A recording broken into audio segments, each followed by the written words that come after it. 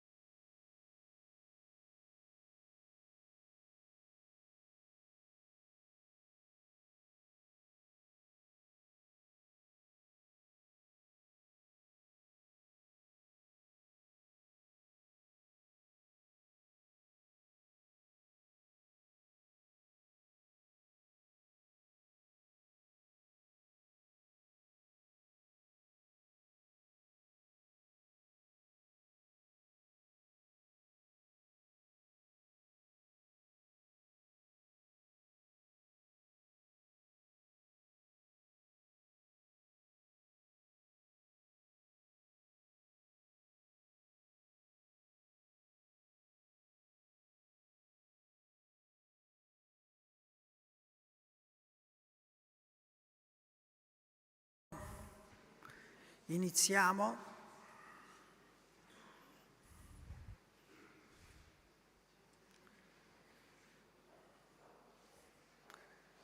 Come era stato convenuto, diciamo, la prima parte, quella istituzionale, è in lingua italiana, quindi I apologize to your international guests, but only for the institutional greetings, I will speak in Italian. Quindi ringrazio, saluto tutti, le autorità e sostanzialmente colui che ci ospita, ovvero sia il rettore, il direttore del Dipartimento, del nostro Dipartimento, nonché il direttore generale del nostro superiore ministero, che ha creduto con noi ad, seppur un progetto regionale, renderlo internazionale ai fini di un confronto con le massime autorità scientifiche a livello internazionale. Questo è un progetto PSR, quindi è un progetto regionale che ha delle radici estremamente importanti a livello territoriale, ma che vuole confrontarsi su due livelli, a livello internazionale, per mutuare esperienza, competenze e conoscenze. A questo punto chiamerei il padrone di casa, il magnifico rettore Gerardo Canfora, per un saluto istituzionale.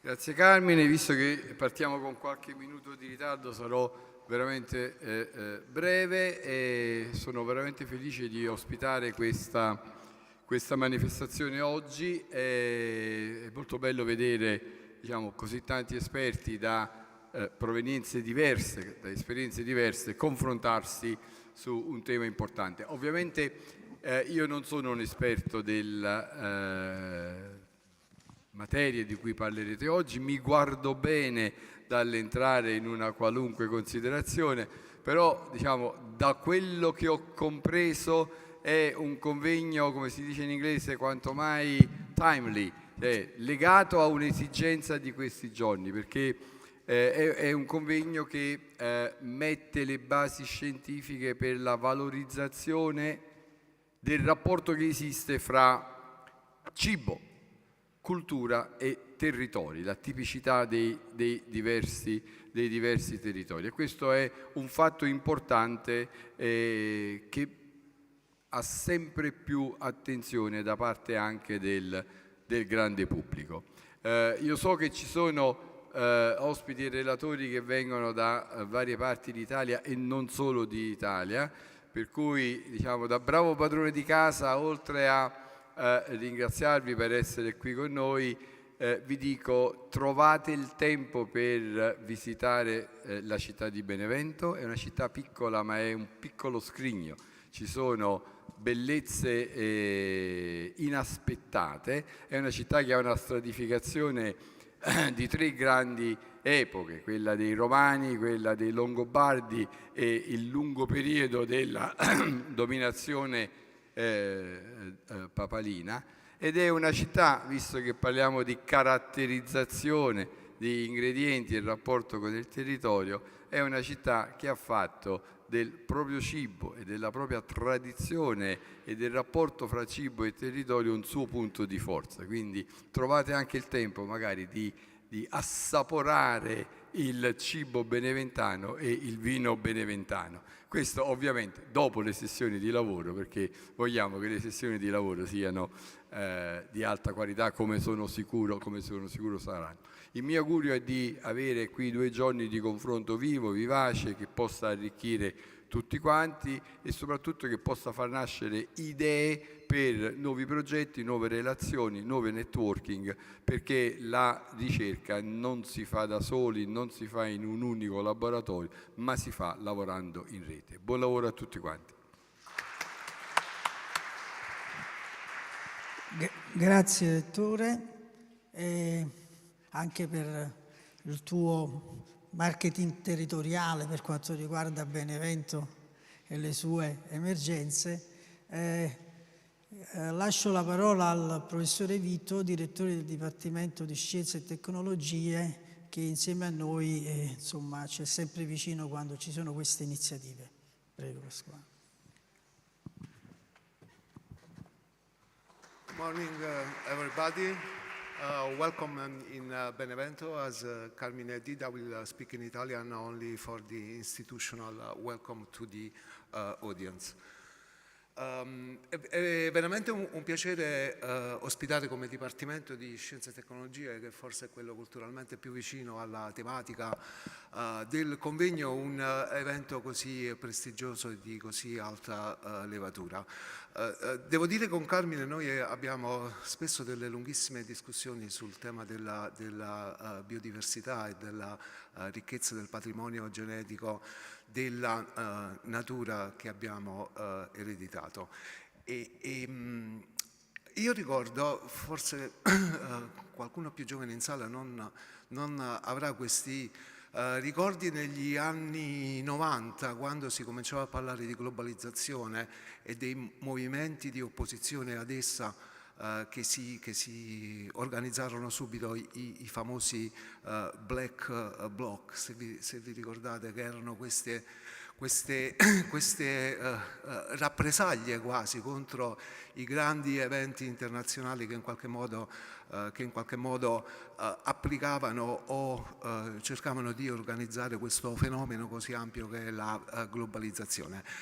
E tutti quanti ci ricordiamo delle scene di una violenza inaudita. Forse non molti sanno però che uno degli ispiratori era un signore, un sindacalista francese che si chiamava José Bové, che di fatti una mattina dalle campagne francesi si sale sul trattore, arriva a Parigi e con il trattore entra dentro un McDonald's perché accusava McDonald's di aver causato l'estinzione di circa 600 varietà di patate, perché in tutti i McDonald's del mondo viene usata la stessa varietà di patata e questo aveva fatto sì che diventava poco conveniente o difficilmente praticabile coltivare altre varietà dello stesso vegetale.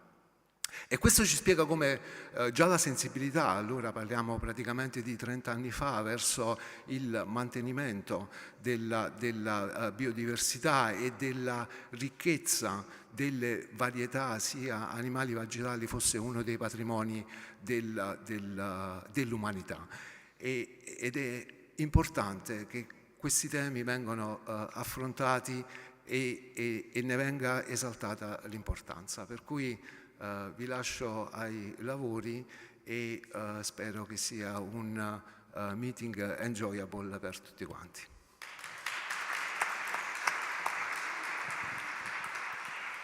Grazie direttore. A questo punto chiamiamo il dottore Consoli, il direttore dell'internazionalizzazione del nostro Ministero, che ringrazio ancora ulteriormente per la sua disponibilità a recepire come un progetto regionale possa essere così, diciamo, inteso anche in termini di internazionalizzazione. Buongiorno a tutti, è un piacere essere qui con voi. Ringrazio innanzitutto l'Università del Sannio e il Rettore Canfora per questo convegno, per ospitare questa conferenza così importante. Ringrazio l'amico Carmine Guarino per aver animato questo progetto e per il cortese invito, ovviamente. La mia presenza qui mi dà l'occasione per dire in estrema sintesi quanto il Ministero dell'Università e della Ricerca tenga a questo campo scientifico. E questo è certificato attraverso gli ingenti finanziamenti che in qualche modo il Ministero dell'Università e della Ricerca eroga, ma anche e soprattutto dall'attenzione che il Ministero ha nei confronti dello spettro europeo e quindi del programma quadro di ricerca e innovazione. Si è deciso recentemente di investire 17 milioni di euro per una partnership internazionale Biodiversa Plus. Già c'è stata la prima call, stiamo sempre molto concentrati su questo settore scientifico. Mi piace anche rimarcare la costanza del finanziamento e dell'attenzione del Ministero dell'Università e della Ricerca nei confronti di un altro partenariato particolarmente rilevante, che è PRIMA, il partenariato che si occupa di food and water nell'ambito del bacino del Mediterraneo.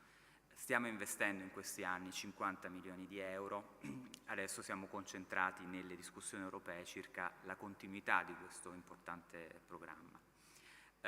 E all'interno di questo programma ci sono una serie di progetti davvero pregevoli anche nel campo scientifico di vostra pertinenza, cioè nella valorizzazione delle risorse genetiche.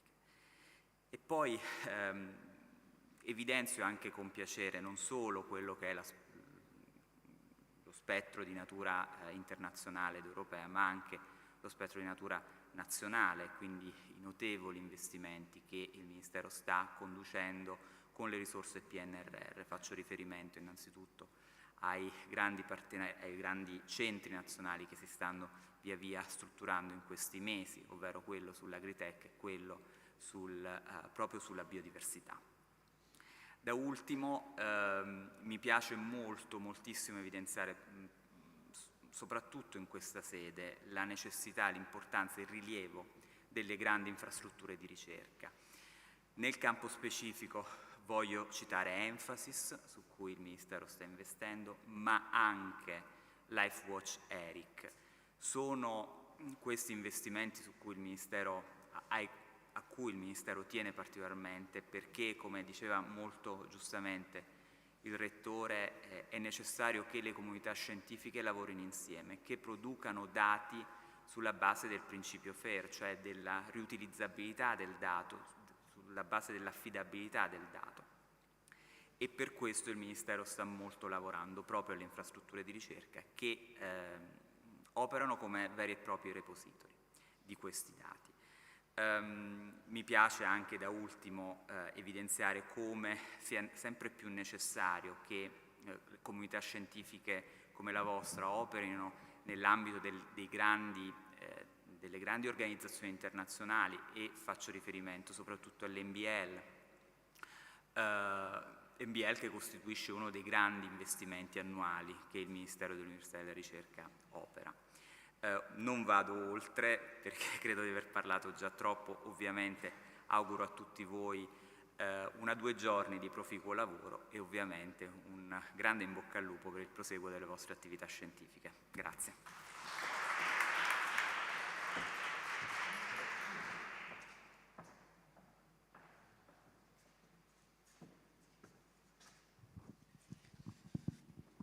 Allora chiamo il dottor Luca Sgroia, presidente del CRA, ovvero sia del consorzio tra la Regione Campania e le università campane, capofila del progetto PSR che ha di fatto finanziato questa iniziativa e che, come me, anche lui crede in questa internazionalizzazione. L'azienda in prosta, solo per dire 2 parole, è l'azienda dove c'è la collection per quanto riguarda i fruit trees, quindi pertanto è il custode in questo momento di questa collezione esaustiva per quanto riguarda gli alberi da frutto meritevoli di conservazione e o a rischio di estinzione. Quindi pertanto è il nostro centro, tra virgolette, di germoplasma. Ecco, quindi do il benvenuto al Presidente che anche lui vuole porgere i suoi saluti. Prego. Sì. Grazie, buongiorno a tutti. Innanzitutto un ringraziamento sincero al professor Canfora, al magnifico rettore dell'Unisannio e al professor Vito, direttore del Dipartimento di Scienze e Tecnologia, che ci ospitano questa mattina in questa bella cornice, e un ringraziamento sincero, non formale, va al mio amico professore Carmine Guarino per il lavoro che ha svolto non solo nell'organizzazione di questo appuntamento, di questo convegno, per il quale si è speso e di cui le presenze autorevoli internazionali presenti ci onorano, ma in generale per il lavoro che ha svolto in questi anni sul progetto di Covale, di cui lui è meritatamente il nostro responsabile scientifico del progetto collettivo. E vi anticipo che a breve dovrebbe anche raggiungerci, ci sta raggiungendo, l'assessore regionale all'agricoltura, l'onorevole Nicola Caputo. Questo convegno, Carmine, tu sai, avremmo dovuto inizialmente svolgerlo all'estero, poi diciamo anche per le dinamiche relative alla questione del Covid abbiamo chiesto opportunamente una variante rispetto a questo progetto e abbiamo pensato di svolgerlo qui a Benevento e di svolgerlo in questa splendida cornice proprio per dare da questo punto di vista a questo tipo di appuntamento internazionale il rilievo che esso meritava. Ritengo da questo punto di vista di dovervi dire proprio due parole sul progetto di Covale, che è il progetto su cui noi stiamo lavorando già da molti anni. Abbiamo di recente ricevuto una proroga, il progetto arriverà fino al 31 gennaio 2024 per completare alcune attività ed è un progetto a cui io come Presidente del Centro per la Ricerca Applicata in Agricoltura ci ho fatto una buona presentazione, Carmine, delle nostre attività, ci teniamo veramente in maniera particolare perché tra le attività del Centro per la Ricerca Applicata in Agricoltura, che unisce la Regione Campania con 4 delle università della Campania, probabilmente l'attività più importante che svolgiamo è proprio la gestione dell'azienda agricola regionale in prosta e il progetto di Covale è un progetto che in gran parte è costruito sulle potenzialità, sulla funzione dell'azienda in prosta come straordinaria banca del germoplasma della Regione Campania. Vi dico veramente in maniera velocissima, considerate che delle 174 RGV inserite nel repertorio regionale come a rischio di estinzione, noi ne conserviamo ben 158, di cui 155 alla sola azienda in prosta, per poi essere replicate 101 al CREA e 57 al Portici presso l'Università di Napoli. Delle 253 RGV meritevoli di tutela ne conserviamo 241 complessive, di cui 225 all'improsta, replicate poi al CREA di Caserta e a Portici. Dicevo, uno straordinario patrimonio della biodiversità frutticolo, un lavoro immane e meticoloso che si è svolto in questi anni, a cui si è coniugato, oltre a questa conservazione ex situ che noi facciamo, la conservazione in situ che facciamo con la nostra rete dei coltivatori custodi, con gli innumerevoli stakeholder che anche qui devo dire e devo ringraziare Carmine per lo sforzo che ha fatto di rendere questo network amplissimo che oltre una trentina ruotano attorno al nostro progetto. Non mi dilungo sulle azioni perché saranno oggetto, da questo punto di vista del dibattito della conferenza che andiamo a svolgere. Dico che questo non è l'unico convegno nell'ambito delle iniziative che abbiamo svolto, ne abbiamo fatti diversi, ne abbiamo fatti forse, Carmine, qualcuno anche in più rispetto a quelli che erano nel progetto, perché riteniamo che i risultati, le azioni, le attività di Covale debbano essere portate a giusta conoscenza e a giusta divulgazione. E mi permetto veramente di fare una considerazione velocissima sulla biodiversità. Mi sembra che lo accennava in maniera assolutamente proficua il direttore del Dipartimento, il professor Vito, mi ha convinto su alcune sue considerazioni che svolgeva. Noi viviamo in un periodo in cui ci siamo scoperti incredibilmente fragili, vuoi per la crisi pandemica prima, vuoi per la guerra poi, vuoi per la crisi energetica e l'incremento dei costi ancora, che hanno fatto scoprire delle importanti fragilità del sistema Europa, dell'Italia, della Regione Campania, dei nostri territori, anche sul piano dell'autosufficienza, quando Quante cose abbiamo scoperto negli ultimi mesi rispetto a certe nostre non autosufficienze anche alimentari dovute alle dinamiche della guerra.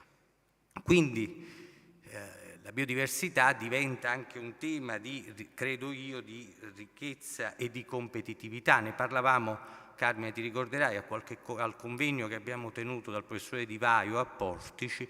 Se noi domandiamo a un consumatore medio quante varietà di frutta conosce, probabilmente le risposte che ci fornirà sui tipi di frutta che conosce anche all'interno della regione Campania o nel paese ci darà un elenco assolutamente limitato, e la nostra capacità di scelta dei prodotti spesso dipende da questo approccio, che è un approccio innanzitutto conoscitivo, che si basa sul marketing come è attualmente. E credo quindi che progetti come il progetto di Covale possano essere alla base della costruzione di un nuovo marketing anche della territorialità, della biodiversità, come sinonimo di eccellenza e di qualità.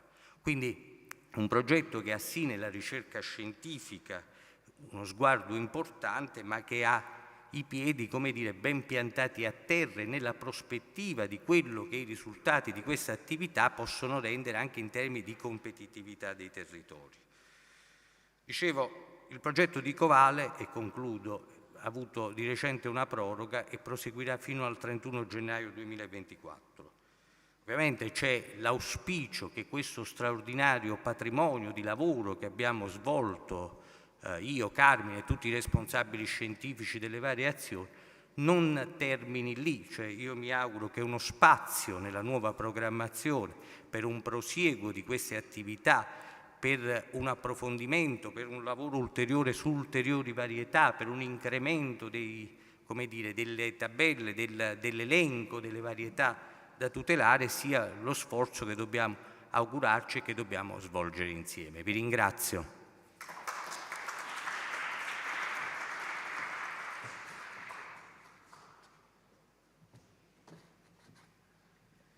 Bene.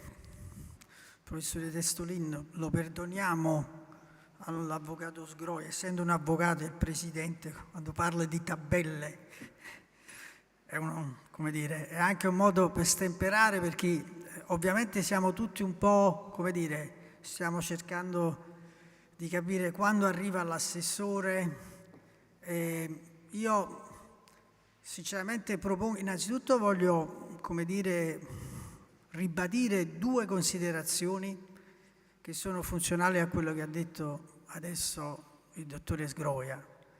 Allora, erano due considerazioni che avevo in mente di dire quando c'era anche l'assessore, ma purtroppo, essendo in ritardo e comunque noi abbiamo una giornata estremamente impegnativa, molte delle cose che noi diremo adesso, oppure abbiamo accennato, le vedrete poi nell'ambito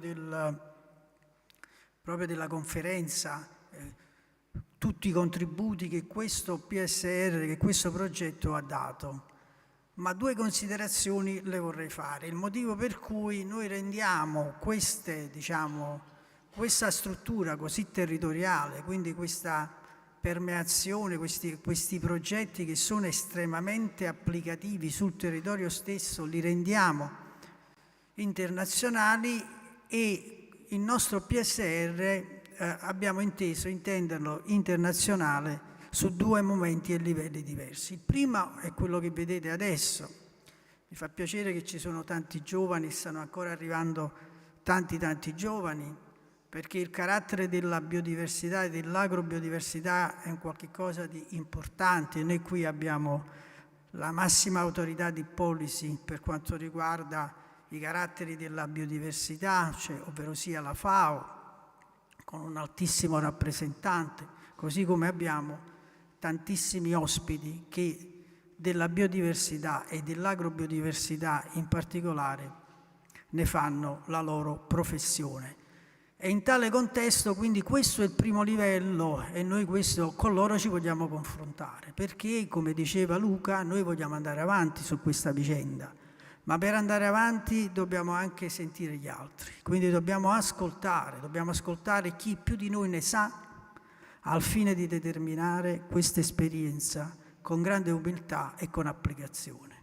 Il secondo livello è quello di comunque metterci in discussione, perché a questo progetto hanno partecipato tutte le università campane che si interessano di questi argomenti, dalla Federico II alla Vanvitelli, a Salerno, l'Istituto delle Ricerche, il CNR, il CREA, ovvero sia tutti gli attori che in qualche modo in questi anni hanno reso possibile queste banche del germoplasma e gli studi su queste banche del germoplasma.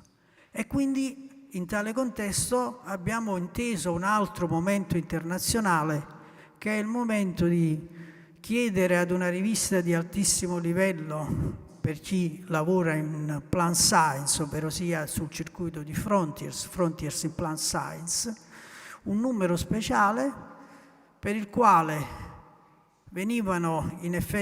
saranno adottati una serie di nostri contributi che derivano dal progetto di GLOBALE, ma altri contributi si sono aggiunti, moltissimi altri contributi si stanno aggiungendo a questo numero speciale, che arrivano un po' da tutto il mondo, dal Mesoamerica al Sud America, al sud-est asiatico e del bacino del Mediterraneo. Quindi sono tutta una serie di esperienze a livello diverso, a livello globale. Qui ne abbiamo qualcuno che in definitiva ha proprio accettato questo appello, il professore Raggi per esempio. Quindi pertanto noi su questo siamo molto contenti, perché riteniamo che il momento di discussione scientifica e di condivisione di una serie di analisi e risultati possano essere importanti, la loro diffusione e poi il confronto internazionale, perché ovviamente da ricercatori non possiamo sfuggire al confronto internazionale, diventerebbe estremamente riduttivo per noi.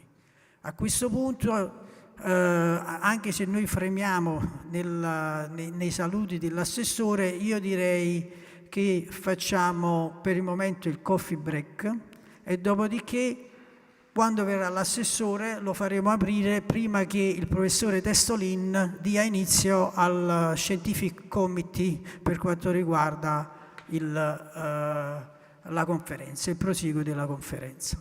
Grazie.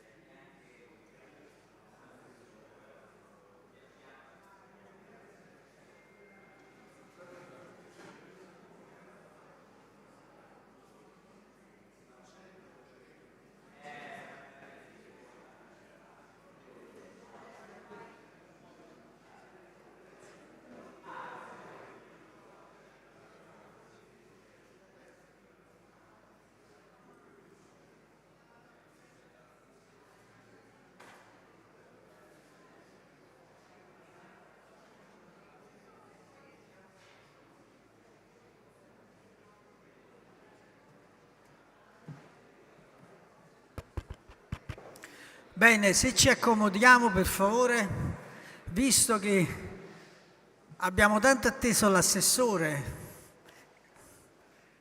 è qui con noi, ma ovviamente essendo questa una regione che ha moltissime attività, bisogna poi di andare via il prima possibile perché ha, credo, un volo, un aereo. Allora ci ponevamo il problema, cioè, diciamo, della rappresentanza istituzionale della regione. Ci fa piacere in questo momento che l'assessore è qui, ma oltre all'assessore c'è anche un'altra valida, come dire, presenza per quanto riguarda la politica regionale, e questo ci fa molto piacere. Ovviamente purtroppo l'assessore per diversi motivi non ha seguito ciò che è stato detto nella prima parte un po' istituzionale, soprattutto quello detto da Luca Sgroia e poi successivamente ribadito un po' da me. Ripeto quello che ho detto prima, Assessore, perché un PSR finanziato dalla Regione Campania, quindi un progetto estremamente pervasivo dal punto di vista del territorio e quindi così ben strutturato dal punto di vista, diciamo, anche estremamente ambizioso da parte della Regione, abbiamo inteso due momenti internazionali proprio perché noi riteniamo, per quello che stiamo facendo, vogliamo condividerlo con delle persone che hanno una grandissima esperienza in questo settore, al fine di mutuare conoscenze e quindi fare in modo che questa nostra rete di conservazione dell'intera regione possa dialogare con il Mediterraneo e poi a livello globale, perché l'agrobiodiversità noi la intendiamo come bene comune, anche se è un'espressione di oligopoli naturali e culturali, però ovviamente ha una, come dire, è un bene collettivo che dobbiamo tutelare a qualsiasi livello. E quindi questa, diciamo, idea di fare in modo di portare qui coloro che a livello, diciamo, di conservazione sono ai massimi livelli, come la FAO, come l'USDA, cioè vale a dire il Dipartimento di Agricoltura degli Stati Uniti, con la Cornell University, la UK, ovvero sia il Core Coalition del Regno Unito. È collegata con noi la Spagna, con Angelina Belay, la quale è la massima esponente della conservazione del germoplasma dell'ulivo stesso. E poi ci sono tante personalità italiane, le quali sostanzialmente risultano essere veramente estremamente incisivo nell'ambito della conservazione. E quindi noi senza problemi ci confrontiamo, perché rendiamo questo nostro progetto ambizioso perché credo che sia giusto che la Campania, con il suo oligopolio naturale, con la sua diversità dal punto di vista morfologico, ambientale, culturale, debba avere questo tipo di palcoscenico per quanto riguarda le prospettive della conservazione delle piante legnose da frutto. A questo punto, proprio perché i tempi stringono, chiedo all'assessore di prendere la parola. Prego.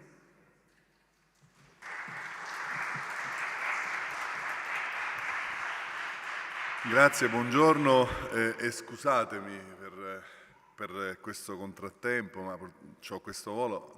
Dal Covid in poi i voli per Bruxelles sono stati ridotti al massimo e c'è un solo volo al giorno, quindi, ma ci tenevo ad essere qui, ci tenevo soprattutto per il professore Guarino, per questo progetto che osserviamo con grande interesse dalla Regione, un progetto ambizioso che vede coinvolti moltissimi partner di grande livello, a partire ovviamente dall'Università del Sannio, ma diciamo, c'è anche l'azienda Improsta, un'azienda regionale, azienda sperimentale che stiamo cercando, grazie al lavoro anche che sta mettendo in campo Luca Sgroia, di diciamo, incamminare verso una nuova mission. È fondamentale questo progetto perché l'agricoltura moderna richiede soprattutto una forte interazione tra ricerca, innovazione, applicazione, ma anche strategia, visione. Tutte queste cose le ritroviamo in questo progetto che auspico davvero possa diciamo, come dire, avere anche una continuazione nell'immediato futuro. Da questo punto di vista ci vedremo a strettissimo giro col professor Guarino, con Luca Sgroia, con tutti gli altri partner per cercare di individuare anche modalità operative per dare seguito a questo progetto. Intanto la Regione Campania ha già dimostrato massima vicinanza anche nel comprendere le difficoltà operative che ci sono state in questi ultimi tempi tra Covid e guerra, quindi concedendo ovviamente tutto il supporto necessario. Dicevo, il progetto è ambizioso ed è un progetto che dobbiamo come dire, far divenire davvero un nostro core business, no? Un core business del nostro assessorato. Non è un caso che io oggi, diciamo, sebbene con pochissimi minuti di disponibilità, ho voluto essere presente personalmente per come dire, rappresentare una vicinanza non solo come dire, proclamata, ma anche fisica, e complimentarmi con quanto state facendo. Questo è il futuro dell'agricoltura, l'agricoltura che deve saper guardare al futuro e deve saper anche immaginarsi una nuova strategia. Noi stiamo lavorando molto al concetto di funzionalità alla salute dei prodotti agroalimentari della Campania, e quale migliore diciamo, base di partenza di questa conoscenza scientifica che voi state mettendo dentro questa banca dati sul campo, in improsta, ma anche, voglio dire, diffusa sui territori. Davvero è quello che è l'agricoltura che io ho in mente, un'agricoltura che sa confrontarsi con il mondo, e da questo punto di vista auspico, e per questo vorrei incontrarvi a breve, per cercare di capire anche delle possibili interazioni internazionali che possiamo mettere in campo. L'agricoltura di questa regione è un'agricoltura vivacissima, ci sono bravissimi imprenditori, ma dobbiamo fare ancora un piccolo salto in avanti, soprattutto applicando diciamo, le conoscenze che la ricerca ci sta mettendo a disposizione. Quindi complimenti a tutti quanti voi per quello che state facendo. La Regione è qui al vostro fianco per accompagnarvi, e davvero spero che possiamo insieme costruire le basi in questo settore, nel settore del frutticolo, ma perché no, estenderlo anche alle altre attività per diciamo, segnare davvero un passo in avanti dell'agricoltura della nostra regione. Vi ringrazio tanto e vi chiedo scusa per se devo lasciare i lavori, ma diciamo, dovrei arrivare a Napoli entro le 12:15. È abbastanza dura, ma ci tenevo davvero, non solo per Carmine, ma diciamo, per la bontà di questo progetto. Grazie mille.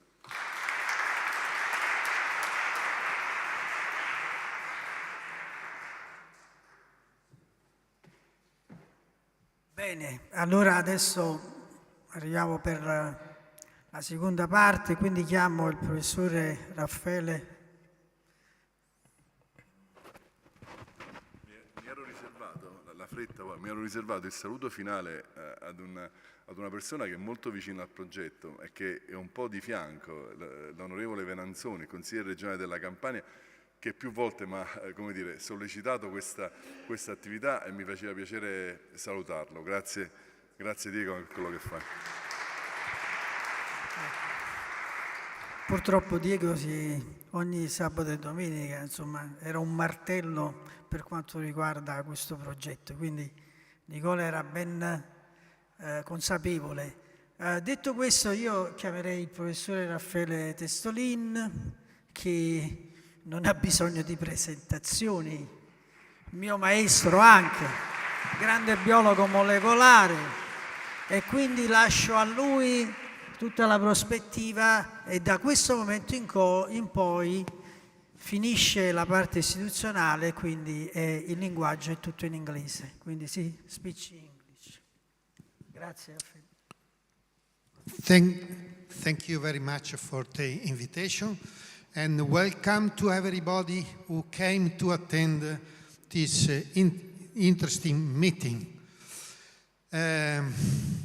I think that the Nagoya Treaty has put in trouble many breeders because it made difficult any exchange of plant material. I don't know about animals, but probably they have the same problem.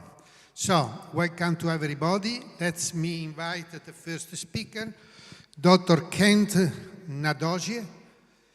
He is Secretary of the FAO, International Treaty on Plant Genetic Resources.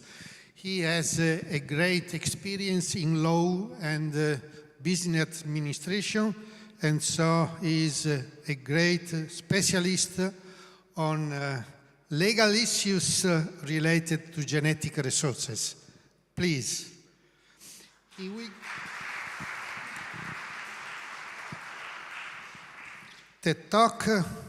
The lecture is the International Governance of Plant Genetic Resources for Food and Agriculture, the role of the International Plant Treaty. Please. Okay. Thank you very much. I have a presentation. I can speak from. You can. Okay. Okay.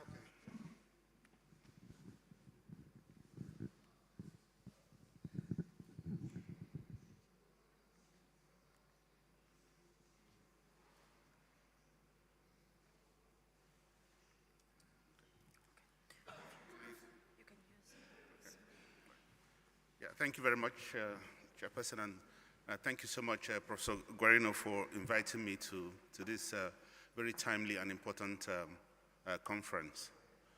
I think it's quite important in a lot of ways, and the location as well is also significant because the Campania region is one of the very, very rich regions of Italy in terms of the diversity of crops that they have and the culture as well and traditions that are linked to those crops and the diversity. While a lot of the activities related to agrobiodiversity is location-specific and local in nature, but the issues surrounding them are international and global. And the processes that go on in the international arena also affect what is done locally. So in the brief period that I have, I'll just have a quick look at some of the issues that will affect researchers, breeders, farmers, as well as local communities in the work that they do related to agrobiodiversity, at least from the perspective of the International Plant Treaty on Genetic Resources for Food and Agriculture. While, of course, most of the participants here probably know more about genetic resources than I do, I come from more like a policy, legal perspective, but just a quick rundown of some of the reasons why we're here today and why agrobiodiversity and genetic resources in particular are important and significant in the world today. First and foremost, while, as I said, agrobiodiversity issues are local and location specific, but at the same time, there's a very broad base of interdependence among countries, among regions, among regions as well. Well, of course, we know a lot of you also are quite aware of the origin of crops, where they come from, where they got that, their diversity from, and how they moved around. And the usual practice in the scientific community is to exchange and to share those resources. So you find that, of course, some of the staple crops that each country depend on must have arisen from somewhere else, whether it is rice from the Southeast Asia, wheat from Mesoamerica, potato from the Andean region, or or even some other minor crops that are consumed widely in certain regions. Tomatoes, for instance, didn't originate here. So see that level of and depth of interdependence, and that is why it's so critical, that the work that you do, it takes into account the international processes and ramifications of the work that you do. In this context as well, you find that because the world population is growing at phenomenal rates, we have limited land and physical resources, to plant and to grow food. So how do you feed that growing population? With the estimate that we'll have in the next 50 years, we're going to reach almost 90 and by 2050, we'll reach almost 9 billion. All those mouths have to be fed one way or the other, but with limited capacity. And how do you increase productivity to be able to meet that, anticipated growth in consumption? And it's, genetic resources are going to contribute significantly in doing that, in being able to grow more and in different environments, but also at the same time, adapt to the, rapidly changing climatic conditions that we currently face. Even in the context of all this, many of your courses in your research, your activities are aware of what the trends are. There is really decline, very rapid decline in diversity. We're losing some of the very rich diversity that we have and that are used to form the basis for agriculture in so many regions. There's continuous, uniform use of certain varieties, even crops as well. And that makes us very, very vulnerable. That when there is climatic conditions, when there is disease or virus or other environmental conditions that could affect certain varieties, then there's, the impact is much more widespread with the reduction in diversity that would have provided the resilience and the buffer that the system needs. So in the context of a climate change, for instance, with the rapid changes in planting conditions, so you need to have that fallback of the diversity that will provide the buffer to meet the needs of the new changes that are arising.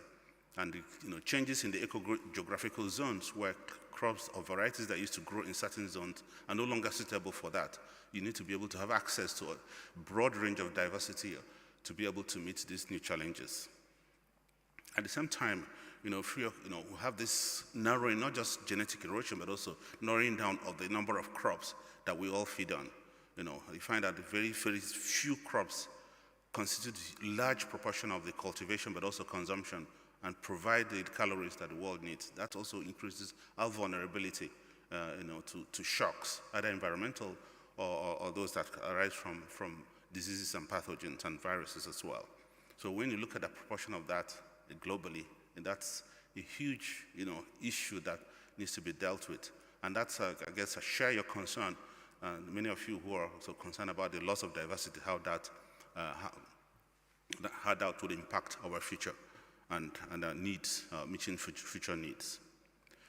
So in this context, while at the same time, of course, we face those real physical, practical, and real life threats, the issues concerning genetic resources, have also become so globalized.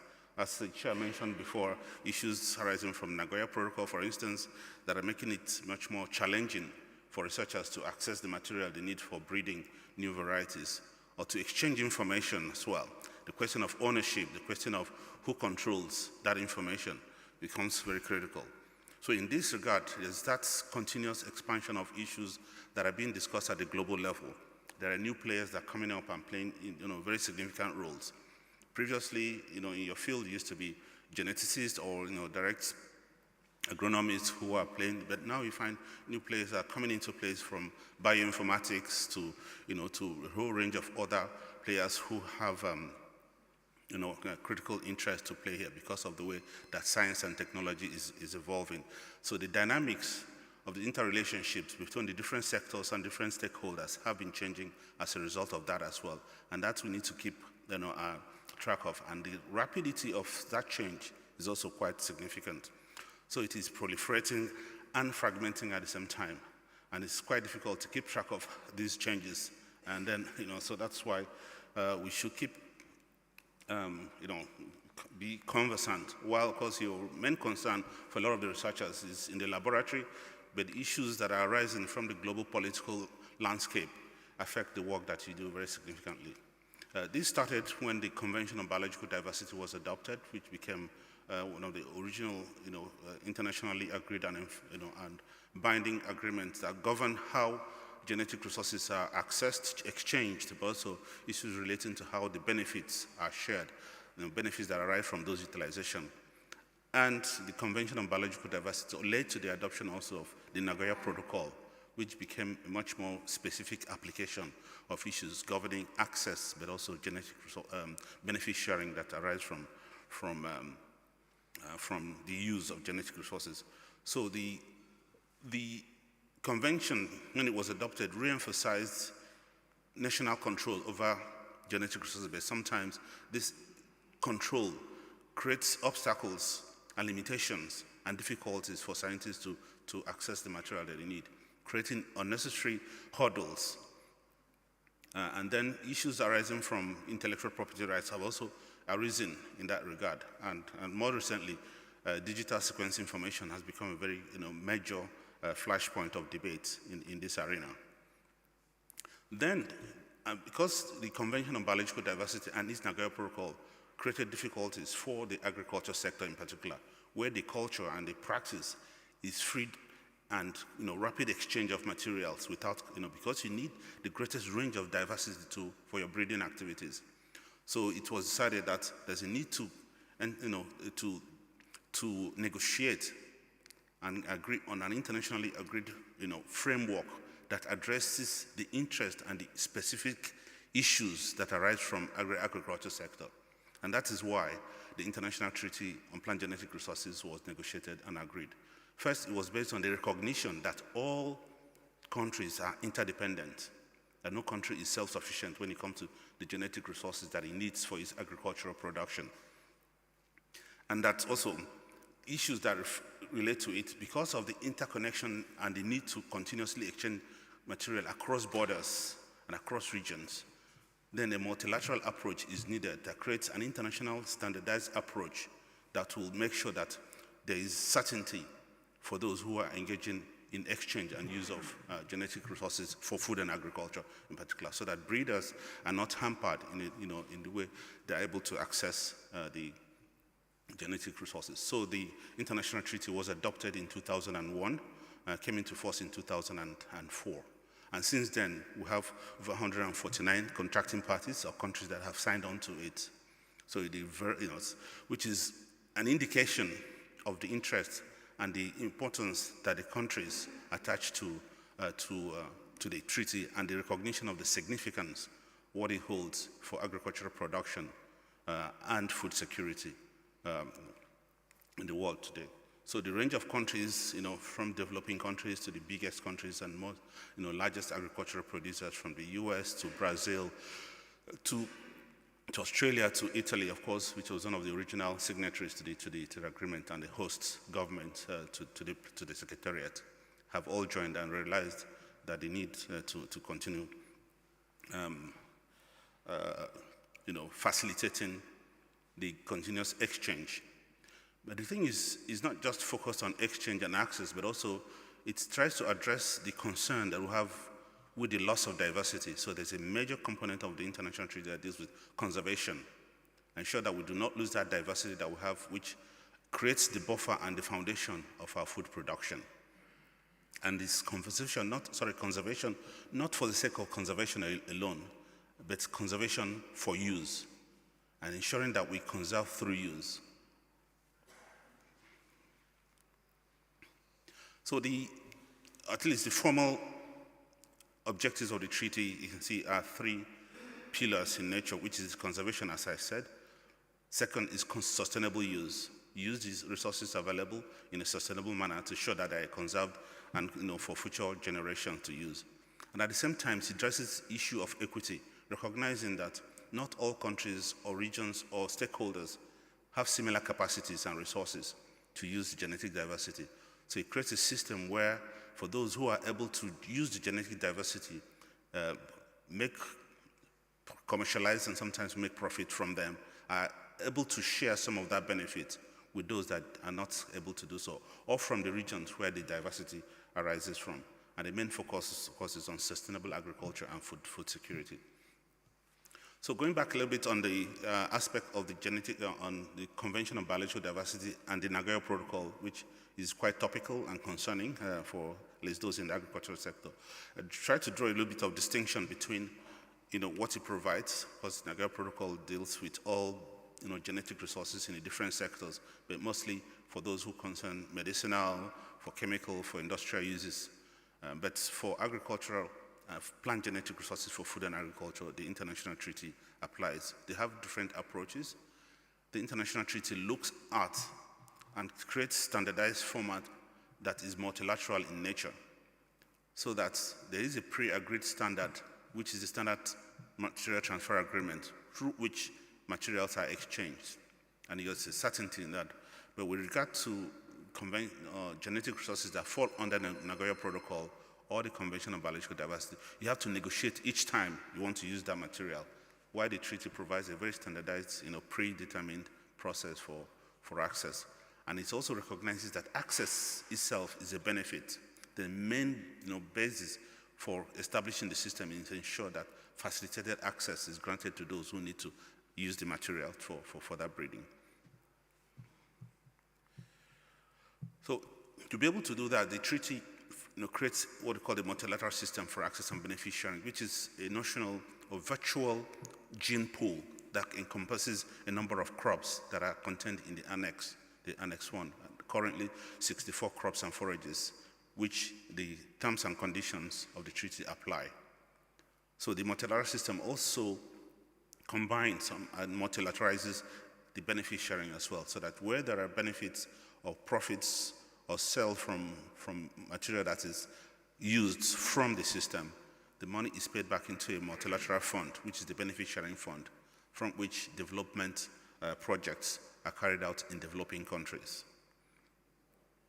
So at the same time, it's not just facilitating access, but it also creates an international legal framework that links the local to the global, such a way that there is a continuous exchange and facilitating flow of genetic resources, whether it's from the local communities in Zimbabwe that stores its genetic diversity in the National Gene Bank, which links to the International Genetic Resources Centers of the CGIAR and the Global Seed Vault in Svalbard. So that cyclical continuous use and exchange creates an international conservation system and framework that shows that there's always a backup and that ensures that we do not lose that diversity. And as I said, it's not conservation for the sake of itself, but it's conservation for use. So the treaty creates a framework that facilitates that transition from what I call from fridge to fridge, the refrigerator in the gene banks to the refrigerator in your kitchen. And that is some of the things that we lose sight of, that's just beyond agricultural production. There's also some upstream activities that includes breeders, conservators, gene banks that play a critical role in facilitating the food that we have on our table each time. So the role of conservationists and people who are involved in conservation, whether in situ or ex situ, should be recognized, because I think in metaphorical terms, I would say it is a spring from which the stream flows that comes to your table as the fruits and the vegetables that we eat on a daily basis. At the same time, articles of the treaty provide, as I said, for conservation and sustainable use, which includes very clear, I would say, directions to countries and to stakeholders on how to structure and facilitate that conservation and facilitate the sustainable use, which includes strengthening capacity, network of collaboration among scientists and researchers, also broadening the genetic base, because we have to continue evolving and developing new varieties and diversity that meet new conditions and new needs of the society. Another unique aspect of the international treaty is the recognition of farmers' rights and the contribution that farmers have made over the millennia to conserve, to develop and evolve the crops that we use and that we feed on today. So it creates a situation where that contribution is recognized, and also calls on countries to recognize those rights, which includes sharing of benefits, participation in national decision making, and also protecting the traditional knowledge that farmers have developed over the years, whether it is here in Benevento, or of course part of the region of Campania, or whether it is a small local community in Peru. That knowledge that they have accumulated over the years in how to conserve, use, and develop these crops should be protected and continuously recognized. From some of the reports, of course, we get from different governments and from Italy, for instance, we have experiences that from the Campania region that they have activities that they have been undertaking, and I think they are pioneers in ensuring that local diversity is maintained and not lost, but also used as part of both the traditional processes, but also as part of the food culture they have that becomes so unique to the region. And these activities, including creating food districts, network agreements, and things like that, are part of the activities that I said that are very unique to this region. And that's something we very much appreciate and hope that it is maintained and continued to be protected and promoted as well. This region also, of course, leads in terms of organizing like this conference, for instance, which brings knowledge, creates a platform for continuous exchange of information and knowledge and capacity building because it's directed at the students as well. So, before I conclude, there was some of the questions that I believe that some of the other presenters and experts here today would address. That in the light of all the challenges that we're facing globally, the thing is that how do we continuously ensure that this diversity maintained and enhanced as well, but also at the same time include and increase the collaborative multidisciplinary approaches that is required. Ensure that taxonomists, geneticists, agronomists, information technologists are all involved in the process and brought together. Because these days, while previously, of course, we have very standalone scientists who are able to carry on a lot of activities for themselves, but the vastness of the challenge and the needs call for greater collaboration across disciplines and across institutions and across regions. At the same time, it's not just carrying out the scientific activity, but how do you translate that science into policy action? How do you facilitate that transition where the activities that science and real science informs policy making in the society? And that's a very critical aspect of it, because science and scientists are not isolated from the society that they exist and they operate in. They should be an integral part of it and should be the basis for policy decisions that affect food production and also how the activities related to agrobiodiversity is carried out. And that is, at the end of the day, something that will benefit all of us. So in conclusion, I'll say, at the end of the day, it's important to facilitate international cooperation, which is what I think this conference is looking at, and based on the activities of the university, bringing people from different parts of the world and different regions to be able to sit together and discuss these issues. And the importance of that collaboration that's built on this network is quite critical in addressing some of the complex and interconnected issues of food security, addressing climate change, but also improving livelihoods of local producers as well. I think one of the things that this global pandemic, even though of course it has impacted agricultural production in very significant ways, has shown and re-emphasized is the interdependence that we have globally, not just in production, but also the interdependence in our common vulnerability to global shocks. And that's something we need to bear in mind at all times, and hopefully that we're going to cooperate to address. So I'll leave you with this small nugget from Nature editorial, I think it was sometime last year, that links to the issue of the collaboration that I was talking about. That while individual scientists can do and make progress in their own laboratories, but it's not sufficient. You must collaborate with others. You must, go across disciplines, go across regions, across institutions to be able to make progress, to address the very complex and rapidly evolving problems that we have in society today. So with that, I thank you very much, Mr. Chair, and for your opportunity.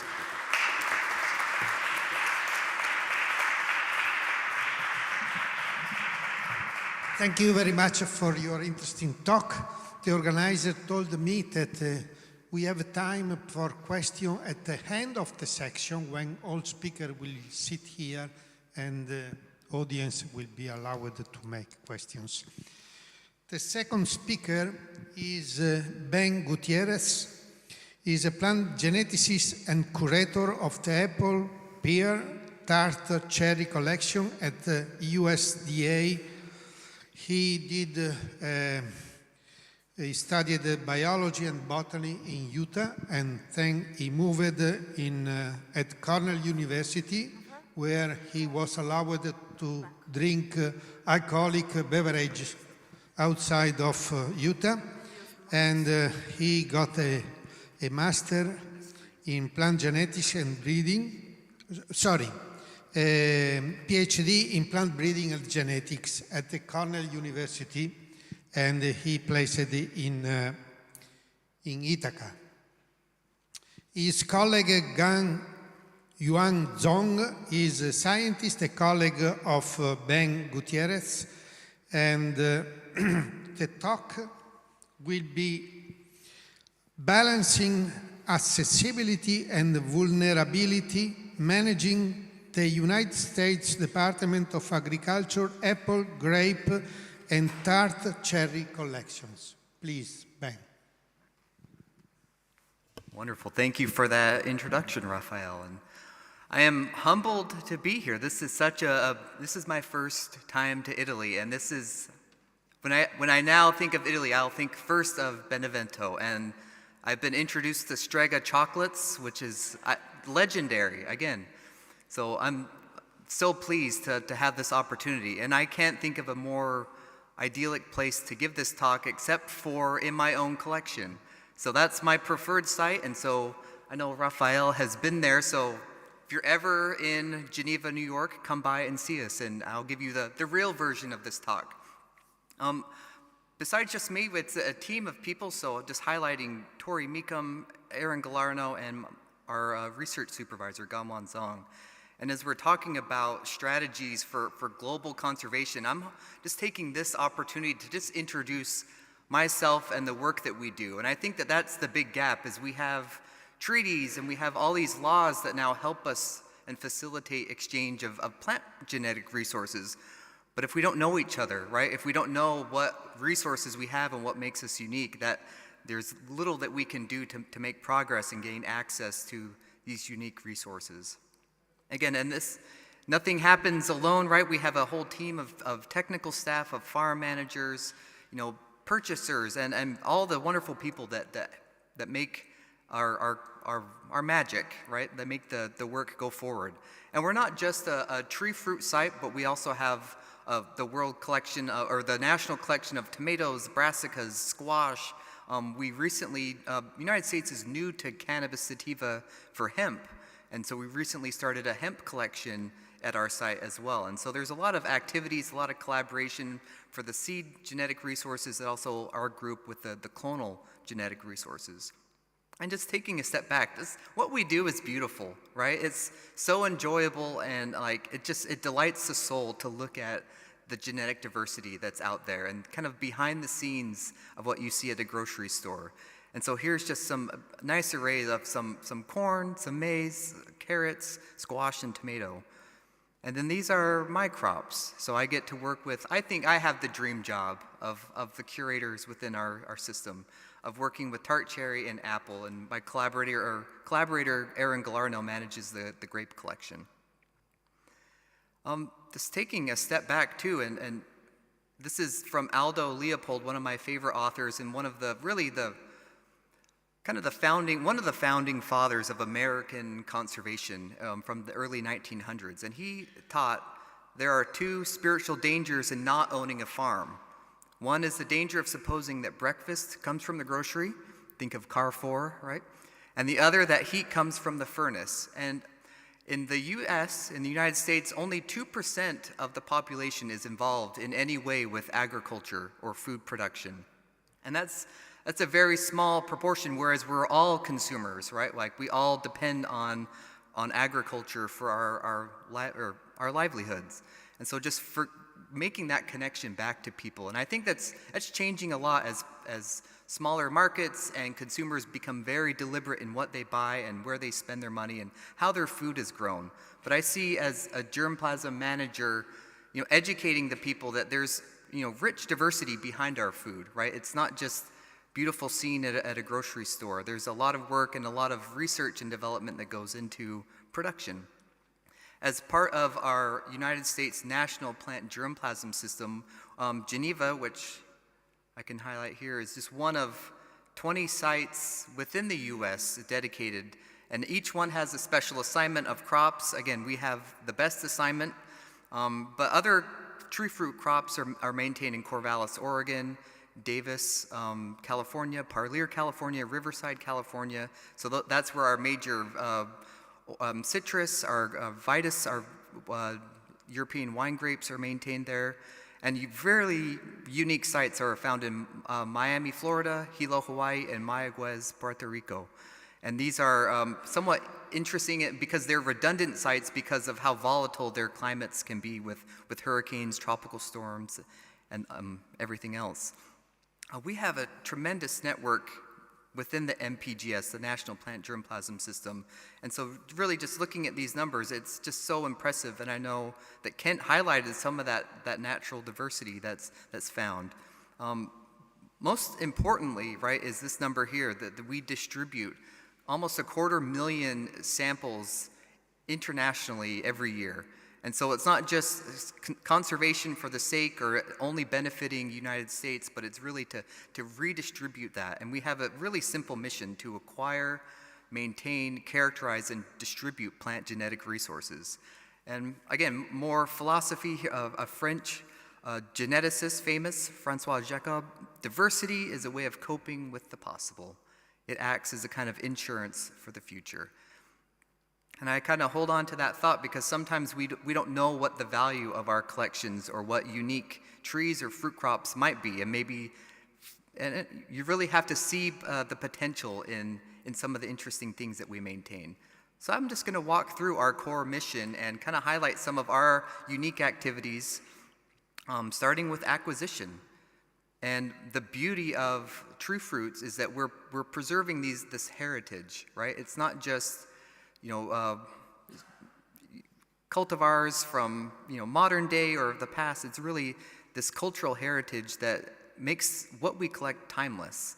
And I should have highlighted some of the Italian cultivars that are there, but I thought share some of like our American heritage here. So Roxbury russet is the first named apple cultivar from America. And so settlers brought over what they loved from Europe, but Roxbury russet is when like American apples really began. Montmorency is a really important tart cherry from France, and it dominates the U.S. market still today. So the 17th century cherry represents 90% of American production, which I'll highlight as why that's kind of a bad idea. And Concord is famous because this is, again, it's not a true European wine grape, but it's a hybrid between American grapes and a European grape. And you get this really distinctive, punchy flavor that's kind of a classic American grape. What's a little bit unique about our collection versus others is we're one of the largest apple sites, gene banks in the world, but it's the composition of our collection that really is unique. And so in terms of number of species, we have about 56 different Malus taxa, which is quite incredible when you think of kind of the broadness of the genus Malus. 30 grape species and 15 tart cherry wild relatives as well. So when you look at just the percentage, 71% of our apple collection is wild, right? So that's things either hybridized or just right out of the wild. And so it's kind of interesting and not what you'd immediately expect or see value in for fruit quality, but that's where we find a lot of the disease resistance, the climate adaptability traits, and kind of the sometimes unique, that crunchiness that we get from some of the modern cultivars comes from a wild apple, and that trait was introgressed. The grape collection's really challenging because it's mostly a hybrid collection. And so the composition of how much cultivated Vitis vinifera versus how much of the wild Vitis is kind of difficult to say. But I estimate over 90% of the grape is wild. And tart cherry is about 30% wild. Looking at the acquisition history of the collection, we began in the 1980s formally. And a lot of the founding material came from breeding programs in the United States. So here the blue bar represents Malus domestica. These are cultivars of apple that came from all over the world, right? And were advanced breeding lines, heritage cultivars, advanced cultivars, you name it. And then really in the 1990s, we set out on several explorations to acquire the wild progenitor of apple. And this became a famous story and was featured in books and television shows, at least in the United States. But these genetic resources of the wild progenitor help piece together the genomic story of apple. And you can see we've kind of trailed off because as you can fill your collection so quickly, right? And then you don't have the capacity to maintain or hold anything new. And so really our focus has been on targeted wild apple germplasm carrying out. And most of it comes in as clones, right? So they're perpetuated as clonal material, but a lot of it is seed. So you'd go out into the forests, find apple seeds, harvest the seed and store that. And then what we also do at our site is we'll germinate the seeds, right, and evaluate the seedlings and then make selections from those. So most of our collection is still as tree collections. And here's an example of in 2018, my colleague went to Vietnam and collected Malus dumeri, which is this fascinating tropical apple which has 0 cold tolerance, so we keep it in a greenhouse. But within 1 generation, you can introgress cold tolerance into this. So unique attributes of Malus dumeri can be utilized for breeding and for research purposes. Here's a unique challenge for grape germplasm is that we have this beautiful distribution in North America and in Asia. So 2 centers of diversity for grape, and here we have the European grape, right? Vitis vinifera is distributed all through here. But again, a lot of those interesting traits for powdery mildew resistance or cold tolerance, for cold adaptability, are found in Asian and North America. And so we really have a passion to exchange with our Asian colleagues, and they want our material equally, but finding that balance and overcoming those kind of administrative obstacles, even with the treaties, it's still a challenge to share the genetic resources. And then there's a story of North American Malus. So even though apple originates from Asia, as we know, the domestication story, out of Asia through Kazakhstan into Europe where it hybridized again, and then Europeans domesticated it, Americans domesticated it again. But there's 4 native North American species which are fascinating for disease resistance, particularly for fire blight, which is a devastating disease in apple. And these have really unique qualities, greasy skins that kind of make you feel like you've just put on lotion when you feel them. It's kind of a strange sensation. And there's a lot of potential here, and a lot of ploidy variation. But a lot of our more recent explorations have been focused on these native North American species just to enrich our collections with those.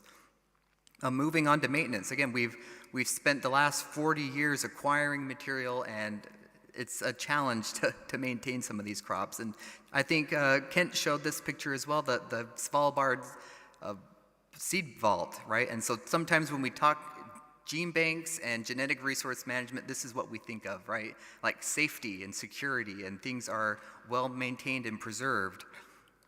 This is our view of genetic resource management, right? So this is trees grown in a field that are fully accessible. You can go every fall, right? We harvest fruit, we taste, we evaluate, materials there for harvesting pollen so breeders can do their crosses, DNA, you name it.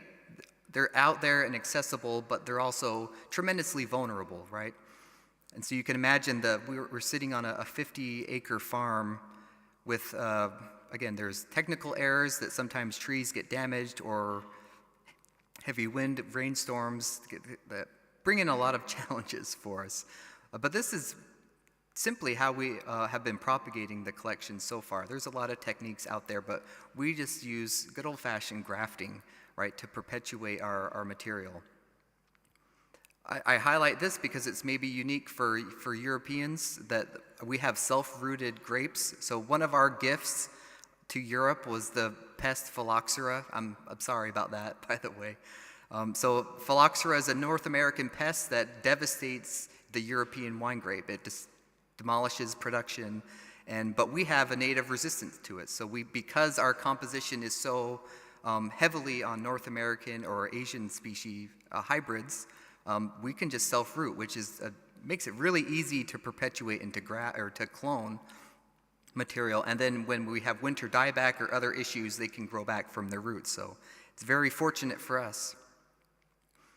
This was during the COVID-19 outbreak, right, the pandemic. We had our own little mini pandemic in our collection with fire blight. So fire blight is a bacterial disease in apple, which can really quickly destroy a tree within a season. And this is why that native resistant to it is so important and interesting to us at this point. But we had just this terrible outbreak of antibiotic-resistant fire blight go through the whole collection, and you can see severity. So this is a kind of a grid of our block, our apple, every apple tree in their permanent collection.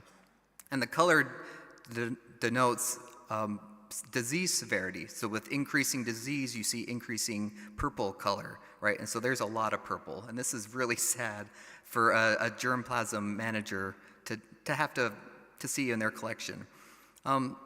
So here's actually, we did an evaluation of all of the disease for that year in 2020 and made a small publication, but this was a nice view of a completely diseased tree, a heavily severely infected tree, right next to a resistant tree, which is just fascinating to see. So even though we were seeing such devastation in the collection, it was nice to see, like, well, okay, we have a novel source of resistance maybe. This is a nice evaluation opportunity. But keeping this in my mind it's never easy, and your work is never done. No matter how healthy your collection is today, like, there's new challenges, again, as the environment changes, as new pests come in, right? We talk about global strategies. Well, there's these global problems that we also now have because of trade and other issues as the world gets smaller. So what we're doing in response to that outbreak and this new challenge with fire blight is we're really modifying our horticultural practices. So we have a rootstock breeding program, the Geneva Rootstock Series for apple, and really simply by modifying what we graft our trees onto. So having a smaller tree reduces the growth and the vigor of our trees, reducing the fire blight susceptibility. And so this is one option that we're pursuing as management changes. Not only are we forced to apply new and more diverse chemicals to maintain our trees, but now shifting horticultural practices to include higher density, so we can keep more trees on smaller rootstocks. So instead of 2 trees, we're keeping 4 potentially. And this is all in the works, so I'll let you know in 5 to 10 years how this worked out for us. And so as a backup system, we have our colleagues in Fort Collins, Colorado, which manage cryopreservation for all of our crops in the National Plant Germplasm System. So cryopreservation for apple is really simple, just taking dormant scion-wood, drying it down, desiccating it, and then it can store in liquid nitrogen vapor indefinitely, right? We don't know the limitations of it because we haven't been doing it for very long. Grape and cherry are a little bit more complicated. Grape is likely to be successful with droplet vitrification, so taking the plants first into tissue culture and then using liquid nitrogen to store the droplets from that, and then rescue would include tissue culturing to bring back those cultivars. But this is not just doomsday storage. We rely on this method to rescue all of our, many of our trees whenever we have disease or that they age out. The life expectancy for modern trees maintained in a modern orchard is only about 20 years, and we're at that life expectancy anyways. And so this is a wonderful insurance policy that helps us maintain and keep our materials safe. Highlighting the characterization, I think this is one of the most important activities that kind of gets overlooked because of the maintenance challenges of the clonal tree sites. But characterizing is what brings our collections alive, right? Like researchers, we can't use anything if we don't know anything about it. And so understanding its genetic diversity, collecting genotyping information, what fruit color, what does it look like on the inside, how does it taste? All of that is so important, and Tori Meekham's our molecular biologist who leads a lot of this effort. And I mentioned our explorations into Kazakhstan in the 90s. From that, we have a tremendous amount of information that came from international collaborators and many others that have pieced together the history, not only just what makes sense geographically, right, but also the genomic composition. And so here we just have a nice display of apples with Domestica, the domesticated apple on the top, the wild progenitor Malus sieversii in the middle, the European Malus sylvestris, for which apple hybridized, and then here's some North American representatives. And so when we genotype our collection, it's not just for the sake of getting the information or fingerprint, but we can use it now to piece together how our collection is interrelated. And this is fascinating as a curator, right? Because you can find redundancy or duplication or overlap. And so here is this plot on my right, or my left side, is showing how the clonal relationships, so these tightly clustered regions here, are showing Golden Delicious clones, and so there are about 30 in our collection at a time. And sometimes when you bring something in, you don't know if the name is true or not. So if I import something from Europe, maybe you call it something different, and we don't know until we can get a genetic fingerprint on it. This is a little bit more devastating, I think, on the right-hand side, because it's showing the first-degree relationships. So whether something is a parent or an offspring, and 827 out of 2,000 accessions have this type of relationship. And so it's a lot of redundancy, right? And the challenge with clonal propagation is sometimes both parents are important, and you need to preserve both. But really, if you're concerned about space, allelic diversity is what you should be passionate and focused on, right? So some of these parent-offspring relationships might not be as valuable, and you can exclude those from conservation. But the clones can be valuable. So this was a study I did for my PhD thesis, looking at clones of Golden Delicious and russeting, this beautiful trait that causes the skin to rough a little bit, and I think it's really desirable. It changes the flavor profile of the fruit. But I was looking at phenolic composition, and the phenolic composition for the metabolite fluoridin drastically increased from, almost 4 times from a smooth surface Golden Delicious to a russeted Golden Delicious. So these sports, even though these clonal families may seem like they're taking up space, sometimes if they have unique traits, they can be valuable for other genetic discoveries. And phenolics in apple, and so this was, again, more of my PhD thesis and a passion of mine, because we talk so much about genetic resources for disease resistance, for climate adaptability, but also it's important that we're enhancing and enriching the nutritional profiles of our fruit, making them more dynamic, right? And so these are some of the red-fleshed apples that are in our collection, and that's such a beautiful trait. When apples competing for market space with so many other crops, right? Having something distinctive like a red-fleshed apple or a russeted apple in the US would really be a novel trait that I think consumers could really get a hold of. And that phenolics have such an important role in cardiovascular disease, diabetes, cancer, really in a lot of degenerative diseases. So increasing our phenolic intake really couldn't be bad. And I always love showing this for students, because when we talk phenolics, humans have a draw to just red. Red color, that is a signal to us of maturity, of vitality. It's going to be a healthier apple. But when we actually look at the phenolic composition, right, Surprise over here is surprisingly more phenolic rich than even Durman Delicious, which just by appearance, it kind of is this nice red color, draws you in. And so this phenolic diversity could be really explored for breeding purposes, and it's a highly heritable trait. I studied a lot of dihydrochalcones, and so fluoridin is a uniquely apple dihydrochalcone, just a phenolic compound that helps regulate our sugar balance in humans. But other species of apple produce these alternate forms, trilobitin and sibolden. And I know commercially people are really interested in trilobitin because of its sweetening effect. And so PepsiCo, Coca-Cola, all of them want to find the next great sweetener. And what's interesting in apple is that hybrids can produce not just one, but combinations of them, which again, when we think about enriching the nutritional profile and bringing in introgressing wild species, this is one exciting opportunity. Genotyping also reveals maybe some mistakes, or kind of pulls apart some of the story that I was telling you about Malus sieversii. So Phil Forsland in the 90s went to Kazakhstan and collected lots of material 30 years later, we had the genomic capacity to evaluate what he had brought back. And so these are the original sites in Central Asia that he explored.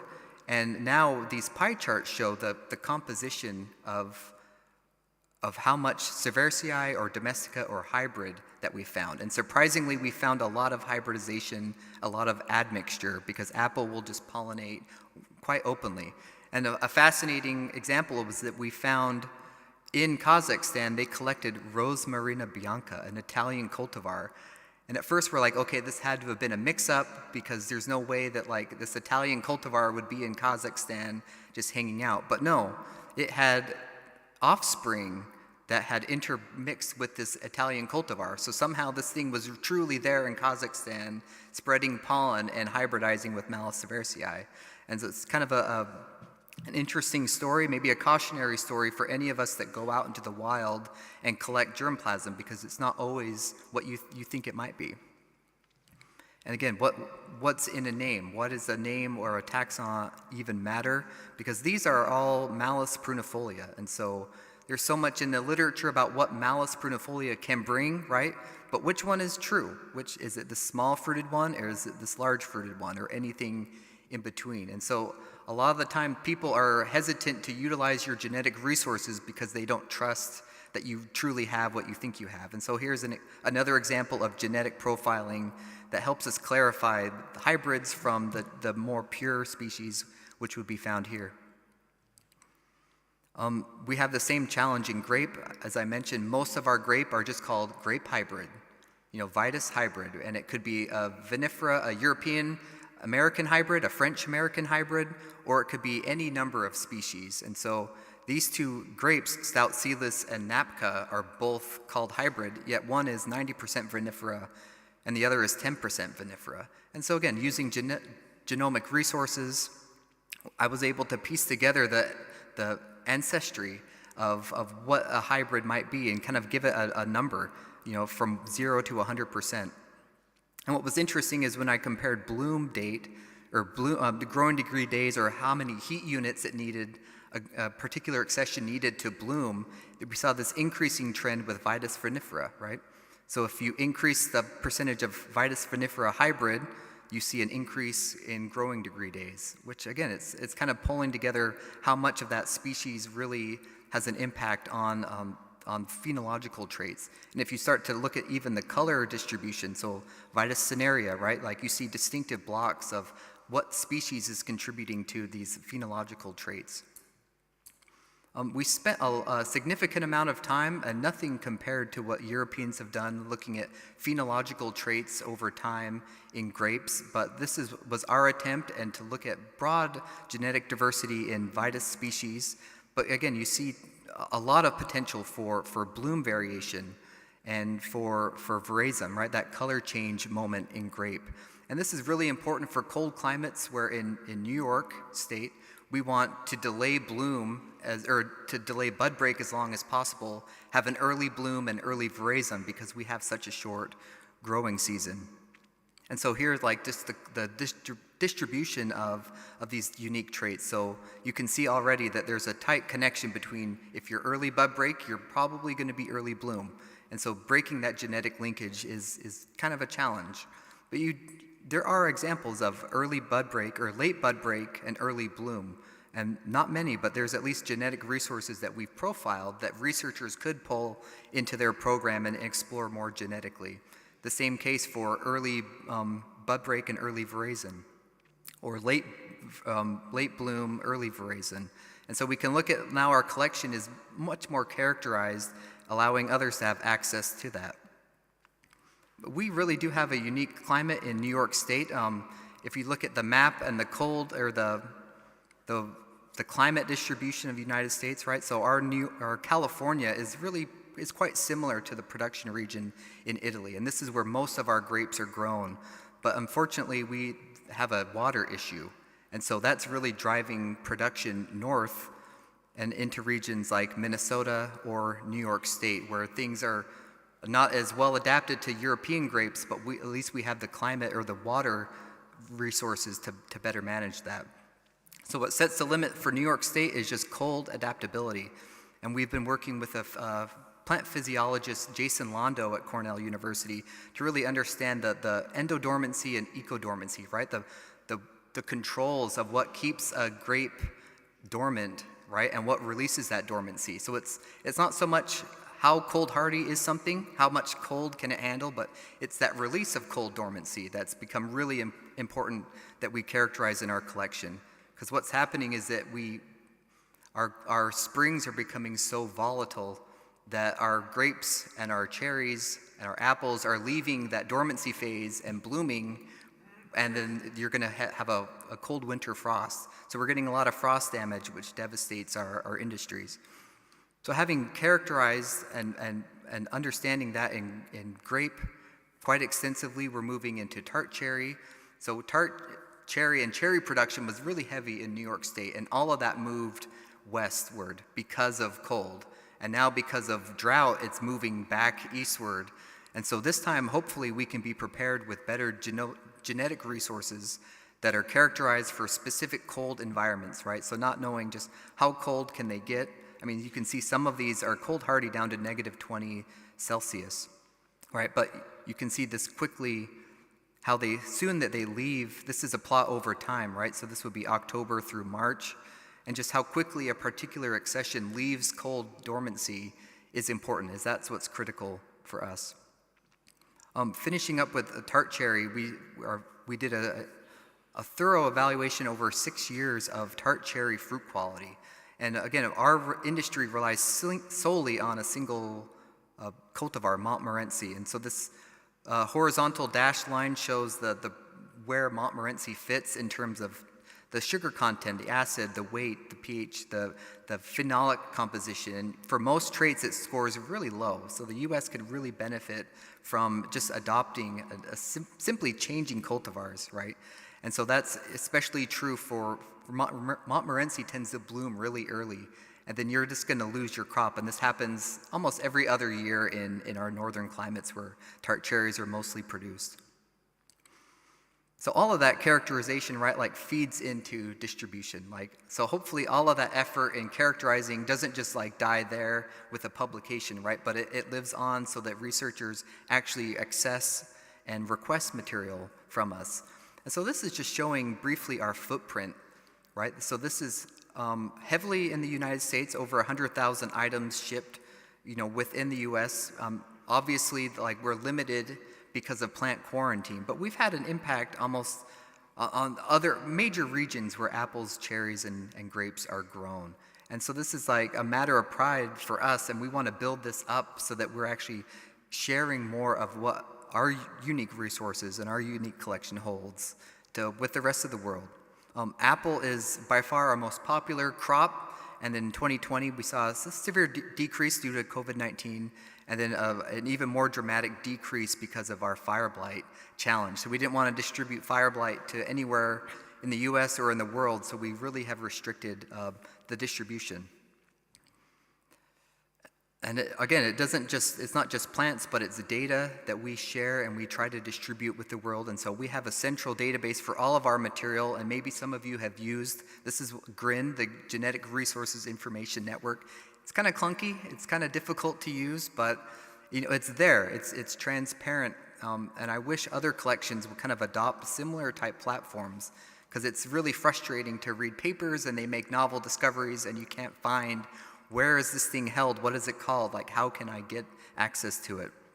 And so this is our central database for not only holding the unique characterization information, but making those requests as well.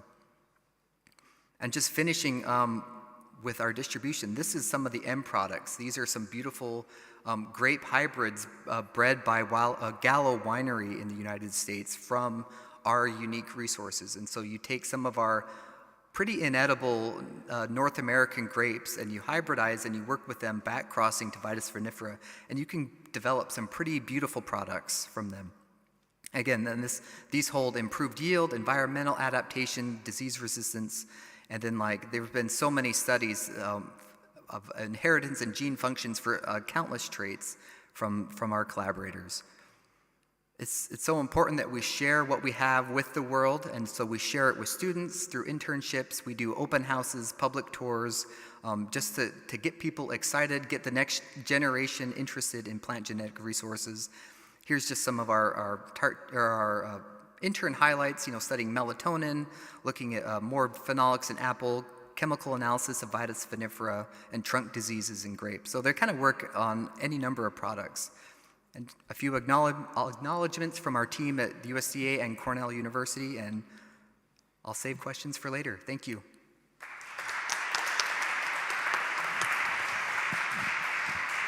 Thank you, Ben, for your exhaustive lecture, which addressed so many issues about the conservation, maintenance, and the vulnerability of such collections.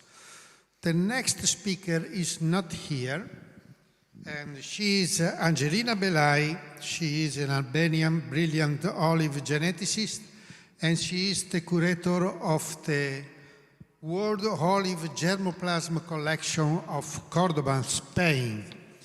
He will be connected with us. I can see what happens. We must wait.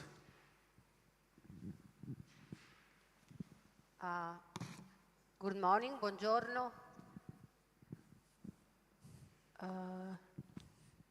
No, possono vedere. Non sé, non lo vedo. Buongiorno, good morning. Who is speaking? Angelina? Yes. Okay, good morning. welcome. Welcome. Can you see it? Buongiorno, professore. We don't see you. Okay. We see the presentation. I don't know if it is enough. We keep going. Please. Okay, let's go. Good morning, buongiorno. Can you see the presentation well? Yeah, no? Okay. So I'm going to talk about olive germ plum collection, mainly our germ plum collection. But I'll go through the germ plum collections and the network of olive germ plum collections in the world as well.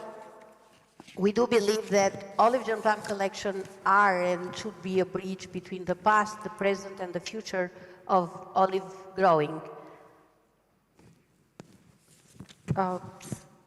I don't know what's the problem. Just can you see the next slide? Not okay. Now, yes. Okay. Sorry, I don't know what's the problem. It doesn't work very well. As you may know, and I'm sure that you all know, that most of olive cultivars are very traditional ones, adapted to that old olive growing system with very high, with very low density orchards, and they were picking by hands and so on. And most of, in olive, differently from any other fruit tree species like apple or grape, we do have very few olive cultivars that come from breeding programs and are adapted to the new changes of olive growing system.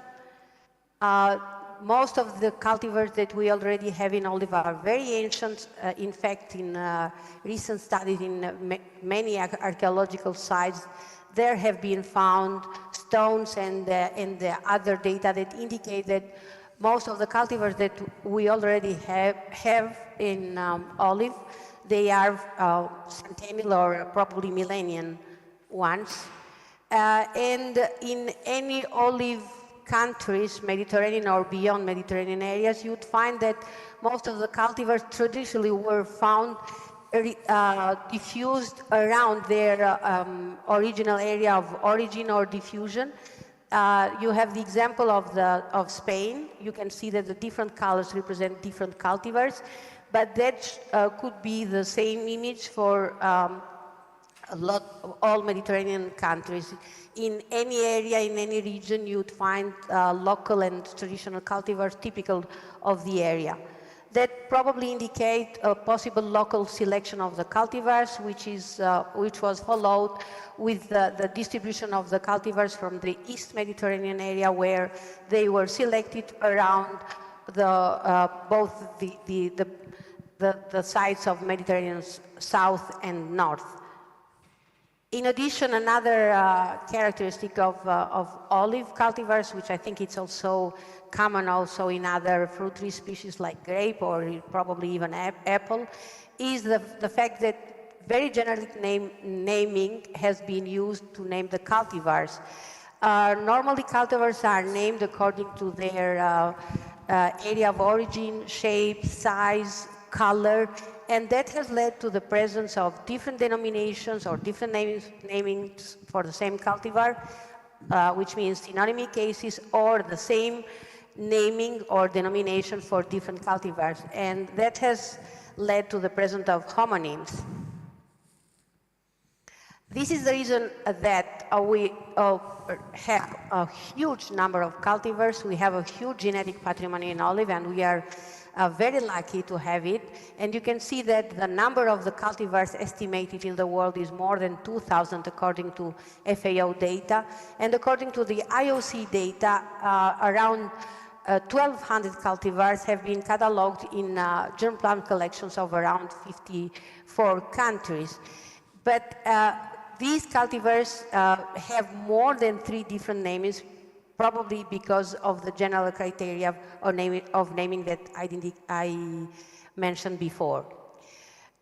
This structure of olive cultivars and the olive orchards in general is an old one. Olive growing is living a new area of changes, and nowadays most of the olive orchards are mechanized. Their harvesting is mechanized. We have more and more the introduction of new olive growing system with high-density orchards, hedgerow orchards, and there is a globalization of the industry of propagation, greenhouses, and the cultivars that are propagating are almost the same in the whole world. All these changes have led to, as olive cultivars, as I said, they were not adapted to this kind of olive growing, and only a handful of them can fulfill the needs of this olive growing industry. I mean, cultivars that can be harvesting mechanically, they can be adapted to high density orchards and so on. That has led to the demand and dissemination and propagation of the most interesting cultivars, which are a handful. This fact, together with the globalization of the markets and the need for breeding of new cultivars, is leading to the low cultivar diversification in olive orchards. This is the example of the production of plants in olive nurseries in Spain and in Andalusia, which is the most olive growing region in Spain and in the world, probably. And you can see that most of the cultivars that are propagating are only 3 or 4, and the rest of the cultivars represent a very few percentages. The case of Spain, at national level, we have Arbequina, Picual, and Hojiblanca, which is the majority, and the rest is around 5%. And in the case of Andalusia, we have Arbequina, Hojiblanca, and Picual, and the rest represent only the 8% of the plants that are being propagated. But that's not only in Spain. That scares cultivar diversity in the field. In the case of Italy, most of the olive orchards, the new ones, they have Coratina, Frantoio, Lecchino, Peranzana. Portugal, Greece, Morocco, and Croatia are also examples where main cultivars are being propagated and planted, but the local ones are playing a very local game and are not found so easily in olive orchards. This scarce cultivar diversity is leading to a situation of genetic erosion, which is very dangerous because that is leading us to the disappearance of local cultivars, which will be very useful for any new phytosanitary threats, like the case of Xylella in olive, unforeseen climate changes as well, because local cultivars come from very different areas and they are growing in very harsh conditions in many olive growing countries. But they can also give a new value, additional value to the market, because many of them may have sensorial qualities that makes it different and unique, especially for monovarietal olive oils. And we need to have a huge diversity and to fight against the genetic erosion for breeding, because if you have a vast genetic base, that it's going to be much better for breeding. So knowledge and conservation of genetic resources is of paramount importance, and that's something that in olive, which is a clonally propagated species, is performed in ex situ fields by ex situ conservation in germplant collections. In olive, we account for around 100 olive collections distributed in 54 different countries.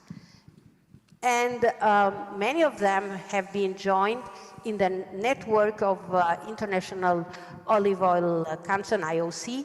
And in fact, nowadays, this network of germplant collection accounts for 24. Well, lately, Georgia is also included, and some new countries, maybe around 26 different countries.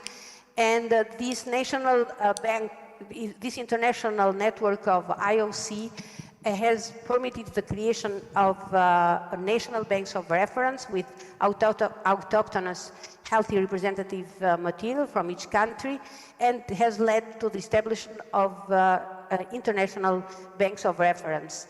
There are 4 nowadays. The latest one was recognized only a few days ago in San Juan, Argentina. But the first one was the collection of Cordoba in Spain. Then 2 other international collections were established in Marrakesh, Morocco, and Izmir in Turkey.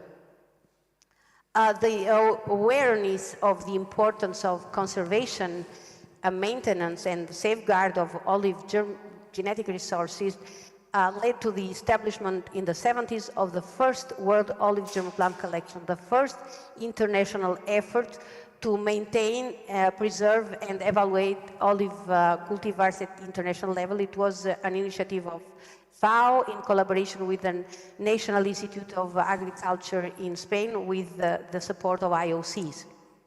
The objective of this international collection is the same as in any other collection: to preserve and evaluate in the collection all plant material considered to be different on regional, national, and world level, to document and use this diversity for selection of interesting cultivars to be used in comparative trials and genetic breedings as genitors. Our international germplant collection is located in Cordoba. Here you have our coordinates and some of our facilities. Nowadays, in terms of maintenance, we are maintaining in the field around 1,200 accessions from 29 different countries in around 13 hectares. All our collection is under irrigation, and we also have a backup collection in another center of our regional institute. We belong to IFAPA. IFAPA is a regional institute in Andalusia, aimed to agriculture, fishery, and ecological production, and also to transfer of technology and outreach activities, but at local level in Andalusia. Actually, at the backup collection in Mengibar, Jaén, which is around 70-80 kilometers from here, we maintain around 900 accessions, 2 trees per each accession, while in Cordoba, we are maintaining around 3 trees per each accession. Here you have a map of the accession that we are maintaining in our collection. You can see that we have accessions from Mexico to China. We have obviously most of our material is from Mediterranean olive growing countries and beyond, like the case of Iran. And we are working and we are trying to include countries that we lack material, like is the case of Libya. And in the down part of the slide, you can see a view area of our collection and how it is distributed, and it is going bigger. Most of the plant material that we have from abroad comes from the network of olive collection coordinated by IOC, but also from the relationship with different olive growing countries that have been established during the 50 years of existence of our collection. But we are also trying to enrich our collection through international collaboration, because this is an everlasting task. You can never consider that your work to access plant material is finished in germ plant collection. So we have had some prospecting surveys in Albania, Croatia, Uruguay, and Bosnia, but we are also working with olive cultivars from local cultivars from other national research centers, in collaboration with other national research centers, but also in Andalusia. And here you can see some of the prospecting surveys that we are surveys that we are performing in collaboration with our institutions like IVIA in Valencia, IRTA in Catalonia, and the other centers in La Rioja and northern Spain. As in any other collection, we need to, all the information that has to do with the accessions is maintained in a register book. Passport data are very important. We have to be very careful to update the data. And nowadays we are working, I completely agree with a colleague that talked about before about having databases to be more or less uniform or to have the same criteria. We are working on the establishment of a database here with all the FAPA germ plant collection, but in collaboration with the network of germ plant collections here in Spain, where our collection belongs, because we also are in charge of the national collection of Spain. And a very important work is the genetic characterization, identification, and authentication of our cultivars, and we have dedicated a lot of efforts on that. And in fact, the story of the identification of our collection could be the story of the use of different descriptors in olive. At the beginning, we have been working with morphological markers. That has been a huge work done by the University of Córdoba in collaboration with our collection. Then we used molecular markers, FLP and rabbits, and we passed and used SSRs. I still remember my first time working with microsatellites at the lab of Professor Testolin, and I can never find the words to thank him, because I learned how to use and how to work with those markers with him. And we have used DART markers, and lately we are working with EST SNP markers. Nowadays, we are using 96 EST SNP markers genotyped by Fluidigene that were selected from a previous work that we did in our collection with more than 1,000 EST SNP markers. These markers have been selected for their discrimination capacity, their amplification accuracy. They are very accurate as far as as their identification. This is permitting us to have a practical, reliable, and cost-effective technique. You have to imagine that we have more than 1,200 accessions with 3 trees per each accession. Then we are also trying to identify the backup collection. So to fingerprint and to identify all these plant material, you need to have something which is reliable, but also cost-effective. And that is, this number of SNPs is permitting us to meet all the management needs of our collection, which is growing every day. In our case, in a very recent work that we did in the collection, we identified not only plant material that we already had in the collection, but we tried to identify a priori the plant material that we had in different propagation facilities in our collection, because we wanted to know if they were different or the same that the plant material we had in our collection, in order to avoid as much as possible the duplicates or the redundancies. And the identification with the 96 EST SNPs permitted us to identify 668 different cultivars, which comes from 1,272 accessions.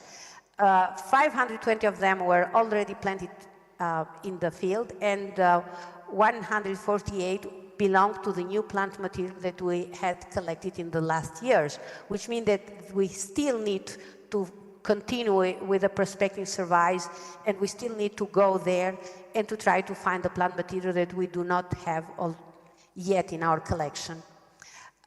We found, and it was a really nice surprise, that even in Andalusia, where a huge work of prospecting surveys have been done in in the previous century, in the last century, in the 20th century, we still have uncatalogued cultivars that were not included. We find very local cultivars that were maintained in very specific areas of Andalusia, and here you have some examples. And we also found some cases where we have found bibliographic references of local cultivars that we didn't have in our collection, and one of them was the cultivar Tacciuno. You can see that it was a publication of the 19th century, where the name of Tacciuno was mentioned in different parts of Cordova, the province where we are living and where we have the collection. But we didn't have it in our collection, and through the collaboration with farmers and different greenhouses, we were able to find that cultivar, to identify that it resulted to be totally different from the rest of our germ plant collection. But we also, as you can see, as we are talking about more than 1,200 accessions, and the number of cultivars was around 670 different cultivars, which means that we found a huge level of redundant accessions, which were grouped in 204 different genotypes or different groups in this case. And the kind of redundancies that we found were, some of them were redundant from prospecting surveys, others would be some mistakes either from the donor collections or during the different phases of introduction in our collection. And in some cases, there were also other types of redundancies. But the most important ones were synonymies, which means different names for the same cultivars. We found 510 different synonymy cases, which belong to 140 different cultivars. And we are continuing this study with other genetic relationships and parentage between cultivars, but I'll focus my studies more on the identification because it is still a huge work to be done in olive, and that's why I'll focus my talk on it. You can see that most of the redundancies were synonymies, but the fact that they belong to a low number of cultivars may probably indicate that only the most important and probably the most interesting cultivars and the most ancient ones were distributed within the same country, in neighboring countries, but in some cases even in far distant countries. This is probably due to the fact that from the original area, the Eastern Mediterranean, where it is supposed that it is well known that it is domesticated olive, the farmers that they domesticated from the wild olive woods, they propagated them and the outstanding genotypes. And that moment, the vegetative propagation, and especially the grafting, was a very important moment probably in the history of olive domestication and diffusion, because it permitted to distribute the cultivars from one area to the other area and so on. And probably in that distribution from the area of domestication through the south and the western and the northern part of Mediterranean through different civilizations like Phoenician, Greek, Romans, and Arabics as well, cultivars were receiving different names, probably for facilities of language, or also because they had some different characteristics like the fruit size, the color, and anything that called the attention of the farmers. And this is the case, for example, of Frantoio, which is a well-known cultivar, and our colleagues from Italy,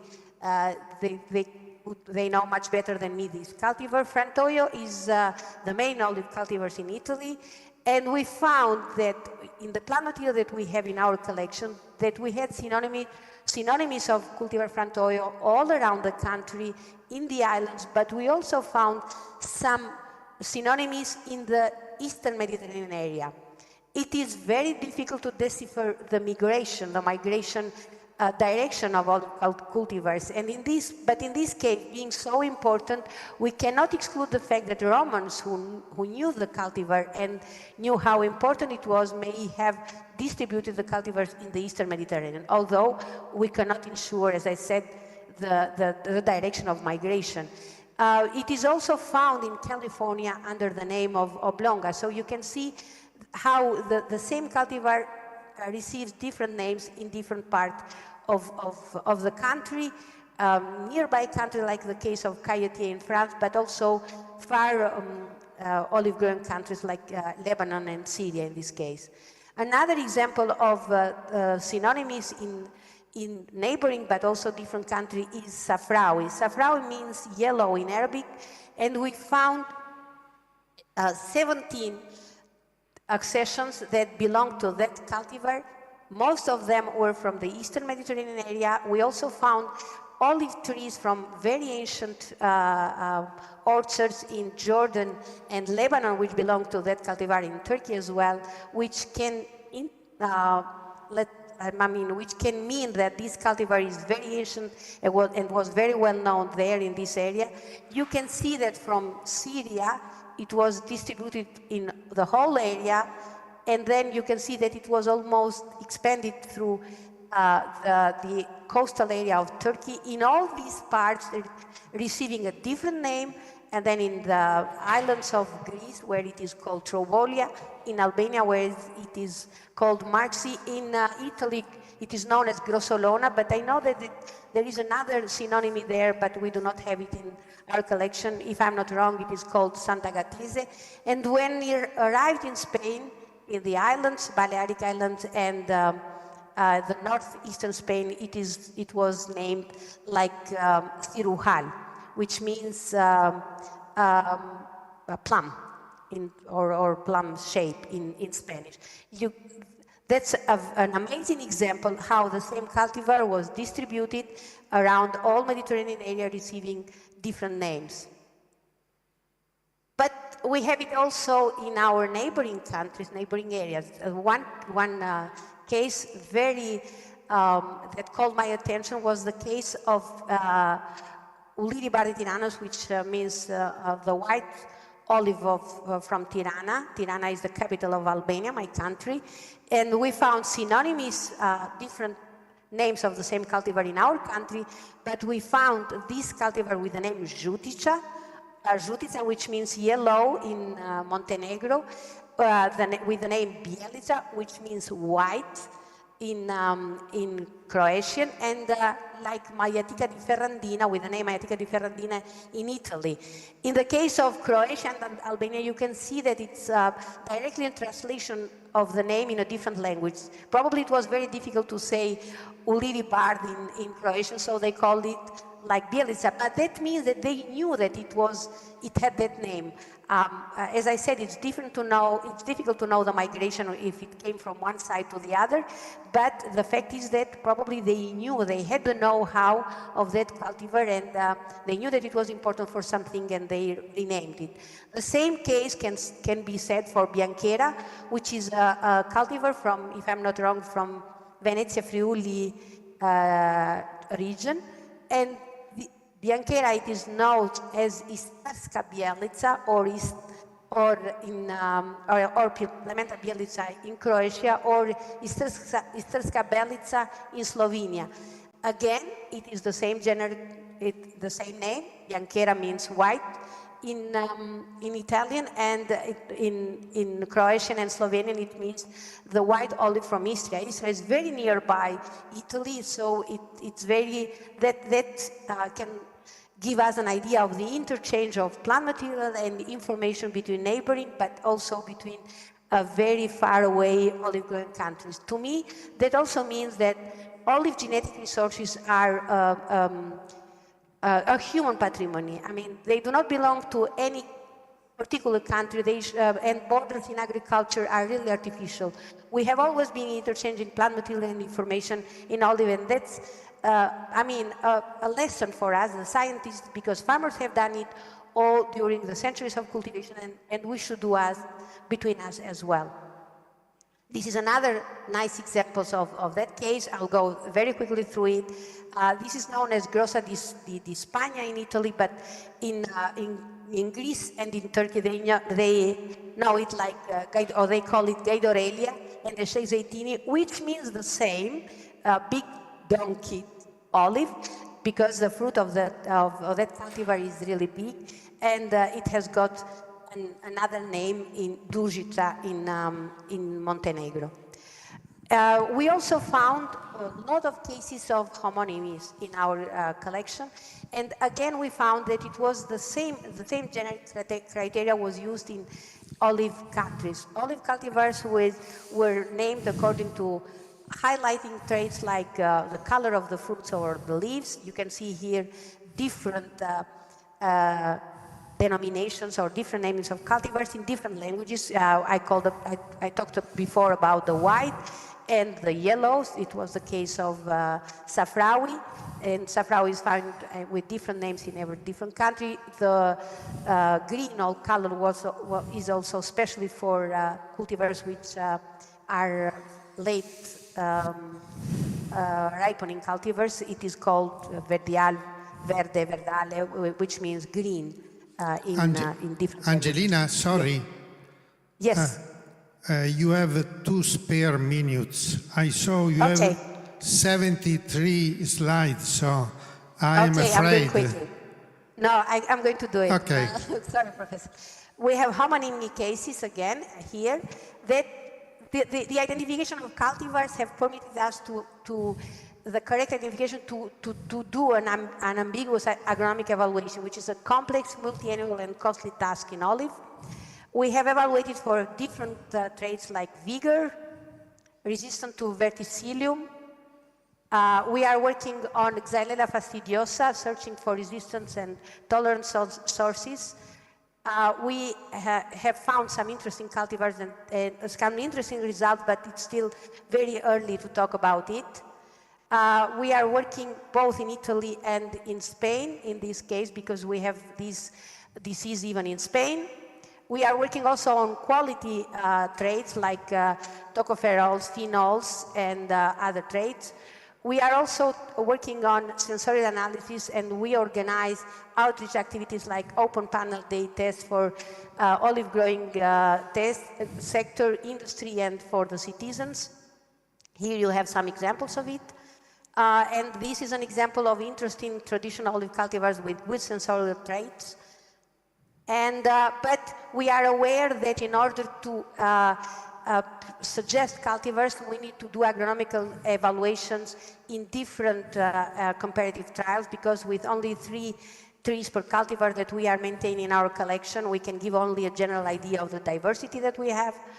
And here you have different examples of comparative trials that we are performing. And they indicate that there is a genotype and environment interaction in some traits.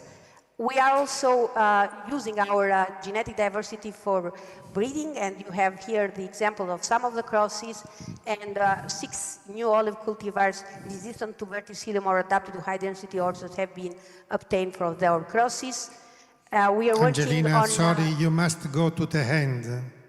Yes, and we are also to finish it, we consider that the agronomical and oleotechnical evaluation permit us to evaluate many cultivars in the same environment, give us a general view on agronomic diversity.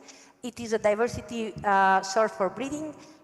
It contributes to diversify the varietal offer in olive orchards and to resolve problems, actual and future problems in olive. That's why we consider that olive germplant collections are and should be a bridge between the past, the present, and the future of olive groves. We owe it to future generations. And thank you so much for your attention.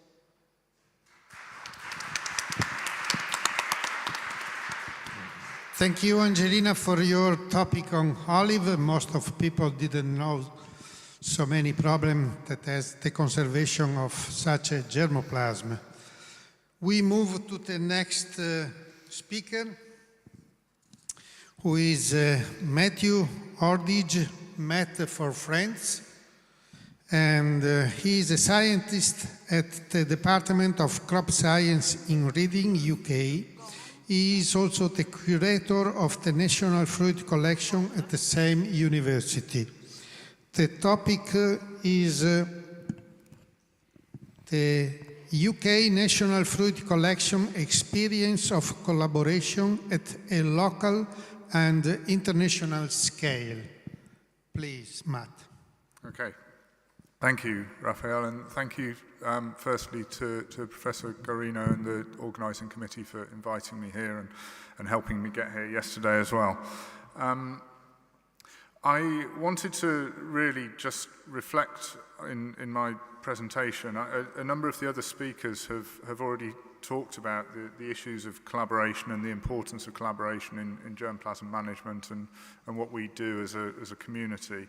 I thought it was an interesting component that will be relevant to the project here as well. So I just wanted to reflect on a few things that we've been involved in the UK collection, and hopefully there might be some useful parallels that people can identify with.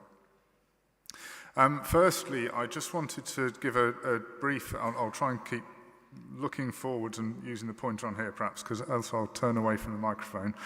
I just wanted to give a brief background into UK fruit production. Again, just really to draw the sort of parallels and consider whether or not there are differences in the sort of context that help us understand potential for different types of conservation strategy and so on. And there's two things really that I wanted to highlight on this slide.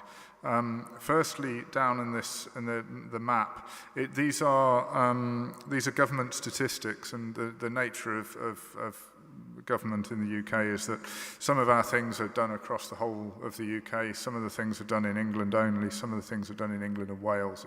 It depends on which department you're working with. In this instance, these statistics, I think, both just come from England and Wales, so I haven't forgotten about Scotland, but they're not included in the figures, and actually they're not particularly relevant in this instance. But the thing I really wanted to highlight here is that the map, I've lost my pointer, sorry. The map down, yes, it is showing. The map down on the bottom right-hand corner is a map of the distribution of commercial orchards in England and Wales. And it hopefully highlights, it's not incredibly clear, but it hopefully highlights this dark colour in the key is over 40%. And I think the figure down here in Kent is about 43% of the commercial orchards in the UK are all situated down in this bottom corner. There's another approximately 30-something% are associated over here. And certainly in the world of apple production, there's a general split between these two areas in that most of the dessert apple production is produced down here and most of this is cider production, partly because there's a lot more rain. It's a wetter area of the country and they tend to suffer from one or two more diseases that you can get away with if you're making cider. But actually the key point is that a lot of production is focused in a relatively small number of areas. The other statistic that I wanted to point to was this is just a chart of home fruit production relative to import-export. The key message here really is just to highlight that the UK, in the UK, in terms of apple production, dessert and culinary apple production, we produce about 40% of the apples that we consume in the country. We produce almost all of our cider apples because it's a specialist crop and not many people grow cider apples, apart from the other significant cider growing countries, and I suspect they grow their own as well. Less so for pears, plums and cherries. We're down in the region of 10-15% of consumption is produced in the UK. That means two things, I think, in my mind. It doesn't necessarily mean the first, but it is a reflection of, it is a fact in the first, that a lot of our production is on a relatively modern commercial scale. We produce a lot of relatively intensive fruit, the fruit that is produced. We produce a range of international cultivars, so increasingly over the years, I haven't put the statistic in here, but increasingly the UK produces a lot of Gala, a lot of Braeburn, a number of other international cultivars from international breeding programs. We still produce Cox's Orange Pippin, but we produce a relatively, as with many countries, a relatively small amount of diversity in the main commercial production, and a lot of our consumption is based on international export, which will again feed itself down to big international cultivars, the things that people are exporting. I just wanted to then talk about the collections, and the background to our collection is a thing called the what was called the UK National Fruit Trials. It was formally established in 1922, so we were talking about the 100th anniversary last year. Some of the collection actually dates prior to that. And the fruit trials itself was a ministry-funded activity. The objective of the fruit trials was to test new and diverse cultivars from all around the world, actually, with the view of identifying things that were useful for the UK growers or would be useful for the UK growers going forwards. The trial was first established actually somewhere else, but it was moved to where we maintain the collection now at Brogdale Farm in 1952 as part of the establishment of a ministry-funded horticultural testing station. And this is just this is an image from the 70s actually, but this is an image of the bases of the station and an older image of our apple collection. The site is based right in the middle of the prime apple growing part of the country, so it is in the middle of commercial, where the commercial producers are, and this is just an image of the farm itself. Surrounded in red dots is the farm that the collection stands on. This is a slightly old image actually, and our apple collection, for instance, was cited here. We've since repropagated it and condensed it in size but not content, and it largely sits in this field here. It expands into where the old pears used to be. But you can't really see on this image because I've shrunk it and the quality is probably not good enough, but it is surrounded by commercial apple orchards, so it is very much in an area that is growing the fruit for production in the UK. What came out of the National Fruit Trials was the development of the collection, and so the collection we hold was not really built in the terms of gene banking as a gene bank. I suppose it depends what you consider a gene bank to be, but it was built as a collection of cultivars that were of interest to commercial users. It certainly wasn't built for the purposes of breeding, and if I had any criticisms of the collection, it is a bit cultivar rich, and it's not necessarily, we don't have a lot of wild collected Sieversii and so on in the collection. There's a lot of named cultivars in there. But over the years, it's transitioned, and it is now very much maintained as a field gene bank. Part of that is political and is to do with the reason why we now maintain genetic diversity, and a lot of that comes down to things like the international treaty and the government commitments that we have to these international, high-level international agreements. The basis of the collection, we hold about 3,500 of accessions now at Brogdale, largely 2 trees of each accession. Seems to be a reasonable sort of standard for a lot of gene banks. I haven't put the numbers in here actually, but these are just some of our images off our website. The bigger part of the collection is apple. We have about 2,200 accessions of apple in the collection. We hold about 550 accessions of pear, mostly communists. We have 1 or 2 Asian pears, but it's a small number. We have about 350 accessions of plum across a range of the different plum types, but mostly European plum. and we have about 400 accessions of cherry, mostly sweet cherry. We have some sour cherry, tart cherry, as in the States, and we have a few hybrids, but the majority of it is based on the things that are most relevant to UK production, and we only produce sweet cherries in the UK these days. Just to run through a quick sort of summary of what we do in terms of curation, as with many germplasm collections, the sort of underlying basis of a lot of what's in the collection is verification of trueness to type.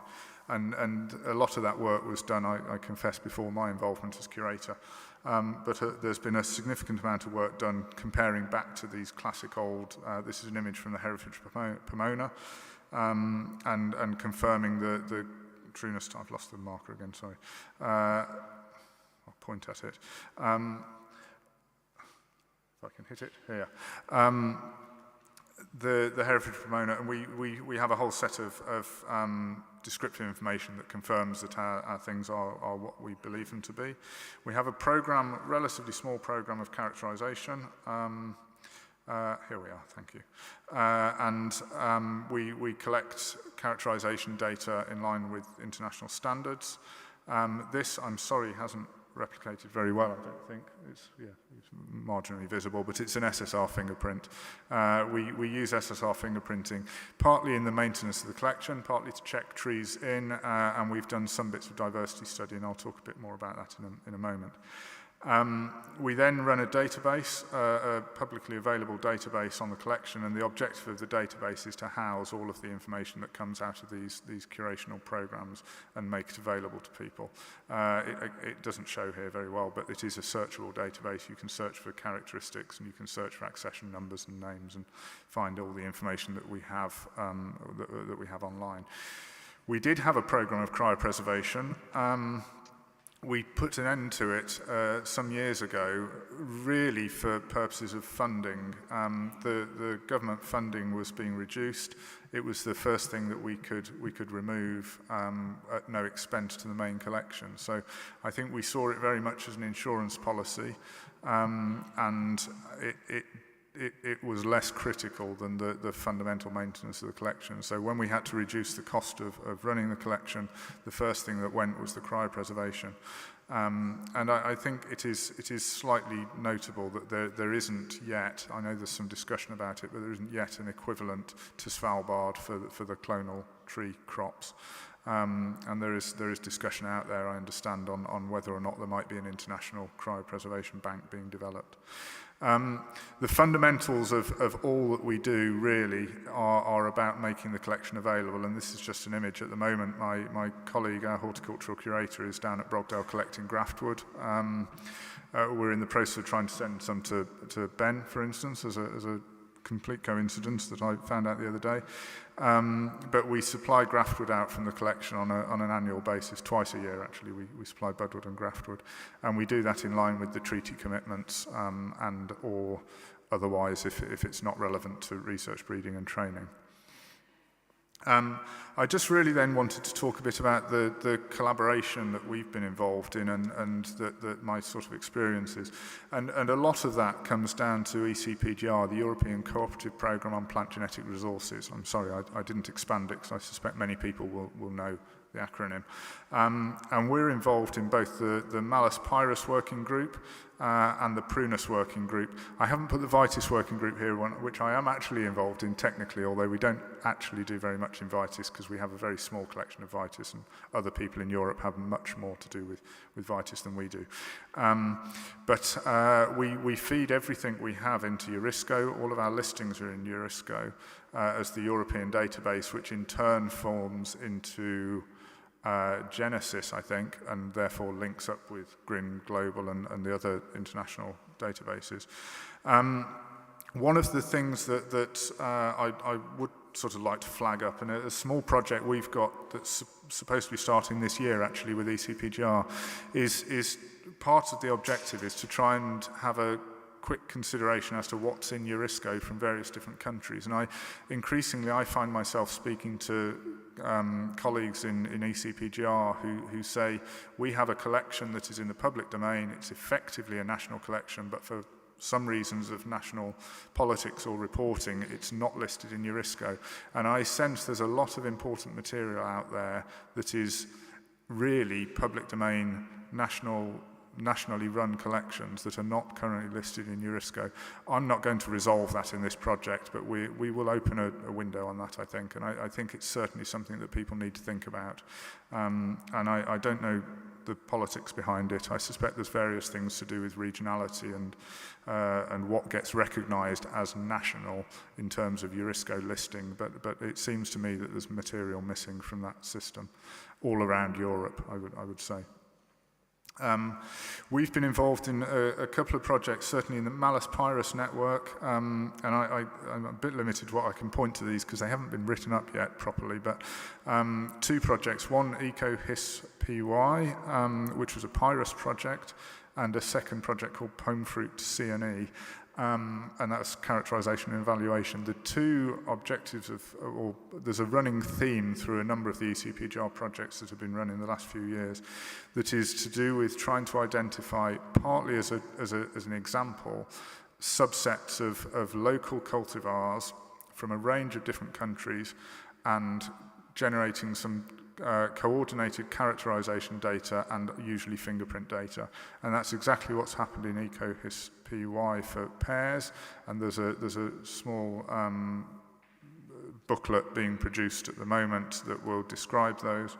The other component of the Pomefruit CNE projects were two things. One was up here that we re-evaluated and republished as an update to the standard characterization and evaluation descriptors for both apple and pear. And the second thing was to do with aligning SSR fingerprint data across collections across Europe, and I'll talk a bit more about that when I come further down, but this is just a presentation on pear that Caroline Denance presented, I think, at UCARPIA in Prague a couple of years ago. The Prunus group, similarly, have had, I didn't mention, sorry, on my earlier slide, Daniela Giovannini, who I don't think is here, but many of you will know, heads the Prunus group. The Prunus group have done quite a lot of interesting work over the years. At PruneDoc here, I think possibly came before EcoHIS-PY, but followed exactly the same model of identifying a set of example local cultivars from a range of different countries, characterizing them, bringing the data together, and doing some initial genetic fingerprinting work as a sort of as an example of working together in a coordinated way in this sort of area. We then had a project. I wasn't actually involved in PruneDoc, but I was involved in a parallel project, EU Cherry, which did a very similar thing for cherry. Again, it's the same model. We brought together a set of examples, we fingerprinted them, we characterized them. We also developed the passport descriptors. One of the things with ECPGR is it's a fantastic network for bringing people together. There's not a lot of money in it. So projects tend to be relatively focused on building on what we're already doing. I think it's a hugely valuable network, but there's a limit to starting any significant new work in it. So a lot of these projects, we tend to use the same model for repeated sort of things. But it does get people together, I think, and that's highly valuable. The other output from EU Cherry was a genetic screen of a series of material that also linked to a cost program. This is just a couple of shots from Teresa Baranesh and co.'s paper. The first image is just a pie chart of the unique accessions. They were already screened for things that we believed to be unique, so it wasn't hugely surprising that we found a lot of unique material. And the duplicated in twos, I can't remember the exact numbers, but it's 2s, 3s, 5s and 7s or something. The things that there were multiples of anyway. And then we carried out a basic genetic diversity screen of some of that material. I don't think it was incredibly clear and sort of revealing, but it was a start, and it was a point of reference for looking at diversity in cherry. We then tried to build on that with another project that brought together some of the PruneDoc data and some of the EU cherry data. And we had a project called Prunus Alignment. This I did actually act as the project leader on. One of the things we did from that was we built an aligned set of SSR fingerprint data for cherries from using the national data from Italy, Sweden, France, Switzerland, and the UK. I think that's all of us. And we built a reasonable data set that we could do comparisons between collections, which is something that ECPJAR had been talking about for 10, 15 years, but nobody had ever actually got around to doing. So it was a good starting point. And we made a lot of useful comparisons.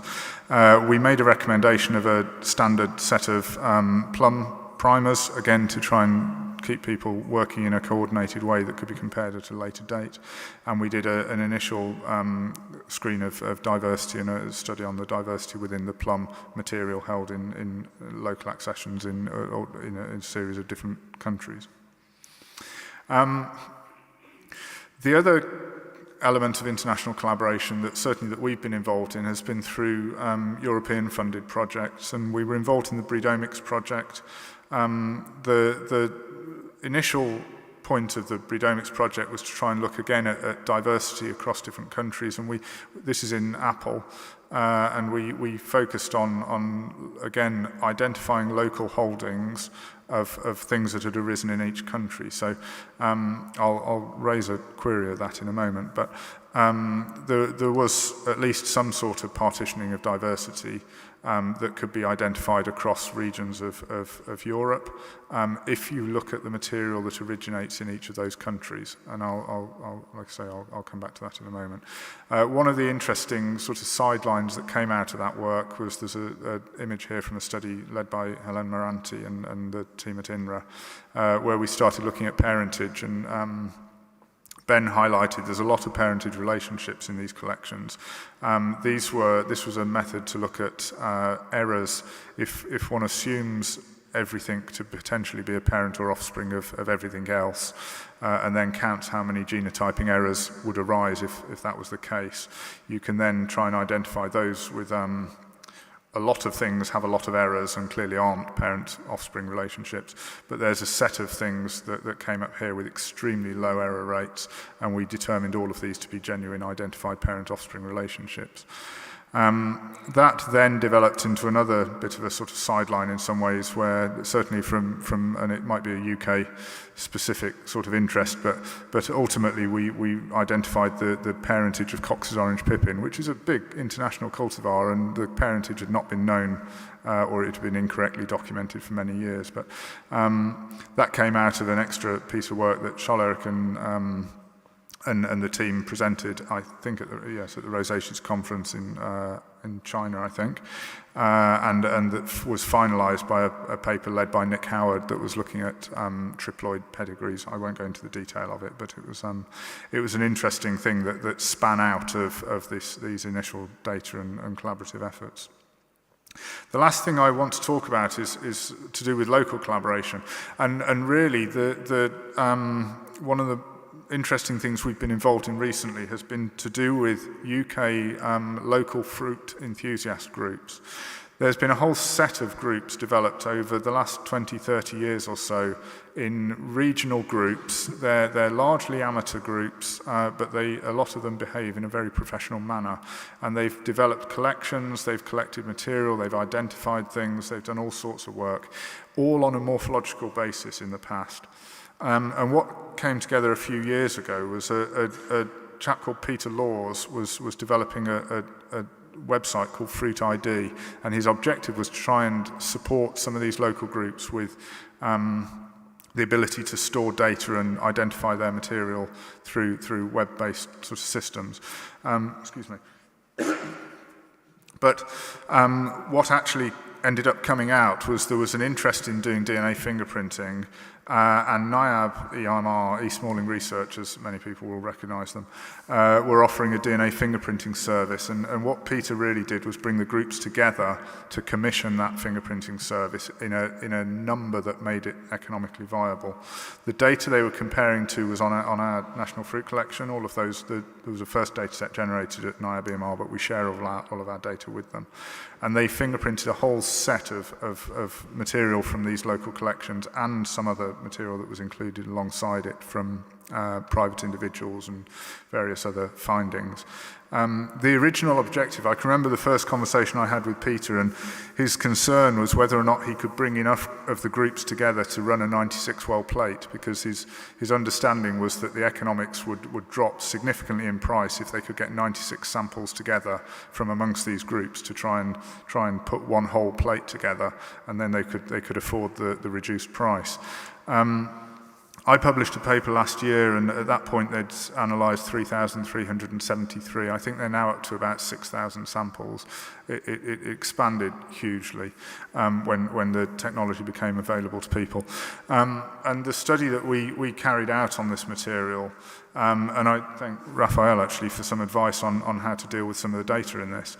The first thing I suppose we identified was that, not hugely unsurprisingly, about 2,000 of these 3,000 things were matched to something in the National Fruit Collection. And a lot of those were sent in for the purposes of querying things that people weren't sure whether they were something different or not. So they weren't all believed to be something else necessarily. But actually what surprised me, amazed me really actually, was that about 1,200 of them, 1,200 were not matched to the National Fruit Collection. And of those, there were about 982 unique profiles. So apples, this is a study on apples, sorry, apples that were not held in our collection and were held by various people around the UK. And we wanted to try and do a quick sort of diversity study on this. This is only using 12 SSR markers. There's not a huge amount of information in there. But I got, and I'm still a little bit unsure as to how we understand this really, but we tried to run a diversity study, as many people have done in similar sort of attempts. I generated, this is the main figure from the paper, it's a principal component coordinate analysis. The amount of variation it explains is very low. It doesn't explain very much at all, and I think that's probably one of the problems in it. But actually, the two components here, the white triangles are the National Fruit Collection holdings, and the grey squares are all of the local cultivars, and they just sat squarely on top of each other. I was hoping, naively, that we would have some nice outgroup that as a curator I could say, right, we have to bring those into the collection, and that would make my job easy. It just didn't happen for us. So I think there is a challenge out there in identifying the value in some of this local material, and it might be that a lot of these come back to, we talked about first-degree relationships in some of these fruit. Many of these will be seedlings from established cultivars. We also have a big international collection of 2,000 cultivars, and we represent quite a lot of diversity. So I don't know whether that's another issue of how we find where the specific value, at least at a genetic level, in some of this local material is, but it's not straightforward, I've found.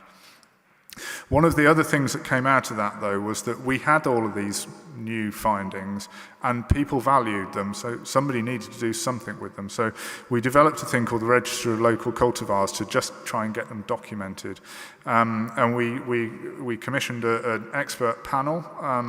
There's a picture down at the bottom of me talking to them in one of our meeting rooms. We've hosted the meetings at Reading. And we went through a process of allowing people to name and get these things documented and written down somewhere. We've, at the time of putting this together, I think we've possibly got a few more, but there's currently a document online with, I think there are 310 apples that have gone through a naming process. If they are suggested to be an old cultivar, they have to give evidence as to why they believe it to be true, and it has to be strong enough to get past a whole set of experts in the UK for our own purposes. but we've got these things named. A number of them, I won't go into detail on these because I'm running a bit short on time, but a number of them, interestingly, are out there in commercial nurseries at a relatively low level, but Don's Delight is a seedling apple that's gone through the register of low cultivars. Christmas Pippin is another one. These are seedling apples that have been identified as valuable and put into the nursery trade. Frank Matthews is a big nursery that propagates for home growers all around the UK. Macon is a Welsh cultivar that's, again, is available from nurseries in the UK. It's a sport of another Welsh cultivar, actually. And this is a cultivar called the Doddin. And all of these have interesting characteristics, sufficiently interesting that the nurserymen are putting them in their catalogues anyway. So there is value in them, even if the genetic diversity is difficult to determine. I just wanted to mention briefly in situ conservation. And my experience in the UK is that where we come closest to in situ conservation tends to be what I would consider ex situ conservation, but at an different institutional level. So there are collections, in my mind, of trees planted by the RHS, the National Trust at they manage a whole set of old properties and so on. But it's questionable as to whether they're there for farming or whether they're for collection purposes. And I think that's an interesting component in the fruit tree world. The nature of our collections is that many of what I would consider to be ex situ, others might be considered to be in situ. I think it's a very grey area as to whether you're in situ or ex situ in the field gene bank. And the last thing I really wanted to just talk about was to do with the bringing together of this SSR data. There's been a whole set of work, largely led by the team at INRA. Charles-Eric Durrell and Caroline Denance has done all the really hard work on it. But we've generated a big database of what are called MUNC, Malus Unique Genotype Codes, about 30,000 samples aligned, with about 10,000 unique codes in that from a whole series of collections across Europe, and a similar but smaller effort on pear, and the publication's not out on Apple, so I've highlighted the pear poster again.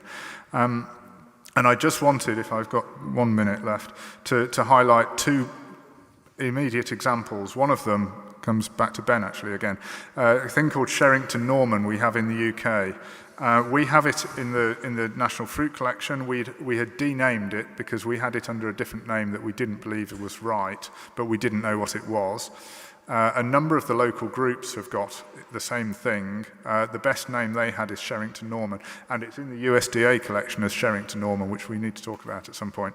It was supplied from the UK in 1949, I think, from your database.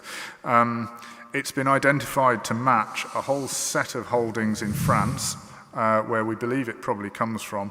They've got 10, 12, 15 different names for it, but I think they're centering on possibly Panettiere as the most likely probable candidate. But we've been able to identify this as an unknown cider apple in the UK and hopefully give a name to it.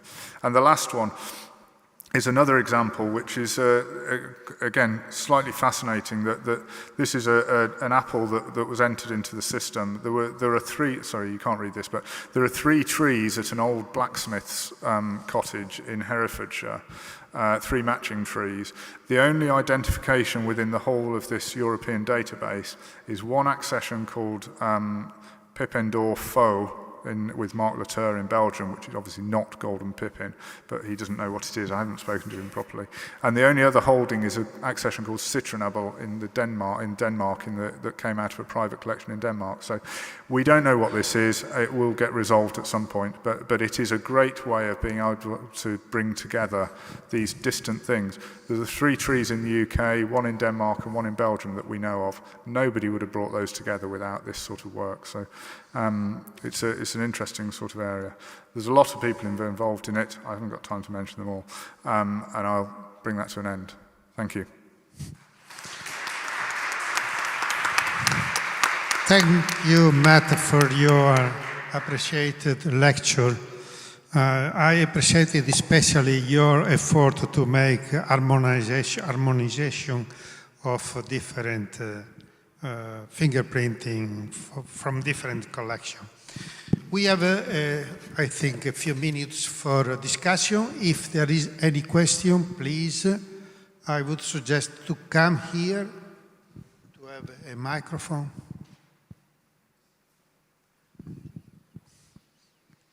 Well, I start a question for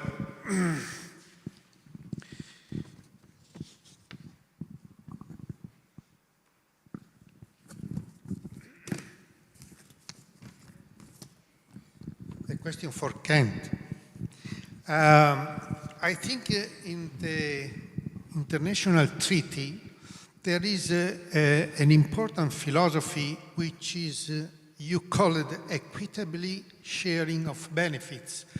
I would say mutual benefit between people who provide germplasm and people who receive germplasm. Can you comment on this? Thank you. As I had indicated, when it comes to the use of plant genetic resources, food and agriculture, there are, of course, different capacities, different resources, and availability of resources, and access to both technology and facilities to actually use it. And there are also those who have, over time, through traditional means and through local activities, conserved and developed varieties that form the basis for new varieties. So the basic, philosophy of the treaty is ensuring that while those who have developed and who have been custodians of these resources over time make it available to others to use, that those who use it also share the benefits that they derive from it. And that those benefits are not just merely monetary benefits or money or sharing profit, but also making sure that whatever they develop is also accessible to others, and also share the information they develop from it, as well as the technologies that they use in developing that. So that's the basis of that, of the equity we're talking about. And it's not necessarily equality, as or sharing equally, but it's a matter of equity to those who need and to what they need and what they are able to use.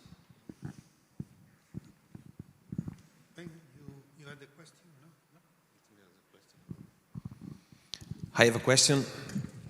Thank you everyone for your presentation, really interesting everything. I have a question for Dr. Gutierrez and Dr. Ordridge. So in your presentation you talked about a sort of in situ conservation network, sharing and distributing your plant genetic resources that you conserve in your collection. So my question is, are you interested in your activities, and have you some methods to check the healthy status of these in situ conservation networks?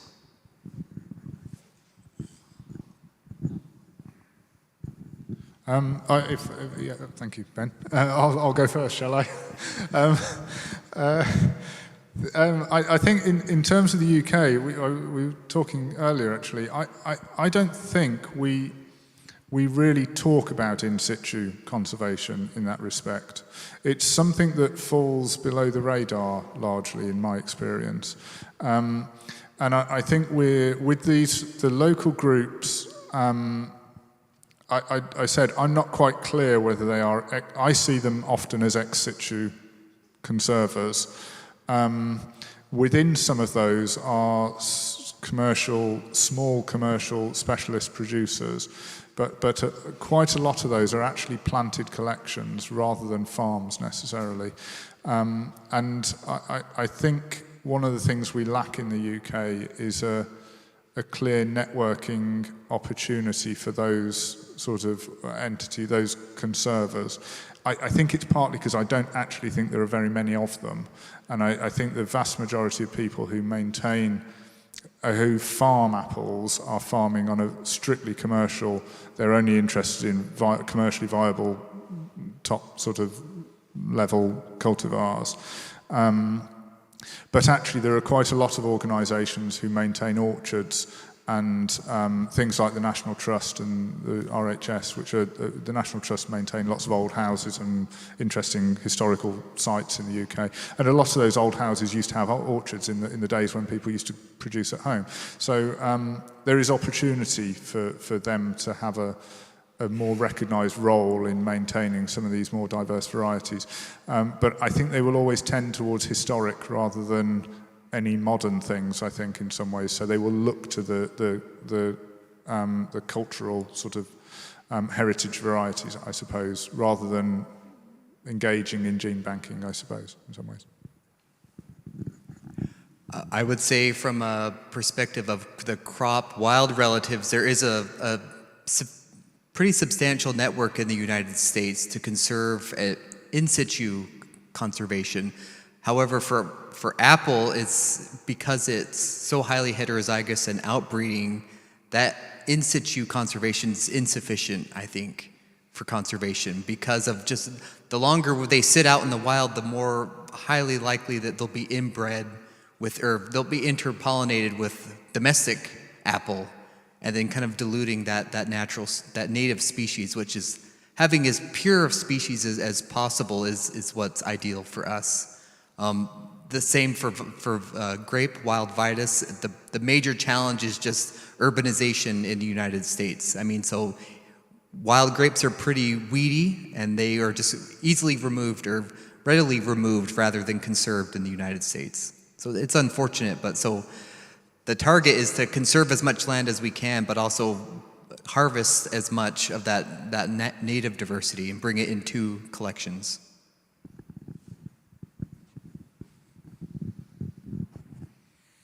More question? I have a question for Angelina, if she can participate. Yes, Maria. Okay. Yes. First of all, thank you for joining us. And I had the opportunity to visit Angelina last year in Cordoba, so I know how hard and amazing is her job. I have a question. Do you think that produce and share database could be an exhaustive strategy to solve the issue of synonyms? Yes, it would help a lot, and we have had a huge discussion with that. We did some work with, in fact, Professor Testolin was part of it, in order to establish at the beginning, to establish a common set of microsatellites in olive. But the problem is that the germ plant collections are so different. Their structure and experience and plant material is different. So nowadays we are, through IOC and other collaboration with other germ plant collections, especially worldwide, international germ plant collection, our proposal has been to use the set of ESD SNPs that we already have for the international collection, to have information, general one at the Mediterranean level, because, for example, I was surprised by myself as well. I didn't expect to see so many synonyms from such distant countries. So that's something that it is very important to share. But we are at the beginning, to be honest. I mean, we need to establish at first at the international level, in the 3 or 4 now international collection, and then on the national collections, and we are working on that. But in olive, we are behind, to be honest, about that, and that's something that we should prioritize now. Yes, good question. Thank you. More questions? We are becoming angry. Okay. Thank you, everybody, for your presentation. They are all very interesting. I have a question for Gutierrez. You talked about the fire blights, that is a disease that spread among the Malus families. There is some phenological traits that may cause this spreading of this disease in Malus genera. For example, I don't know why Malus genera is affected, especially affected by this disease. So you're asking, why is Malus so susceptible to fire blight? It's also Prunus as well. and a few other things, but it's, what? Empire, yeah, so Pyrus, Impair. Yeah, so it's a challenge, except it's really not much of a challenge for growers because we know so much about the phenology and the climate conditions and the modeling for predicting when exactly to control for fire blight is well understood, except with genetic diversity. So when every single individual in your orchard is different, they all respond differently to the applications. And so that's our biggest challenge, is that we've got to maintain, we treat each block as the same when really each tree needs individual love and care. And that's near impossible. So again, so controlling the growth through rootstock is probably the easiest option. So rootstock can also delay bud break and bloom, which can kind of get the trees more in sync rather than, I mean, it's beautiful because you come and it's blooming for about 2 months some years, with the earliest starting in April, the latest going, sometimes into early June with some of those North American. So during the bloom stage is when they're most susceptible. So how do you manage for a disease when one's already started and the other is, 2 months delay? So it's fun. It's part of the challenge and job security.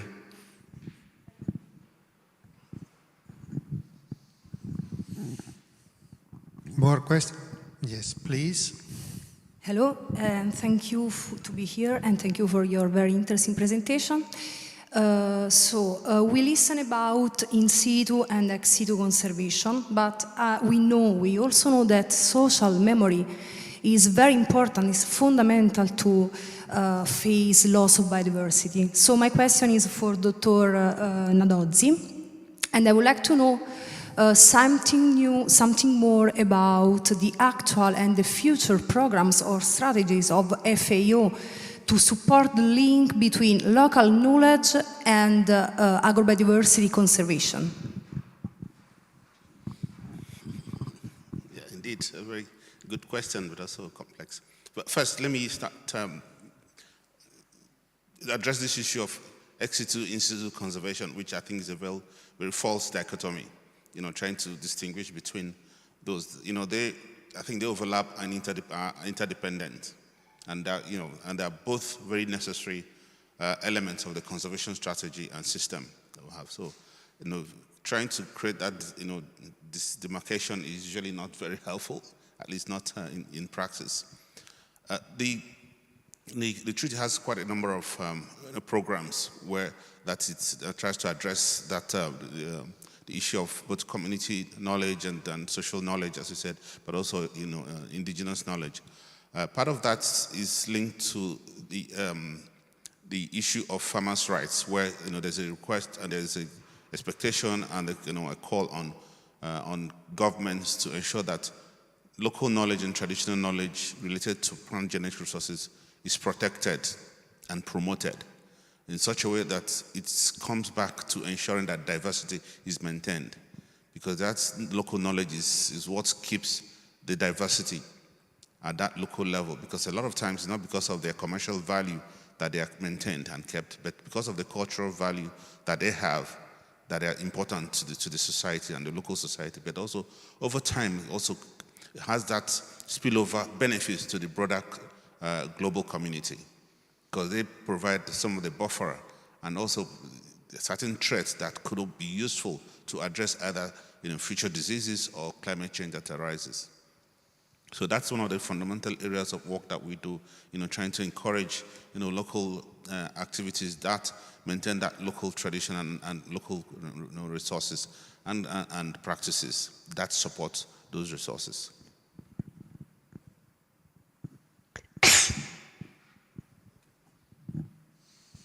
I think we can stop here because we must keep the time. And I wait. Thank you to the speakers for the information they provided, very interesting. Thank you to everybody who attended the meeting. I wait for you 2:30.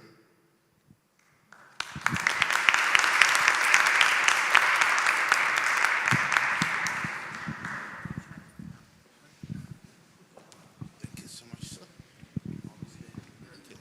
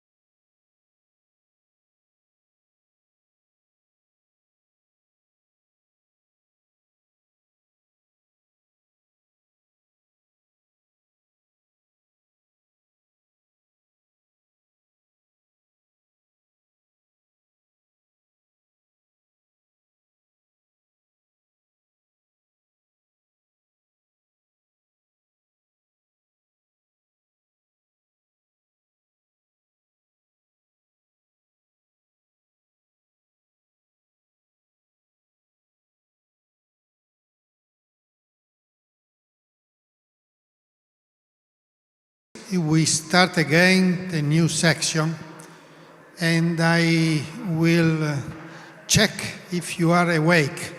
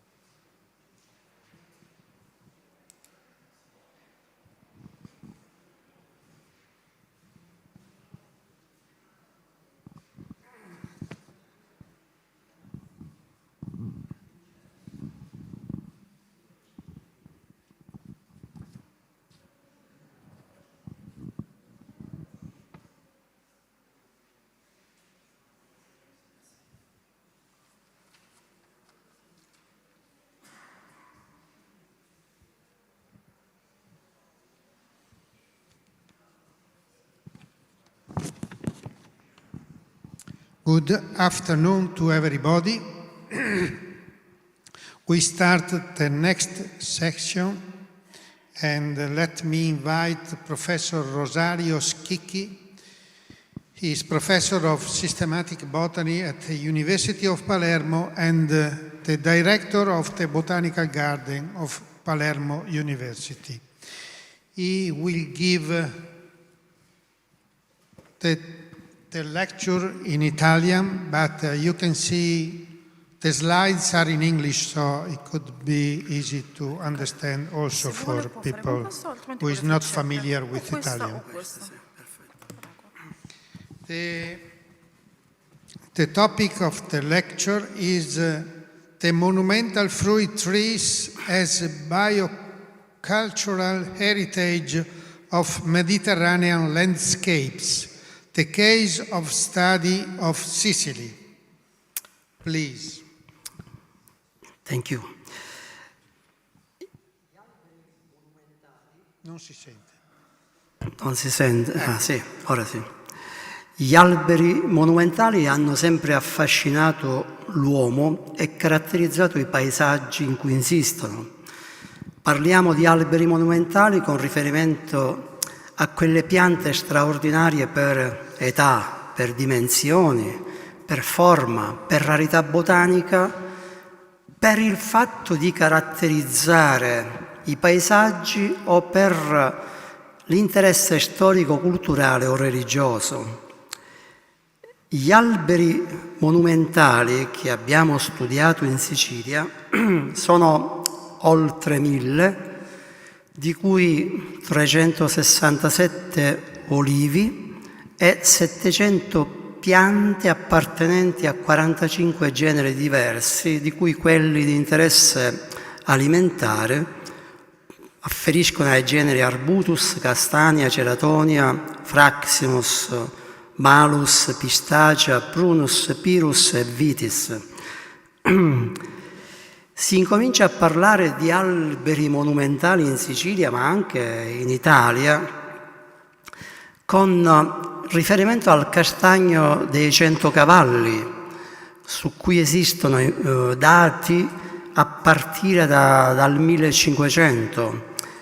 Una pianta straordinaria rappresentata da tutti gli artisti che nell'Ottocento venivano in Sicilia, una pianta che ancora oggi presenta dimensioni ragguardevoli, anche se la vetustà sta tutta in questa foto. È una pianta di età pari a circa 3000 anni, ma questa pianta ha rappresentato l'interesse per la protezione della natura. Nel 1750 il viceré di Sicilia emanò un editto che paragonava gli alberi monumentali alle antichità del teatro greco di Taormina. Pensate, quando nessuno parlava di protezione delle piante, in Sicilia 250 anni fa si proteggevano con il carcere, non con pene pecuniari, questi alberi dal danneggiamento. Il paesaggio agrario italiano è il frutto dell'armonico sviluppo delle attività umane in un contesto ambientale molto vario ed eterogeneo. Mai come per l'Italia valgono le parole di alcuni studiosi che dicono che il paesaggio è modellato da generazioni, dall'attività di generazioni di agricoltori, oltre 300 generazioni. E praticamente le informazioni relative all'antichità della coltivazione degli alberi da frutto risiedono nei reperti palinologici, archeologici, nelle evidenze storiche, artistiche, letterarie. Ecco, le piante da frutto per i paesaggi italiani hanno e svolgono un ruolo di notevole importanza. L'Orto Botanico di Palermo è stato sempre sensibile alla catalogazione del germoplasma delle piante frutticole. Già circa 15 anni fa abbiamo svolto per conto della regione siciliana 2 ricerche volte all'individuazione delle specie arboree da frutto della Sicilia e poi abbiamo prodotto forse il primo catalogo pomologico degli antichi fruttiferi di Sicilia.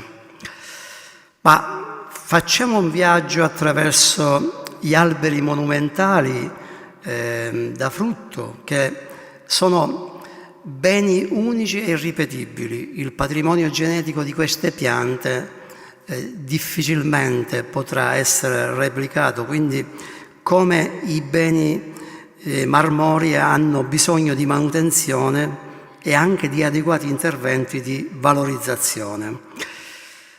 L'immagine precedente si riferisce agli antichi carrubi che permeano il territorio di Siracusa e di Ragusa. Questa pianta probabilmente rappresenta il carrubo di più grandi dimensioni del Mediterraneo. Ha una circonferenza massima di 18,50 m e, come potete notare dalla chioma, ci sono 2 varietà innestate. Nella parte centrale la chioma è più scura, lateralmente è più chiara, quindi è il frutto dell'innesto di 2 cultivar. Anche questo carrubo di dimensioni eccezionali, di 16 metri di circonferenza, caratterizza gli agrosistemi di Modica, delimitando appunto queste proprietà che sono l'alternanza di seminativi e di arboreti discontinui. Con riferimento all'olivo, dicevo poco fa, abbiamo censito 367 piante, tra cui 3 olivi selvatici, Olea europea Val Silvestris. Questa è una pianta di olivastro di 5,50 m di circonferenza che si è salvaguardata e pensata all'interno di un seminativo per una leggenda legata a quest'albero. Chiunque raccolga frutti o rami dalla pianta muore, per cui nessuno osa toccare da almeno 600 anni questa pianta. Altrimenti cosa ci farebbe un albero del genere in un seminativo? Nei templi di Agrigento abbiamo censito degli ulivi monumentali. L'olivo della Colimbetra è una valle incassata nell'Agrigentino risalente al tempo degli Arabi, ci sono resti di canalizzazione degli Arabi e alcuni olivi hanno veramente dimensioni straordinarie. Ma gli olivi più grandi li abbiamo nella città di Agrigento. La città di Agrigento addirittura esportava olio a Cartagine. Pensate, questa pianta di 8 metri di circonferenza, l'olivo di Bonamorone, è uno degli individui più grandi dell'Agrigentino. Passando nel territorio della provincia di Messina, a Caronia, quest'albero plurisecolare, accreditato di circa 1200 anni di vita, presenta una circonferenza di quasi 13 metri. A Noto abbiamo censito questa pianta, olivo di Busulmone, così chiamata, dalle cui foglie ho potuto risalire che si tratta di un'antica cultivar greca, la calamata, ma se riflettiamo, Noto, come tutta la provincia di Siracusa, è stato oggetto di dominazione greca. Ci vuole l'analisi genetica qui per dimostrare se effettivamente è vero. Ecco, altri olivi straordinari, ma vi prego di guardare soprattutto la lettera B stampigliata sul fusto di questo olivo che testimonia la proprietà promiscua, cioè in Sicilia a partire dal 1400 i baroni, i principi autorizzavano i contadini ad innestare gli olivastri e il contadino diventava proprietario dell'albero, mentre la terra rimaneva di proprietà del marchese, del barone, del principe. Quindi è nata una sorta di proprietà promiscua che arriva ai nostri giorni. Quindi l'olivo, essendo plurisecolare, rappresenta un bene immobile, non un bene mobile. Sono tutte cultivar che abbiamo censito, che abbiamo documentato e che fanno parte della nostra banca dati. Ma l'olivo più grande che abbiamo censito, della varietà sant'agatese, si trova a Pettinevo ed ha una circonferenza di circa 20 metri. È una pianta straordinaria che ha sfidato gli incendi, più volte è stata interessata dal fuoco, ma l'olivo è una pianta che non muore mai o quasi, cioè ci vuole veramente tanta fatica per farla morire se non viene attaccata alla xylella. Ma un paesaggio particolare, unico a livello mondiale, è quello espresso dal frassino d'Amanna. Il frassino d'Amanna viene inciso durante la stagione estiva, da luglio a metà settembre, e produce questo liquido che, rapprendendosi all'aria, solidifica e forma la manna. Esistono dei frassini monumentali, come quello che si trova a Castelbuono, il mio paese di origine, che ha un'età di oltre 500 anni, il cui fusto è cavo e contiene comodamente 2 o 3 persone. Ecco, questa abbiamo censito anche la cultivar, viene indicata con un nome dialettale di inserillo, quindi è una cultivar d'Amanna tardiva, quindi entra in produzione tardivamente rispetto alle altre.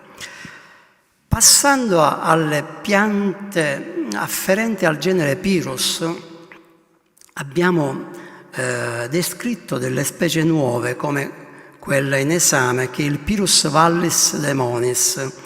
Questa pianta che presenta un frutto piccolissimo, grande quanto una ciliegia, forse meno di una ciliegia, è monumentale, abbiamo stimato che possa avere un'età di oltre 500 anni e rappresenta sicuramente un elemento che esprime la grande biodiversità che il genere Pyrrhus presenta in Sicilia. Abbiamo noi descritto recentemente 3 nuove specie di Pyrrhus e quindi il germoplasma afferente a questo genere è veramente notevole. Abbiamo censito alberi di pero straordinari per dimensioni, per vetustà, spesso ai margini dei boschi, praticamente erano dei peri selvatici che venivano innestati, come questo in provincia di Agrigento, o nel territorio di Castelbuono queste cultivar lucciardone o lazzuolo d'inverno, che sono delle cultivar locali, delle pere tipicamente invernali. Ma passando, il genere Pyrrhus è stato oggetto di selezione dai contadini perché a partire da questa pera piccola di colore giallo, che viene chiamata con il termine di pero maiulino per sottolineare il fatto che è matura già a maggio, si arriva poi gradatamente alle pere invernali. Quindi il pero era una coltura che doveva produrre frutta da maggio all'inverno inoltrato, in modo da fornire vitamine. Quindi abbiamo censito in Sicilia oltre 180 cultivar differenti di pero. Ma l'antichità di questa coltura quindi è dimostrata sia dagli individui monumentali sia dal notevole numero di cultivar che si riscontrano oggi sperdute nelle campagne, soprattutto negli agrosistemi tradizionali, quelli localizzati nelle zone collinari e pedemontane. Rosario, Sì. one minute. Sì. Passando al genere Malus, vediamo alcuni individui straordinari. Questo è Malus silvestris, ma poi 2 individui afferenti a una nuova specie di melo, Malus crescimannoi. Questo è un individuo che si trova nel Parco dei Nebridi, come anche questa pianta. Sono piante straordinarie. E poi mandorli. Qui siamo ad Avola, è un individuo straordinario di Pizzuta d'Avola, un mandorlo amaro e poi un individuo di ciliegio.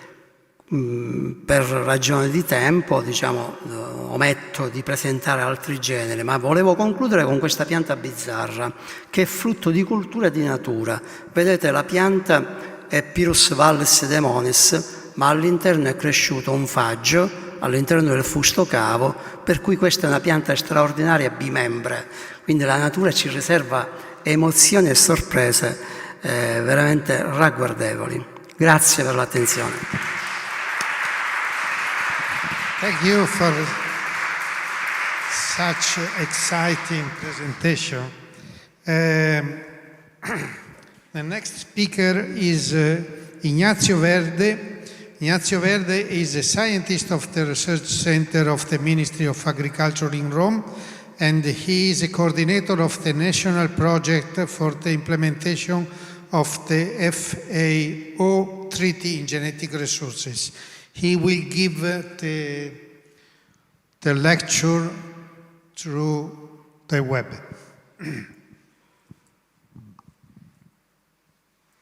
Good morning, can you hear me?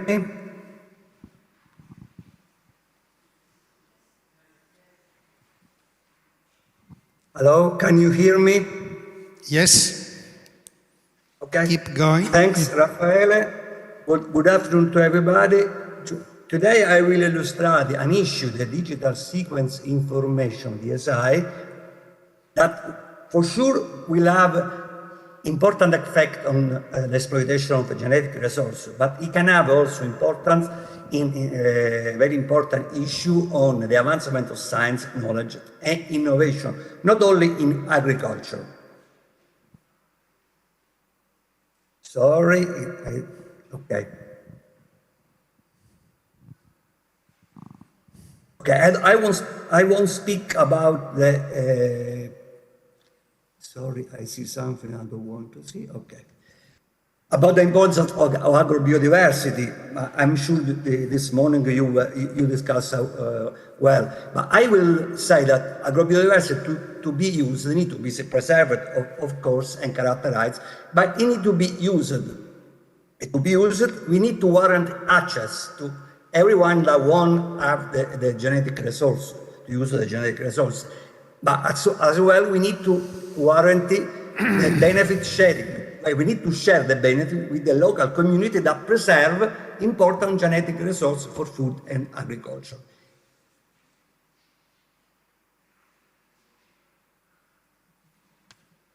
Sorry, but sometimes it doesn't work, the mouse. In the international arena, there are two treaties that are in force for plant genetic resources. One is the Nagoya Protocol of the CBD, the Convention for Biodiversity, dealing with biodiversity in general. The other is the International Treaty on Plant Genetic Resources for Food and Agriculture, ETPGRFA. I don't want to speak about these two treaties, but just stress one important difference. Nagoya Protocol for warranty access and benefit sharing needs the signature of bilateral agreement, while the ETPGRFA assisting a simpler and fast multilateral system that we need to sign only one SMTA, Materials Transfer Agreement. One example to stress this aspect. Let's take a wheat variety obtained at Chimity in Mexico that it arose from about 3,000 crosses from 50 parental lines that are held, that the rights are held by 26 institutions, countries.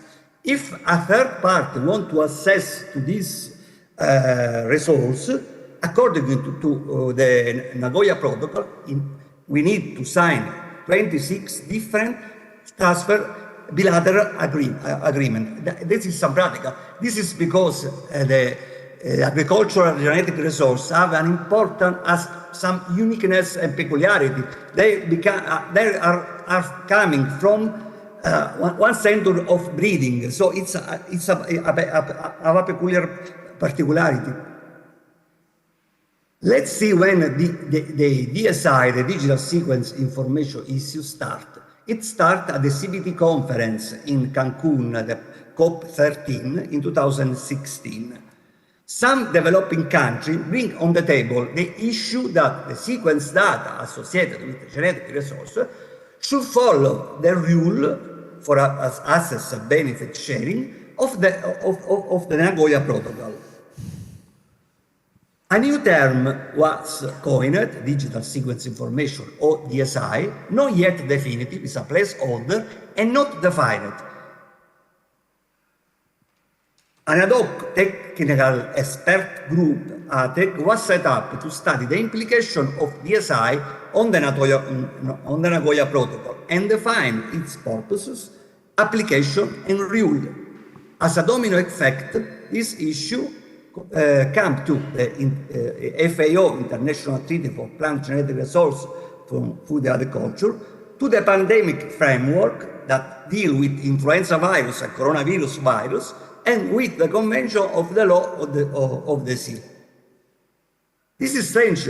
Why we should equate the genetic material to a genetic sequences? In fact, the Article 2 of both ETPGRFA and the Convention on Biological Diversity say that a genetic material is something that contains functional units of heredity, and of course, a genetic sequence is not a functional unit of heredity. This equation is because the enormous development in genetics and molecular biology, for example, recombinant DNA, CRISPR-Cas technology, with this technology we can move gene from not related species and we can modify gene in a targeted and precise way. On the other hand, some argue, okay, it's true, we can move it, but to associate, for example, a function to a genetic sequence, to a gene, it's important, it's not important, it's necessary to compare this sequence with the whole database, maybe thousands or million sequences. Think, for example, a genome-wide association study. Then there is the promise, in my opinion, still distant and utopian, of synthetic biology to reconstruct an organism starting from its crude sequence. For example, it was accomplished with a virus, but in my opinion, with a cellular organism like an eukaryotic, as a plant, it would be quite different. All this brings to the dematerialization of genetic resource. It will no longer be necessary to possess the material, but only the associated information, the sequence. Let's see what's the situation nowadays. About a couple of years ago, 1,700 databases with 3 hatches, open hatches, were surveyed. We have the most important one in CBI, ENA, DBJ, and its consortium ENSDG. For example, as example, this is the number of bases in database through the year. As we can see, we have an exponential growth with the base double approximately in 18 months. It's a huge amount of information. Then we have the specialized database, for example, phytosomes for green plant, CDR for heterosage, solanacea, then grain genes is for the cereals, and also we have GCIDES for the virus, that it's important as well. This database do not display only the crude sequence information, but give us information and offer also the visualization of the gene that we are, of the element that are in a genome. For example, this is a gene that controls fuzziness on pitch. If you eat a nectarine, the third exon is truncated, for example. You can find this on database. Moreover, scientific journals and funding agencies oblige to deposit the sequences on public database before gaining the publication or before having the funds.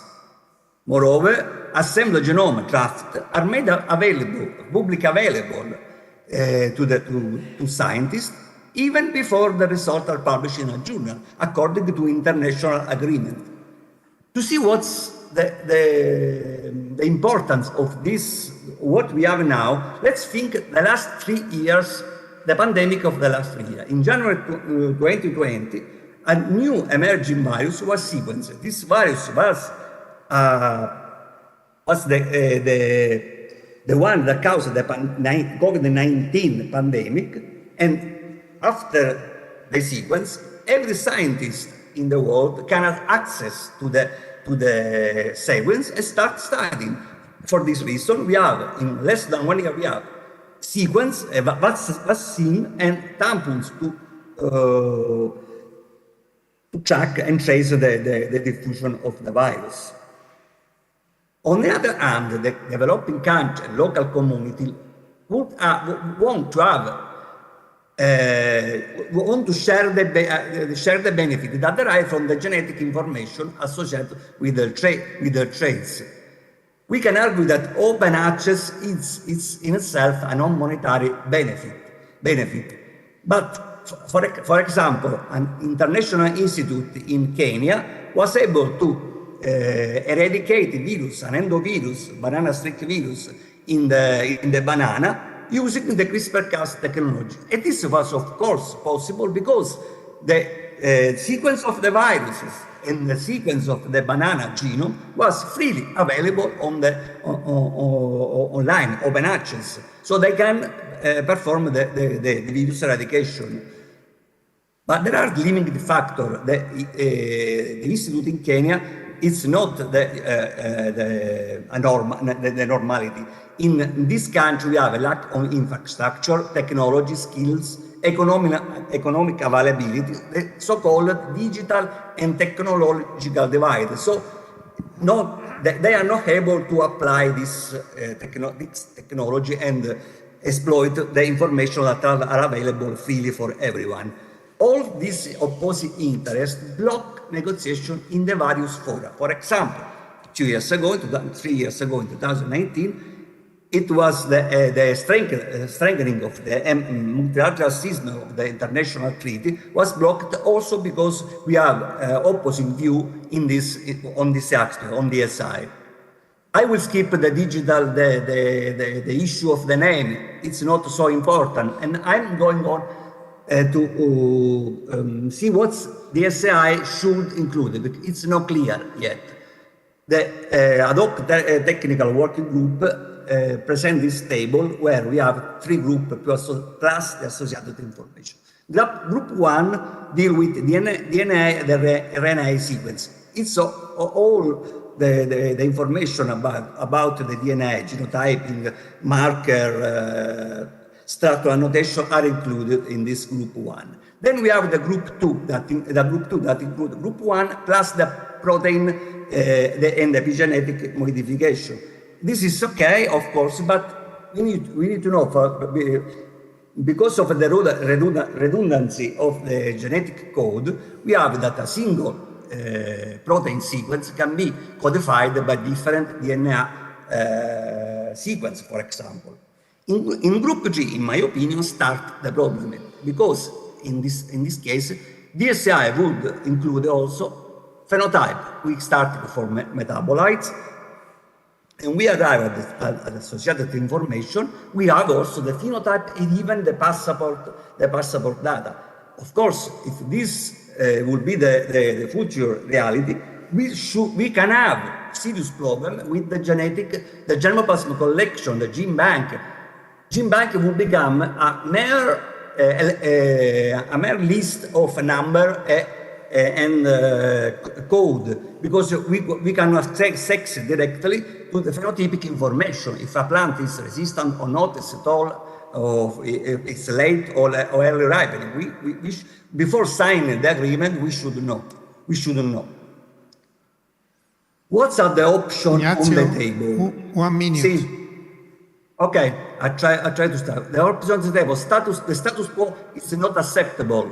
It's not acceptable because many countries start to include the SI rule in their legislation. Bilateral approach, as I showed you before, with the agreement of the Nagoya Protocol, it's not acceptable as well. The multilateral approach is acceptable, but we need to decouple the access from the benefit sharing. And also we need to increase the capacity building. This is the same situation as before. The European position is clear, open access, not negotiable. The multilateral approach and capacity building are important. We are here. COP15 was held in the last month after being delayed several times for pandemic.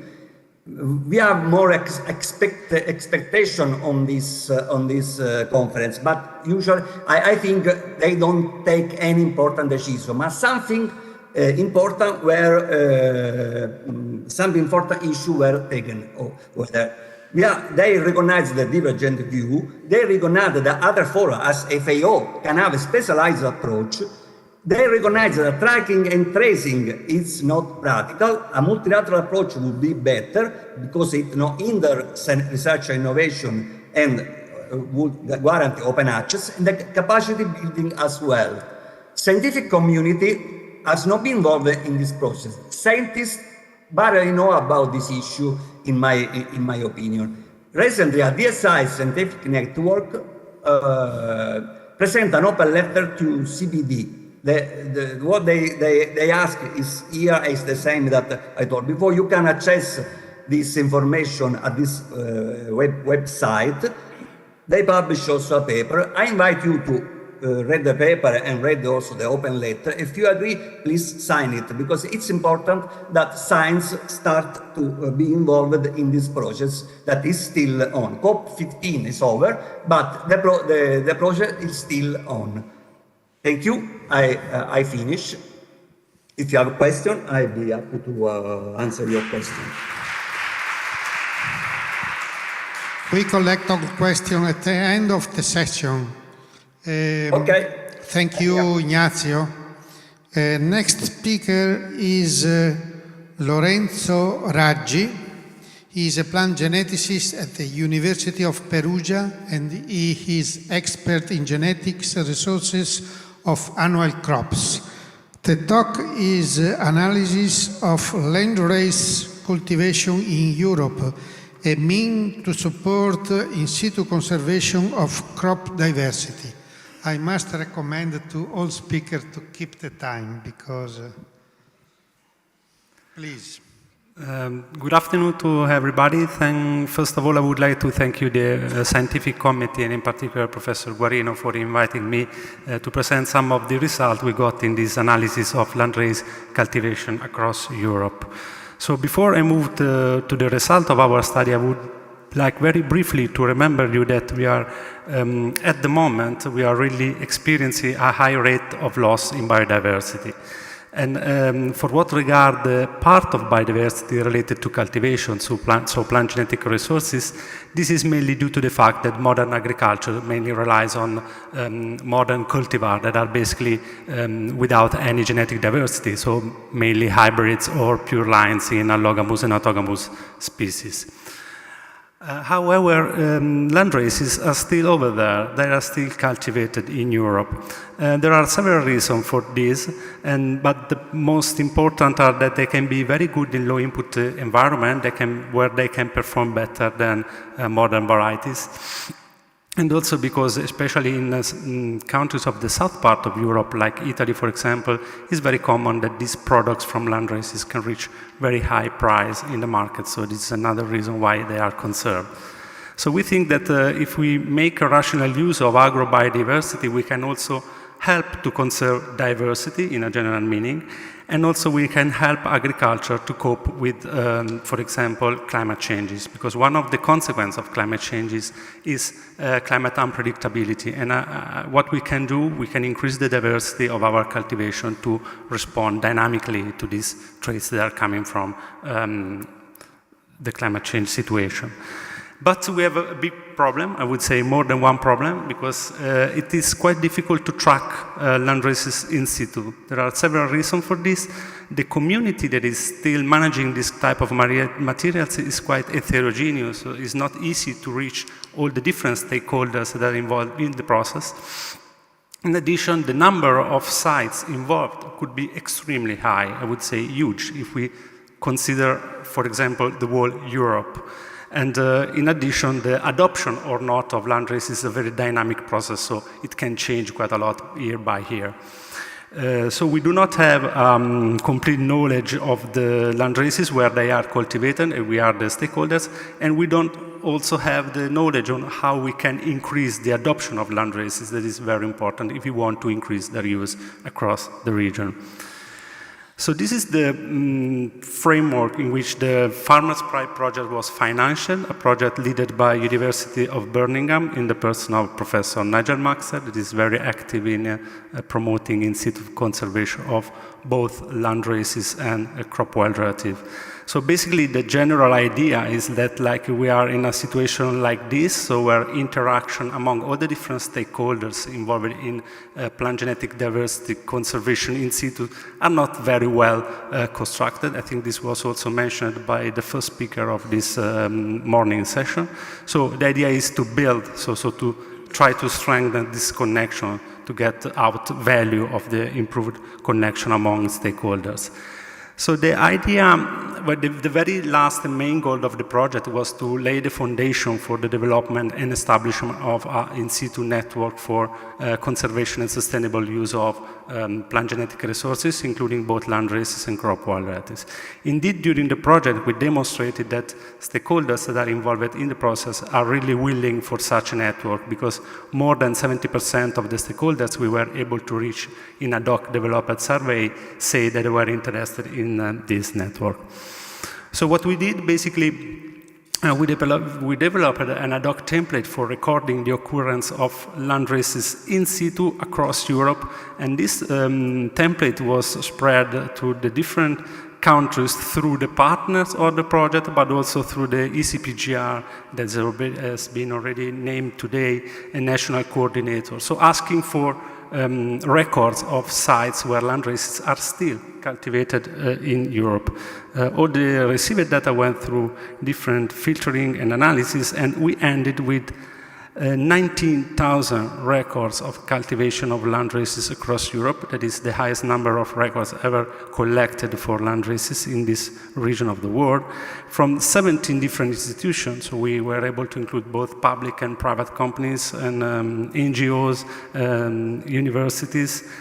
And this is a rough representation of the distribution of the cultivation sites of these land races in Europe. And among the most represented species, we had wheat, in particular spelt wheat, some common bean, and apple, so it's maybe very relevant for you. And that were among the most cultivated species across Europe, but also among the species of most relevance in each country that contributed with data. So this is also very important. As for the distribution of these records, we found that the Mediterranean area of Europe is the most relevant. So more than half of all these records are coming from the south part of Europe, so this part here in orange, that is the Mediterranean area, and in particular Italy, Greece and Portugal were the countries where the highest diversity is still present in situ. So that in the case of land races means in cultivation.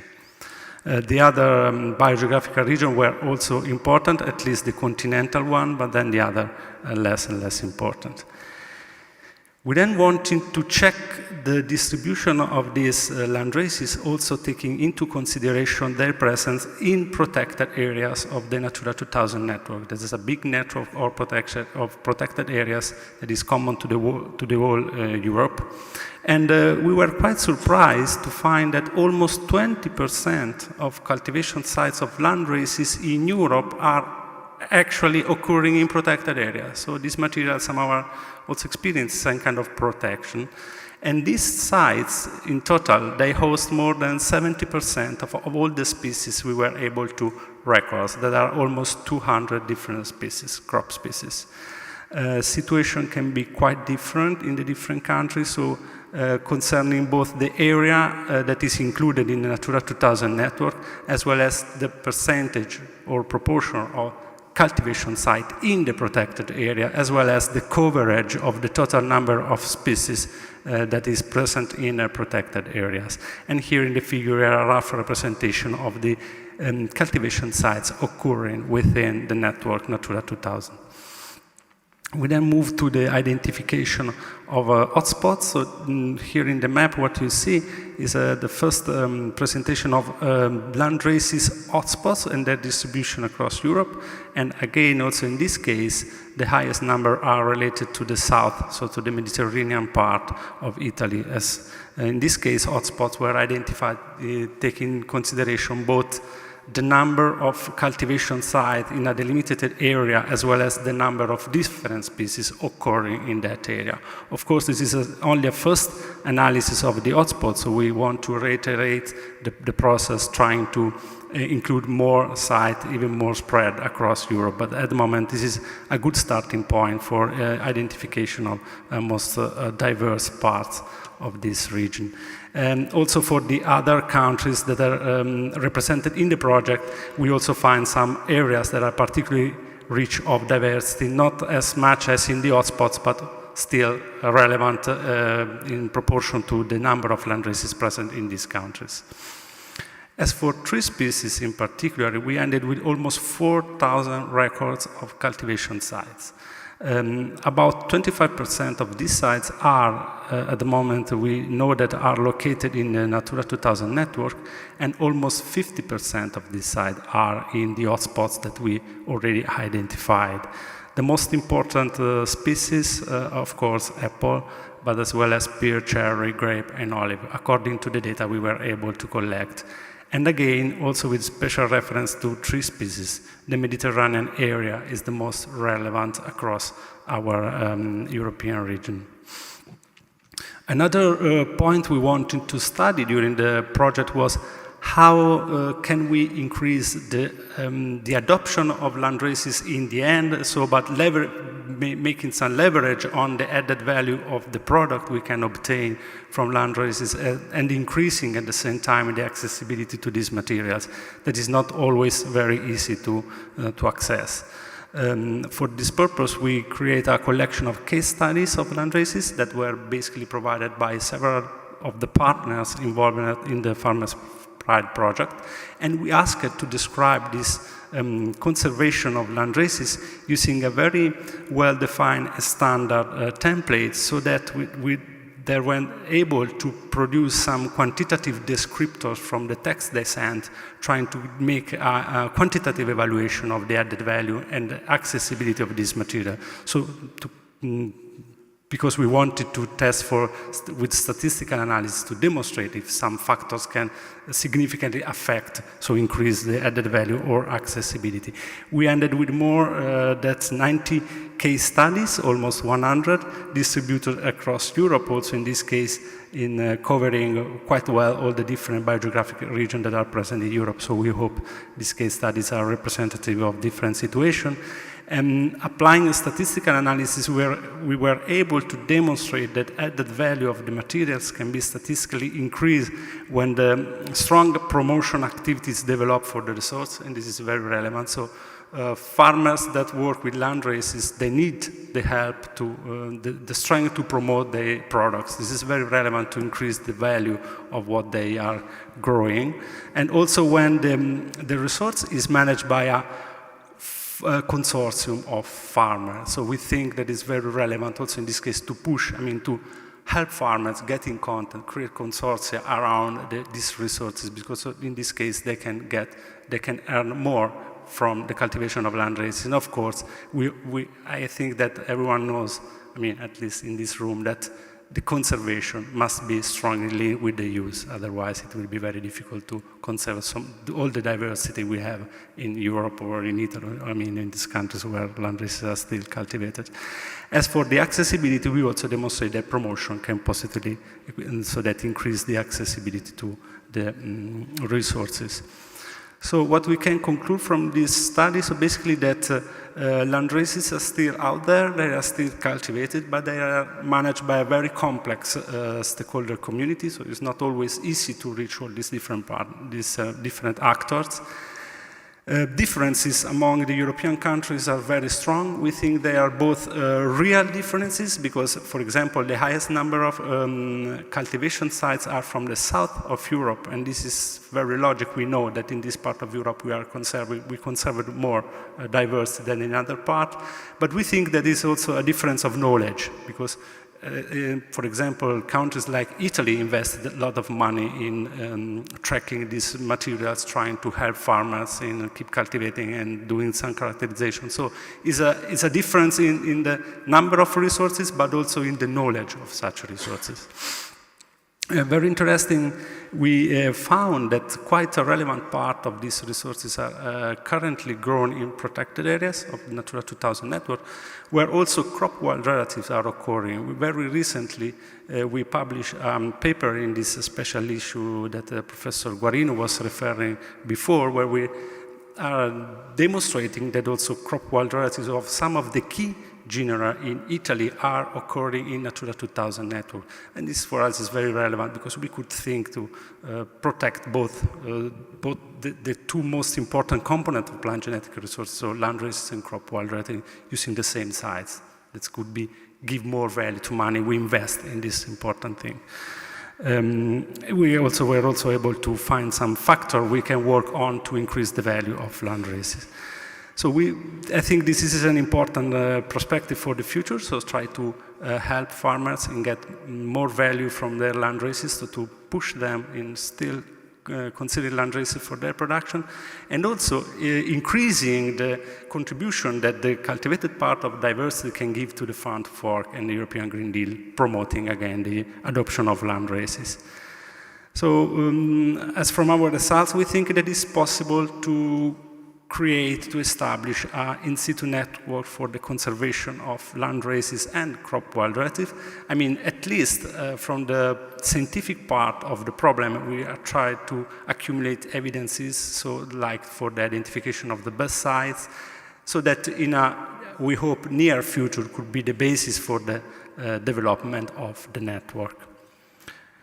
These are some resources that you can get for other information on the topic we have presented today.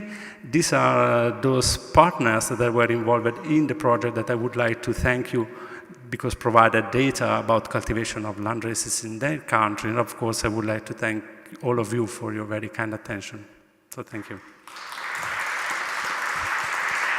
Thank you, Lorenzo, for such unexpected and interesting lecture.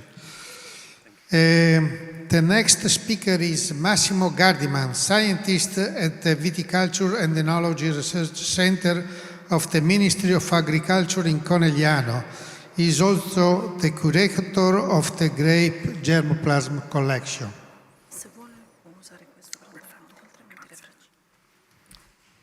So, thank you, Chairman. I would like to thank Professor Guarino and the organizing committee to invite me.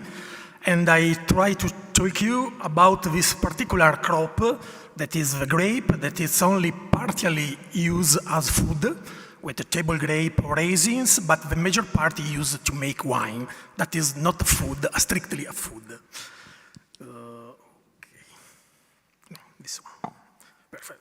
So, as we see this morning in other crops, also grape wine has a very wide biodiversity, as is possible to see easily looking at the leaf, with an enormous variation in leaf. The berry, the bunch, is an extreme variation in bunch size, berry shape, and color.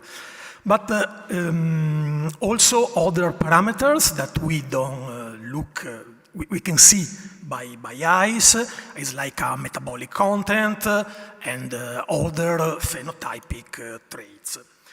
In my opinion, it's very important to start with some number or some figures, because these numbers are the benchmark of our work. It's very important to know how many of this variety exist in the world. So it's a very difficult task and exists only estimate. But for grape wine, for vitis, better to talk about vitis, we estimate that exist 25,000 prime name in the International Vitis Catalog. Prime name is a unique name of this of the variety. Among these exist 30,000 that are vitis vinifera. That is the vitis that we use to make table grapes, mainly table grapes or wine. I don't talk about vitis silvestris, that is the wild relative, that is also extremely important, but we have no time to talk about this. But of all this big number, only 1,500 varieties are cultivated. Also, this is an estimate, but you see the big tenfold less this number. And if we go deep, 15 varieties cover half of the world's entire area under wine, and 6 varieties cover 31%. And these are the international, so-called international variety. Only looking at this number, you can say there is something wrong in this in this number. The number is the global overview, worldwide overview. The single country have a different figures. So I report you the example of Italy and Spain, and you can see in Spain resemble the world. Italy, fortunately, is one of the countries richest in grape wine biodiversity. And the major part of the surface of the area cultivated is of minor varieties. But in some Italian region, I talk here about my region, Veneto region, in the northeast, there is a similar situation that in the world. Very few varieties cover almost all the surface. The causes of this loss of grape wine agrobiodiversity are a lot. The first that was mentioned this morning from the colleague from USA is the arrival in Europe of the grape pathogens, phylloxera in primis, but downy and powdery mildew. These pathogens destroy practically the major parts of viticulture existent in this moment. And the growers need to replace the old variety with new variety resistant and to graft over rootstock the variety. Another important point is that in Europe exist very restrictive laws that do not allow to plant and market traditional wine. You can only cultivate and market variety registered in the national official list. And this is a problem because a lot of neglected and traditional varieties are not until now registered in the national. But the very big problem, in my opinion, is that grape makes money. So these are a figure for Italy. Wine sector in 2021 is valued 13 billion euro of sales turnover and 7 billion euros of export. To have an idea, 30 billion euros is the gross domestic product of an entire country like Nicaragua. So this number is very, very, very impressive. And the growers have the right to plant only material that they can sell at a high price. So this increase of international trade, the prevalence of a small number of variety, and the few clones within each variety is another big drive of this loss of agrobiodiversity. In the future, there are another problem that we are facing on. New resistant varieties created by the breeders will be preferred by wine growers and consumers, and will be another serious blow to local variety. This is, in my opinion, an important point to take note of this point. But why do we need to conserve this biodiversity? For sure, we say, I repeat from what was said in the previous talk, it can be a valuable gene pool for new breeding programs. Vitis agrobiodiversity represents a very huge treasure of useful trait to face climate change and to diversificate the product, the wine, and the table grapes. Vitis biodiversity can be also an interesting source of opportunity for economic, historical, and cultural valorization of traditional products that are linked to the territory. Wines from these neglected and rare varieties are nice products and thus provide a very high value. So if we can transmit this idea to the growers, biodiversity, in my opinion, is maintained by yourself, because if growers know that with biodiversity, using local or neglected variety can make money, I think is a good thing. So the grape wine varieties linked also to iconic territory. I just an example from my region, the hills, iconic hills of Conegliano Valdobbiadene that are UNESCO World Heritage Site. And with the variety, the grape variety cultivated in this area, you can train tourism. You can have a big impact of economic aspect. Another interesting thing is that biodiversity can be used also to other purpose, to make a nutraceutical. You know the property of resveratrol, or a lot of antioxidants, or also for the green chemistry. But the most important thing is one lost, it is no longer recoverable for present and future generation. I was happy this morning to hear that we use the same vocabulary, the same grammatics, the same grammar. So the verbs are explore, recover, conserve, characterize, identify, document, rationalize, valorize.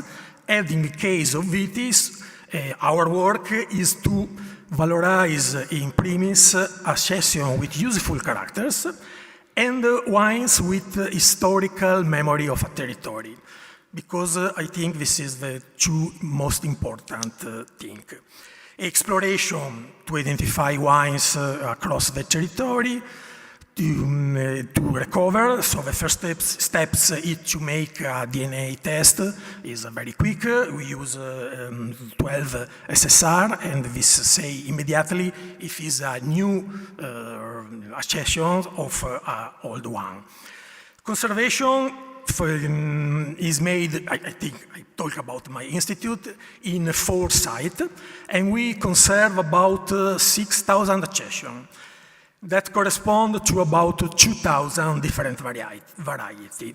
We choose to conserve different accession of some varieties because we believe, we are sure that there are some difference not identified by the microsatellite, but from the phenotype, are different biotypes. You can see here the 4 stations. The most ancient station is experimental station in Conegliano, was founded in 1923, and the first commitment was to establish an ampelographic collection that was created in 1951, the collection in Susegana, the actual collection, where we store genetic resources, and we have also the living collection, all the varieties registered in the Italian catalog. Conservation is made in dedicated vineyard.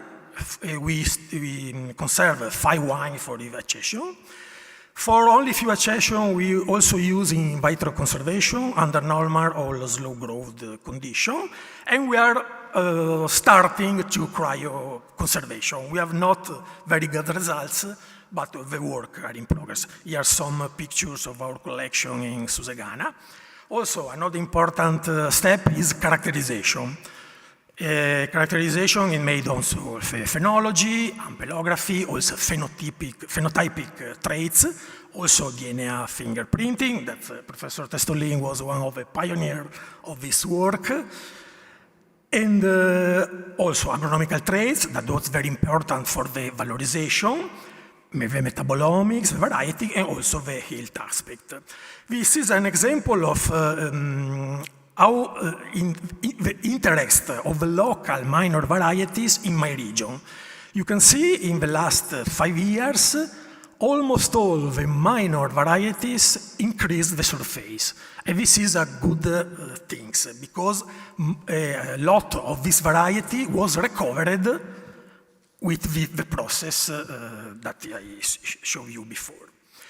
Another interesting is the main function is a gene bank for sure, but we can use ampelographic collection also for a lot of scientific work.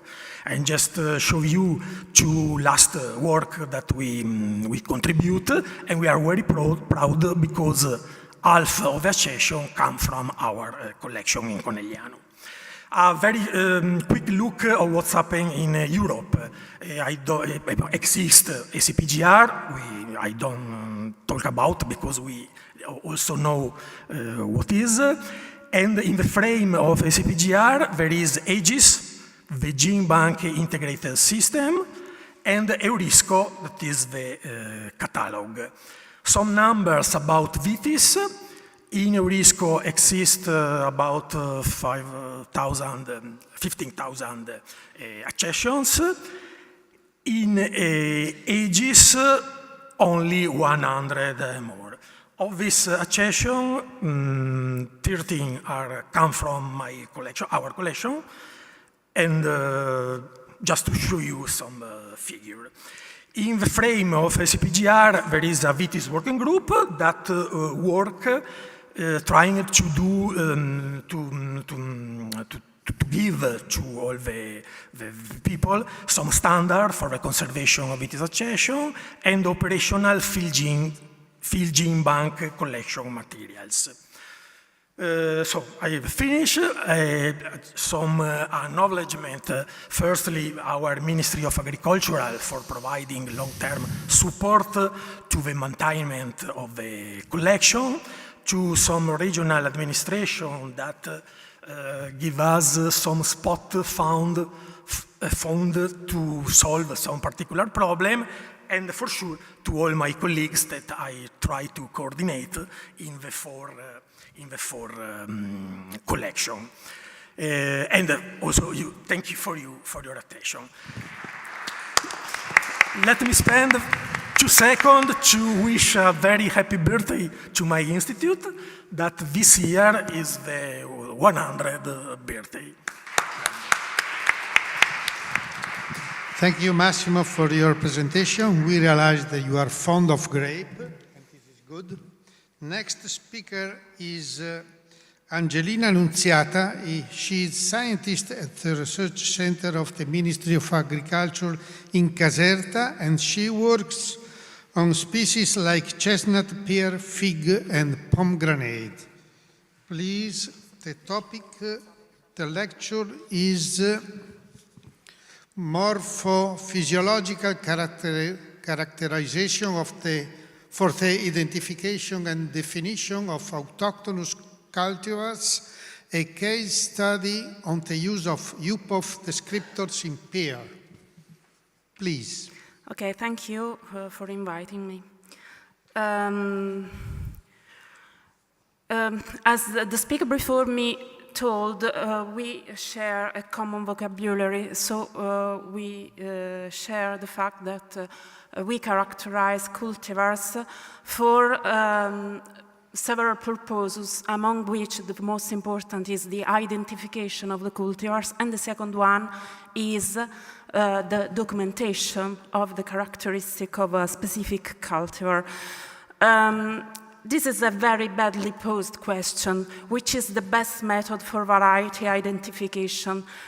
Obviously, there is not a better method for identification, but there is a truth that when you make a morphological characterization for variety identification, what you are practically doing is trying to isolate the effect of genotype from the effect of the environment, of the morphological characteristics of the plant you are observing. So, apart from all the differences that are related to economical and time aspects of the two methods, the most important differences among these two approaches are, in my opinion, the fact that morphological characterization with respect to genetic characterization gives you practical information about the cultivar. Because when you do a genetic characterization, you are sure you are observing a specific genotype, but you don't know nothing about this genotype if you don't compare it with other genotypes. Instead, when you do a morphological characterization, when you say that a fruit is big, you are saying that the fruit is big with respect to the other, so you are telling something about that genotype. Besides, a morphological characterization is still the only one which has a probative legal value, if I don't mistake. In fact, fundamentally, there has been a large consensus about the methods to be used for recognizing plant breeders' rights, for example, and the method is to observe by a morphological point of view plants in order to detect a specific list of descriptors. Besides, there is one contrary. If you make a morphological characterization, and you can be biased by environmental and growing condition. And this is the reason why, when you do a morphological characterization, you have to conduct them in a test field. So this is what I already said. Descriptors, you choose descriptor accurately. You try to use descriptors independent from the environment. And you make a comparison. You always make a comparison. You never say this fruit is 10 centimeters big, but you say it is big as the other cultivar, it is small as the other cultivar. So if you observe these varieties in a test field, you will have the same responses independently from the the position of the test field, the growing conditions. So the key of this method is the presence of a test field. But our problem was, in the Covale project, we didn't have a test field. Will it work? We had to make a morphological characterization without having a test field, because the test field was in building during our morphological characterization. And this happens very frequently, because very frequently you have to identify a cultivar before you introduce it in a test in an ex situ conservation field, or while you are introducing it in an ex situ conservation field. Obviously, we made the morphological characterization according to test guidelines suggested by the UPOV site. We used the TG015 for characterizing pear and the other one for other species. But now I make an example talking about pear. These TG test guidelines include 65 descriptors now. Okay, how are these descriptors? You can look at the list, and in the pie you can look that about a quarter of them are concerning the leaf blades. Another quarter is about woody part of the plants. A little part is about flower descriptors, and the major part of them is about in pale green and is about fruit characteristics. Now, if we have a look at all these 65 descriptors, we can classify them in three categories. The ones that are influenced by the environment are the ones that I mark in red. As an example, the length of internode is influenced by the environmental conditions. Instead, the way in which the one-year-old shoot grows, if it is right, wavy, or zigzag, is not dependent from the environment.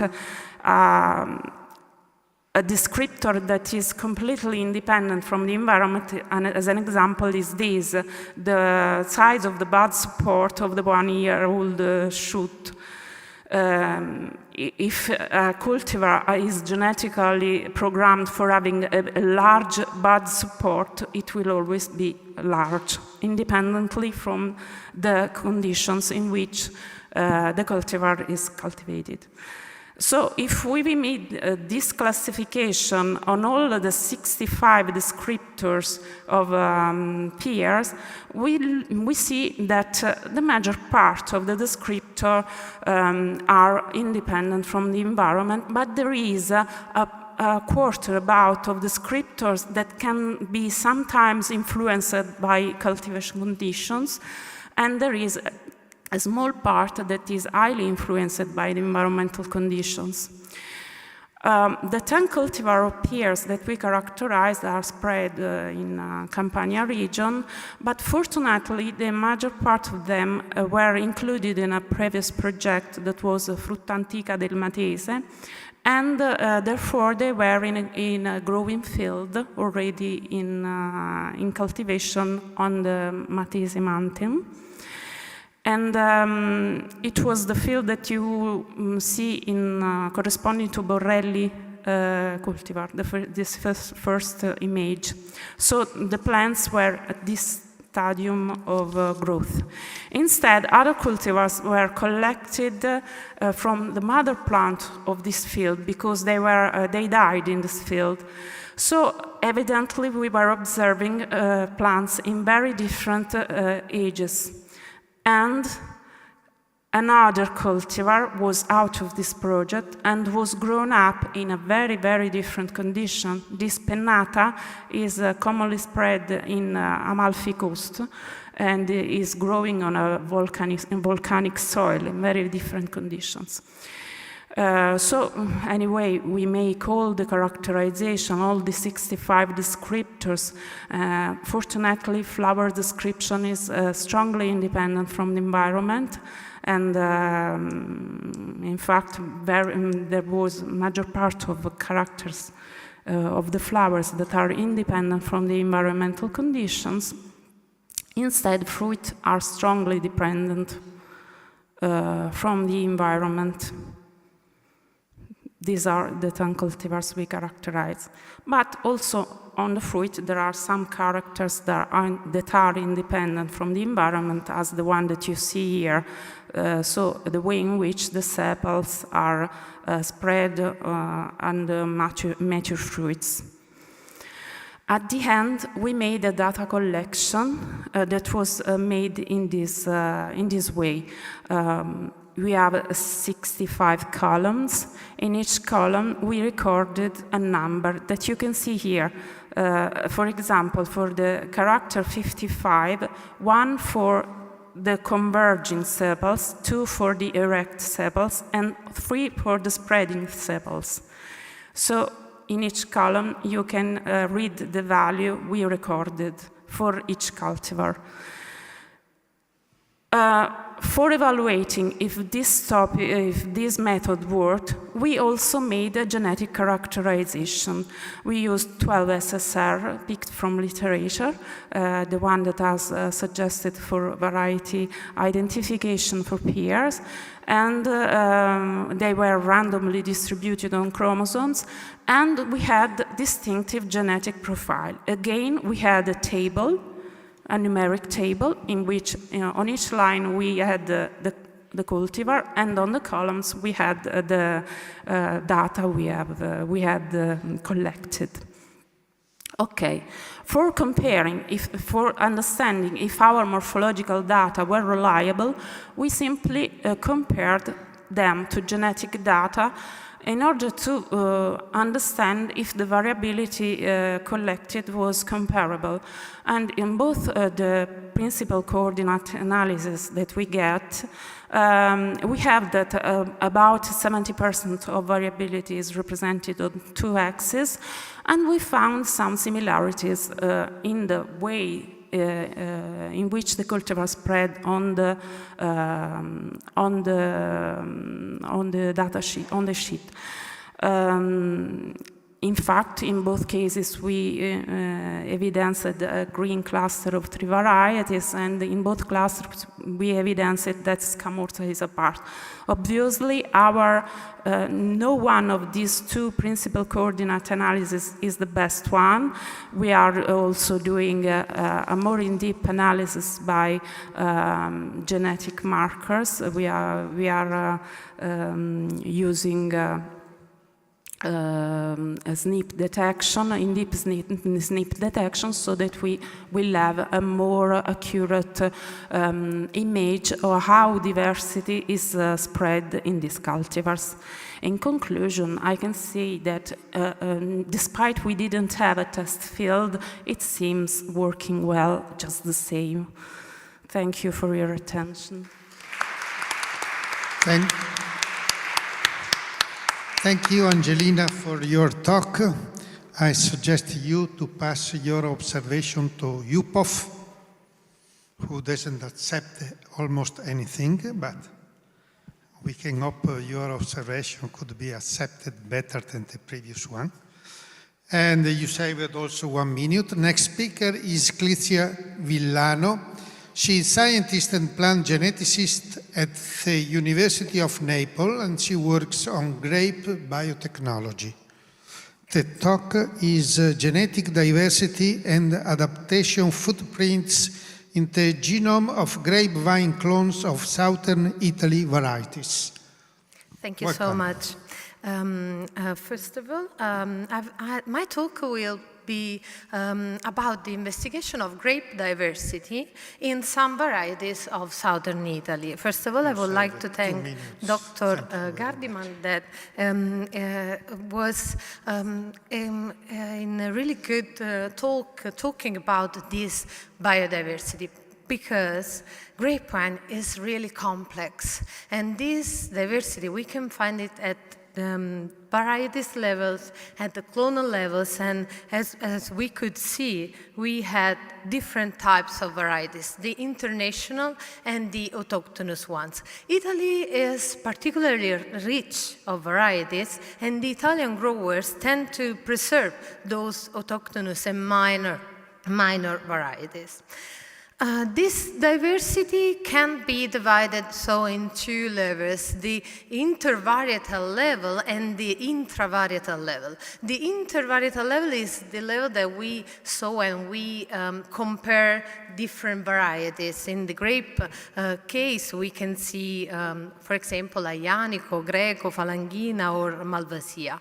But at the intravarietal level, we have to look at the clones, because each variety is represented by clones. So we can see we can study the real genetic variability and identity of a variety only if we sample and represent it using different clones. Nowadays, there are a lot of works about the intervarietal diversity, but few studies are available on the intravarietal one.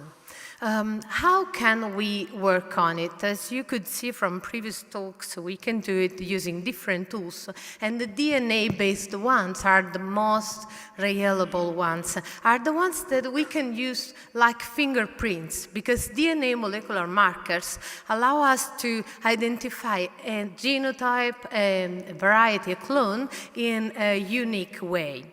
Among all the different DNA markers that we know, the single nucleotide polymorphisms are the one with the highest resolution. So are the ones that make us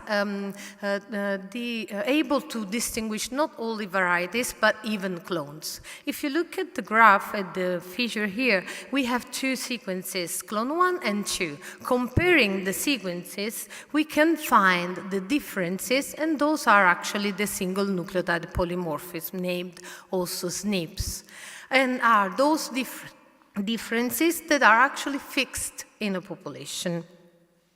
How can we find them. We can use different technologies, and the high throughput ones are the technologies based on the extraction of DNA, the fragmentation, the digestion of DNA in fragments, and then the hybridization with adapters, and then the sequencing using next generation sequencing technologies, nanopore, or some other technologies.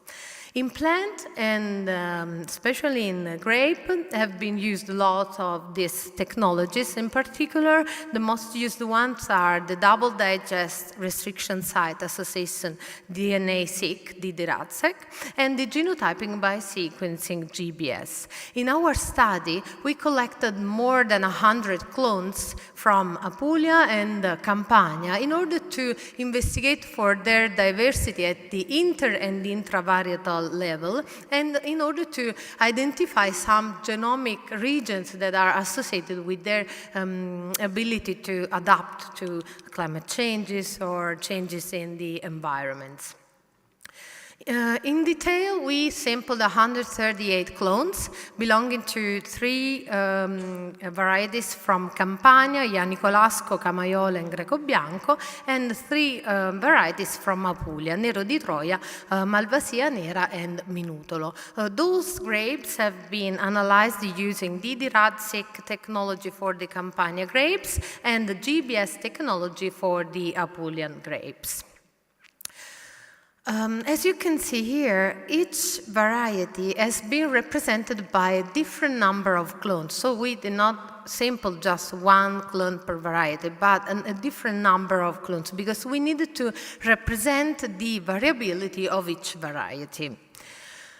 After first analysis, we were able to find almost 10,000 SNPs after filtering per each in average in our varieties. And looking at those SNPs, we searched for them that were landing within genes.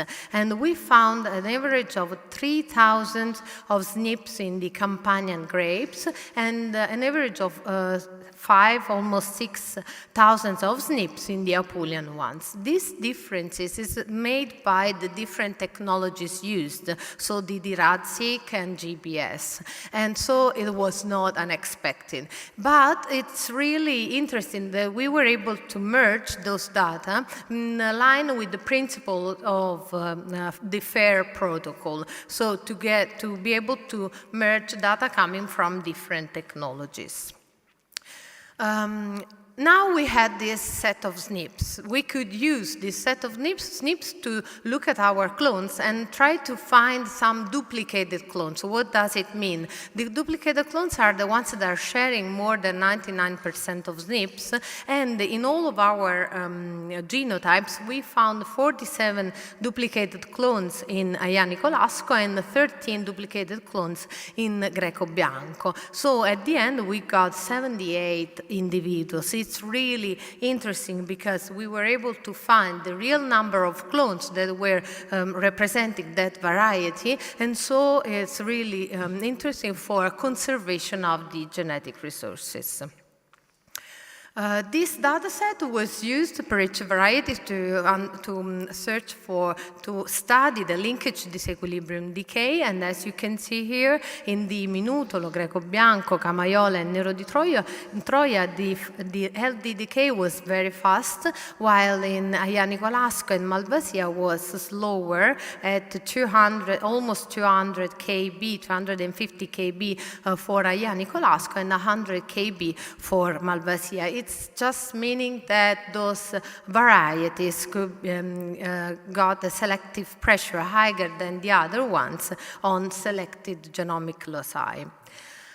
Now we could study the structured population of our varieties, and in this analysis we found a number of population of 7, not 6 as expected, because in Ianicolasco we differentiated 2 populations, AL1 and AL2. It's really it's actually reflecting the heterogeneous genetic reservoir of the Italian grape varieties. Indeed, we were able to identify identify 2 different varieties in a group of clones previously named Aianicolasco. And it has been also supported... Time is gone, so... Okay, just to finish, supported by the neighbor joining tree.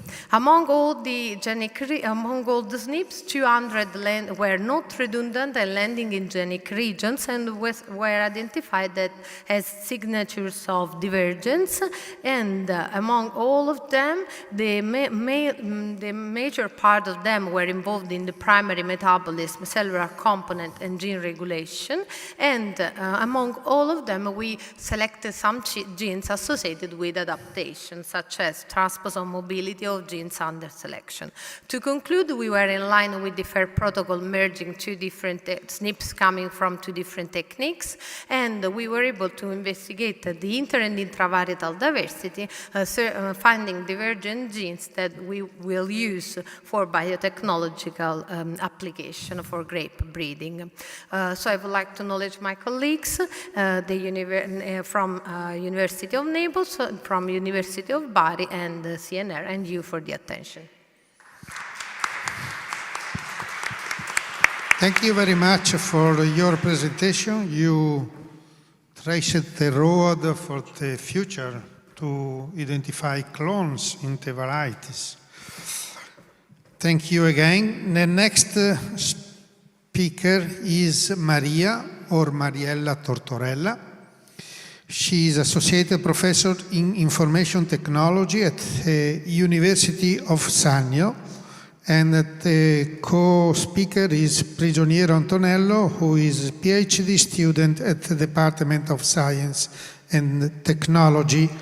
The lecture is New Holistic Database Concept for Agrobiodiversity Knowledge, Conservation and Protection, the DEGLI Experience. Prigioniero is the speaker, sorry. Thank you. Thank you, Professor, for the presentation. Actually, we both performed the presentation. I introduced the frameworks, and then Professor Tortorella will explain to everybody the results of the DEGLI database. So, the problem to be the last presentation is that the risk is to be redundant, so I tried to synthesize my introduction, because other speakers just spoke about the issues that we are facing in this period. The modern agriculture system just flattened everything in all the biodiversity in the agrarian landscape. In the early 1999, just the FAO assessed that the most of the food need in the world is supplied just by 3 species: rice, maize, and wheat. And this is a problem because, as Mr. Dr. Nadozzi just spoke this morning, biodiversity loss induce an ecosystem service loss and a resilience loss. So less biodiversity could trick our survival in this world. So what we are doing to face these problematic issues. The first step was and is the ex situ conservation. However, only ex situ conservation could be considered as a static conservation. Removing plant genetic resources from the environment and put it in seed banks or in the field banks, it just frees their evolutionary potential. Another step in the right directions could be the integration between ex situ conservation with the in situ conservation. And the first step is the realization of the inventories of the in situ conservation. As Dr. Raggi, I use the same image, thank you, extrapolated from his works as just assessed. So, the Project DEGLI tried to explode this topic, tried to explode this approach. Our approach in the construction of the database is based on a multidisciplinary approach. This multidisciplinary approach involves the characterization of plant genetic resources and the data collection derived from this characterization, and all this data needs to be stored in a database, in an embedded database. This database will ensure the knowledge and the availability of this knowledge that, as Dr. Gutierrez said this morning, the most important part in the knowledge collection is that this knowledge cannot be freezed only in academic journal or in the academic rooms. So the knowledge needs to be available and fruitful to all the stakeholders at all levels. So we need to share the knowledge with the stakeholders and with the farmers. Only this sharing could ensure the valorization of plants' genetic resources, because only if farmers know why for him it's valuable to cultivate a specific plant genetic resources, he will be how can I say it? He will be motivated to cultivate and preserve the plant genetic resource in field, active in determining an active conservation, a real active conservation. A real active conservation needs always needs a conservation network, a network that need in situ and ex situ conservation field. And this is the results of the conservation network of the EcoVale project for Campania region. We had 3 agricultural research centers, 4 universities inside the Campania region, 3 germplasm banks, 15 custodian farmers for in situ on-farm conservation, and 30 stakeholders. And the results of the interconnection of these partners, of these actors inside this project is depicted in the images. So the EcoVale project is structured with 10 targeted actions that you can see in the slide. These actions are all involved in the collection of data. In the collection of data derived mainly from the characterization. So with the characterization, genetic, morphological, biochemical, and agronomical, we can build our database. This database will be the base for the knowledge to be shared at all levels, at the researcher level, at the stakeholders level, and the farmers level. Only in this way we can reach the valorization useful for the active conservation, for the definition of an active conservation network. And with this, I stop my presentation and I left the stage to Professor Tortorella.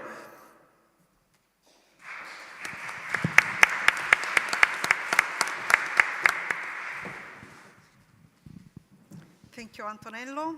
Good afternoon to everybody. I am the, how can I say, the out of chorus notes of this day, because I will not speak about the plant and about things that are cultivated, but I will speak about computer science. But it will last for a short time, so I will do quickly, don't worry. What I will present now is, I will shortly present, is the database, or better, the software system that has been developed within the project EcoVale. I say that it's a software system because it's not just a database, but integrates a set of tools that are used for adding information, for synthesizing information, for showing information. The database is achievable through the link that appears in the slide, and the aim, it has been designed and developed with the aim of providing a system that is useful within the project, but that is also useful for knowing and for understanding, for the people that do not work inside the project, for understanding what has been done, for using the data that has been collected within the project. For facilitating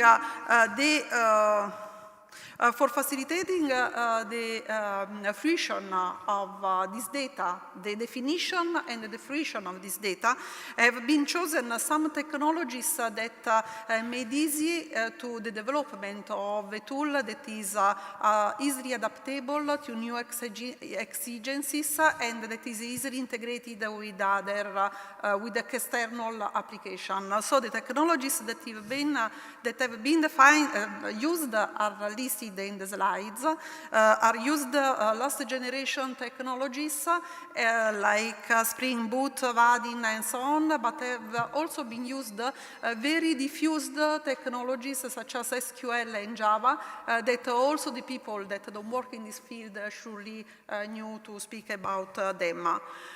This brought to a tool that is multi-project, that is multi-language, a tool that integrates a different kind of data, different kinds of information, such as textual information, number, enumeration, images, files, and so on. And what is important is that this tool that we obtained is easily adaptable to new exigencies and is easily extendable to new needs. The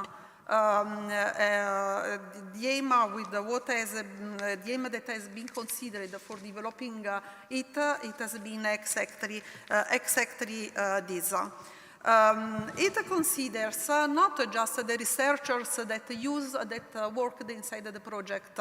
Many tools are defined just for the people that work in a specific field, and very often the information, the data that are collected are not diffused among the other people that from outside the system, in the particular context, but the people that didn't work inside the project want to access.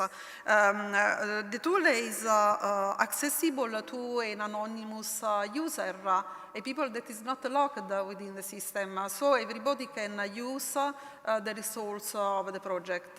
And for diffusing these results, it has been used a friendly interface for facilitating the understanding of the published data. An anonymous user can access to the data, but he cannot modify, obviously, the data, but can check the templates that are used for defining the database, and can access also to the collected data within the database. I didn't say that the database integrates all the information that Antonello spoke about. So it integrates morphological information, genetic information, and all the information of the different actions that compose the system. After, the logged user can access the system and can use it for inserting the results of his research. So by using an interface like similar to the one that you see in the slide, can evaluate all the species, the accessions, the genetic resources that have been charged in the database. After, he can generate some documents for showing the results of this research. So we have been careful to format the output of the insertion of the data in a way that the people that want to access this data can understand. Another important aspect of this tool is that localization information have been considered. So there is the localization component that permits to relate the collected data to the area where the species, the accessories, the accessions, and so on have been cultivated. And this localization information are completely integrated with all the other data that have been considered, like genetic data, morphologic data, biochemical data, and so on. In fact, going from the localization component, it's possible to access, with reference to a particular accession, can access to data like, such as the just clicking on the icon of the square that you see with the cherries, can access to all the other information that have been added in the system and that so are available. So a possible user can use this tool only also for increasing his knowledge regarding a certain resource, a certain species, and so on. Another component that on which I want to speak is something that is in phase of experimentation, is a component that can elaborate this data, because the single data is meaningless, but aggregated data can provide more knowledge about a particular phenomenon. So we are experimenting the possibility to integrate the application with the statistical component for obtaining disaggregated knowledge, and also in this case the statistical component can be interfaced with all the other data that are collected within the database, so with the biochemical data, morphological data, and so on. We are also experimenting the use of tools for making the principal component analysis on the data that have been collected within the database for understanding more some phenomena regarding the species that have been analyzed. So this is an ongoing process, an ongoing research also on the side of the software system component of the project.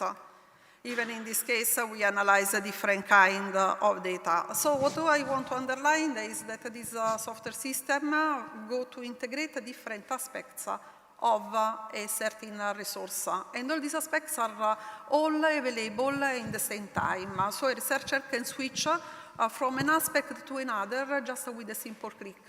Obviously, its usefulness is connected with the quantity of data that are inserting inside the database and with the quality of this data. If we can add if we add data of good quality, we can obtain a resource of good quality.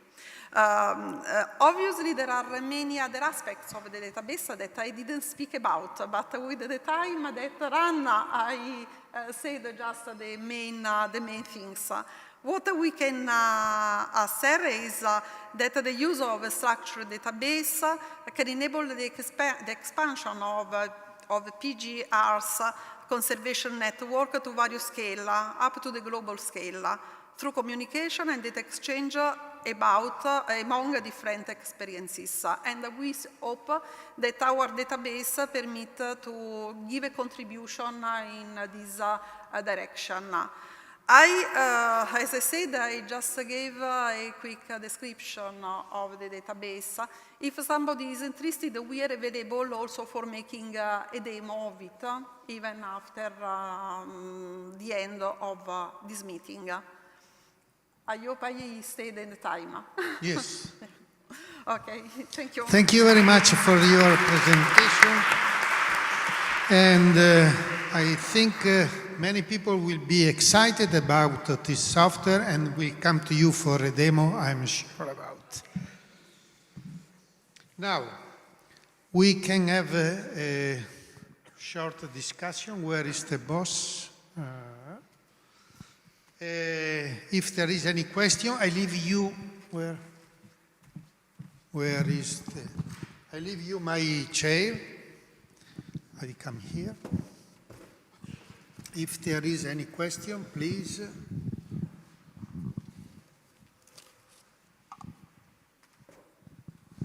You. Matthew.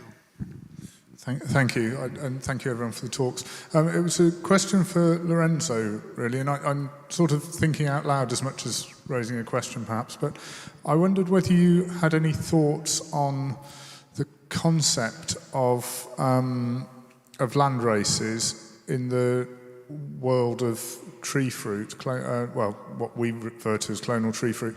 My understanding of much of the consideration around landrace conservation is based on an assumption that one's working with a population and a population that's under selection. And I wonder whether that matters or whether we need a slightly different definition in things like tree fruit, which are very heterozygous and not under selection in the same way, and they effectively randomize themselves on generation. So they're not under a consistent movement of selection in the way that an annual seed crop might be. Do you have any thought? Does it matter? I think it is an excellent question, and thank you for asking, because I thought I didn't have time to put enough attention on this point that of course is very relevant. Also, as I said, I'm mainly involved in annual species analysis. So what you are underlining is perfectly true. I mean, the idea of variability, of evolving variability in situ, it easily applied to annual species where land races correspond to population with a certain level of genetic diversity.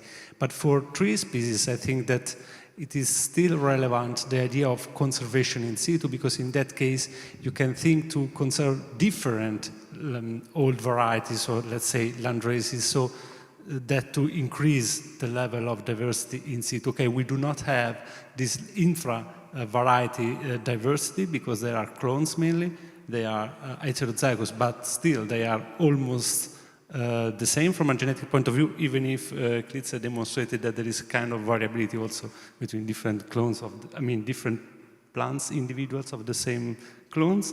So, of course, differences are relevant between fruit trees, or let's say trees in general, and annual species when you talk about land races, but as I said, I think it's still relevant, this kind of in situ conservation. I hope this was, good for you. Please. Thank you so much. Just one question for Dottoressa Nunziata. I was thinking why technical guidelines to characterize, autochthonous varieties, autochthonous cultivars, because it seems to me quite strange to use UPOV when you cannot claim any property rights on, public domain cultivars. Thank you. There are several reasons for this choice. The first is that we wanted to give data that allowed us to compare to cultivars spread all over the world, so to identify our genotypes, even if they were taken abroad, and to point out eventual synonyms or homonyms. The second reason is that a local variety is, even if it is not protectable by plant breeders' right, is a common property of the people, of the local people. So it has to be correctly identified, so that if you make an essentially derived varieties from these, or some other mating and some new varieties, you can have a good point of starting point for discriminating the new plant for plant breeders' right from the old varieties.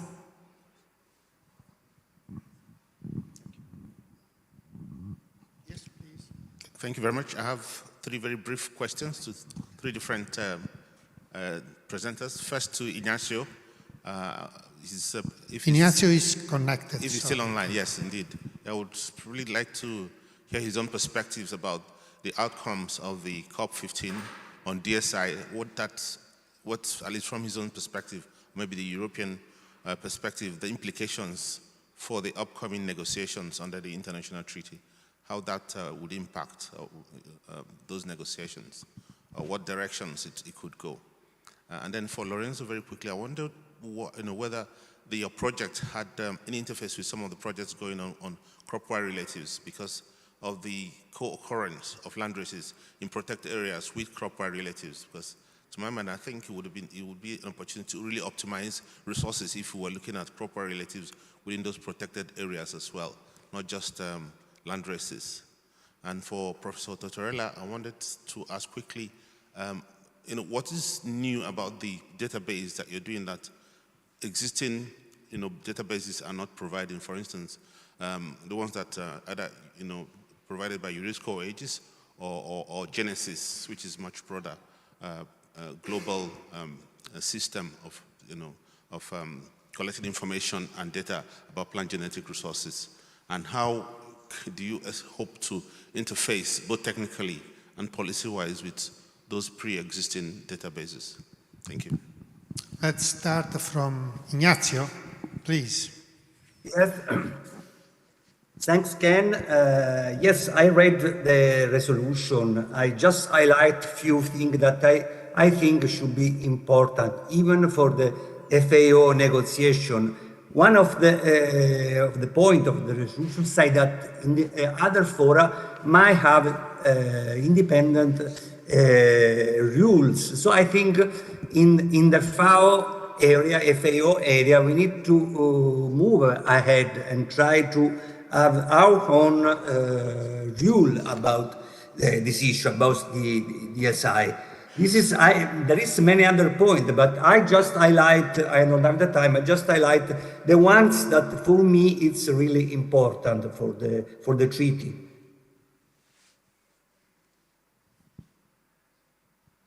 Okay, so maybe I didn't get perfectly your question. So you were asking why or how can we properly exploit the co-occurrence of land races and crop wild relative in protected area? This was the question.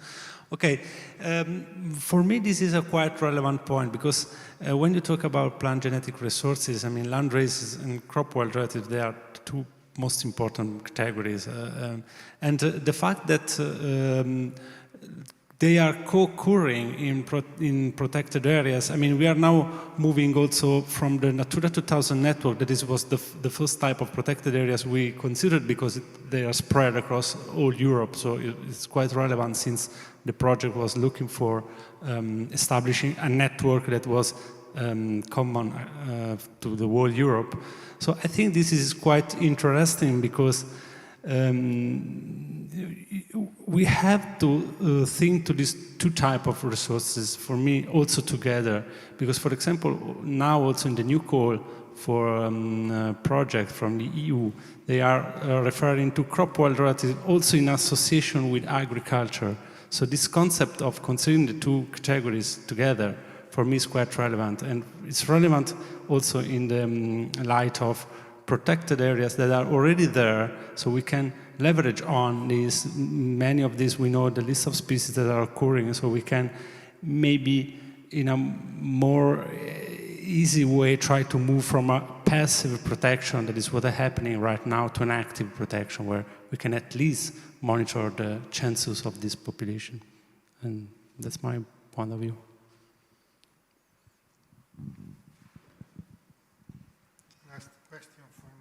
Okay. Which is the difference of our database compared to the other? From the analysis that we did of the other database, what we saw is that each database is useful for a certain aspect. We believe that our database, the point of value of our database is that it comes from the contribution, from the suggestion of a variety of knowledge because the partner of the project, the people working inside the Dico Valley project have a different experience, study different aspects, and all their suggestions have been considered in the implementation of this database. Then the database, but I repeat, I call it more software system because it's something more of the database, but it integrates knowledge that are different. Very often the systems that are available are specialized on a certain aspect. In our database are considered different, all the experience come from different people. Not only the database has been implemented and the technologies that have been used has been chosen in such a way that a new experience, a new point of view can be, after an adequate characterization, can be integrated inside this database.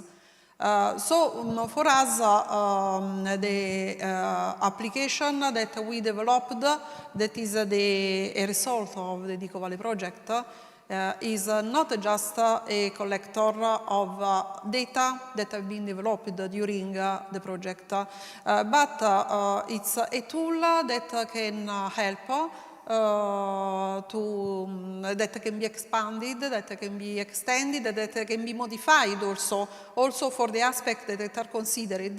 It can be modified in the sense that a parameter, a value can be easily through the web changed by another research that can access to the application, to this software system. So the next step will be to introduce the taste and flavor. Okay. Why not? Next step. Any further question? So, I thank all speakers. Thanks also to people who attended the meeting. I think that this meeting could be considered a think tank for the future of genetic resources. We had a lot of new ideas about how to keep going in the future. Thank you very much to everybody.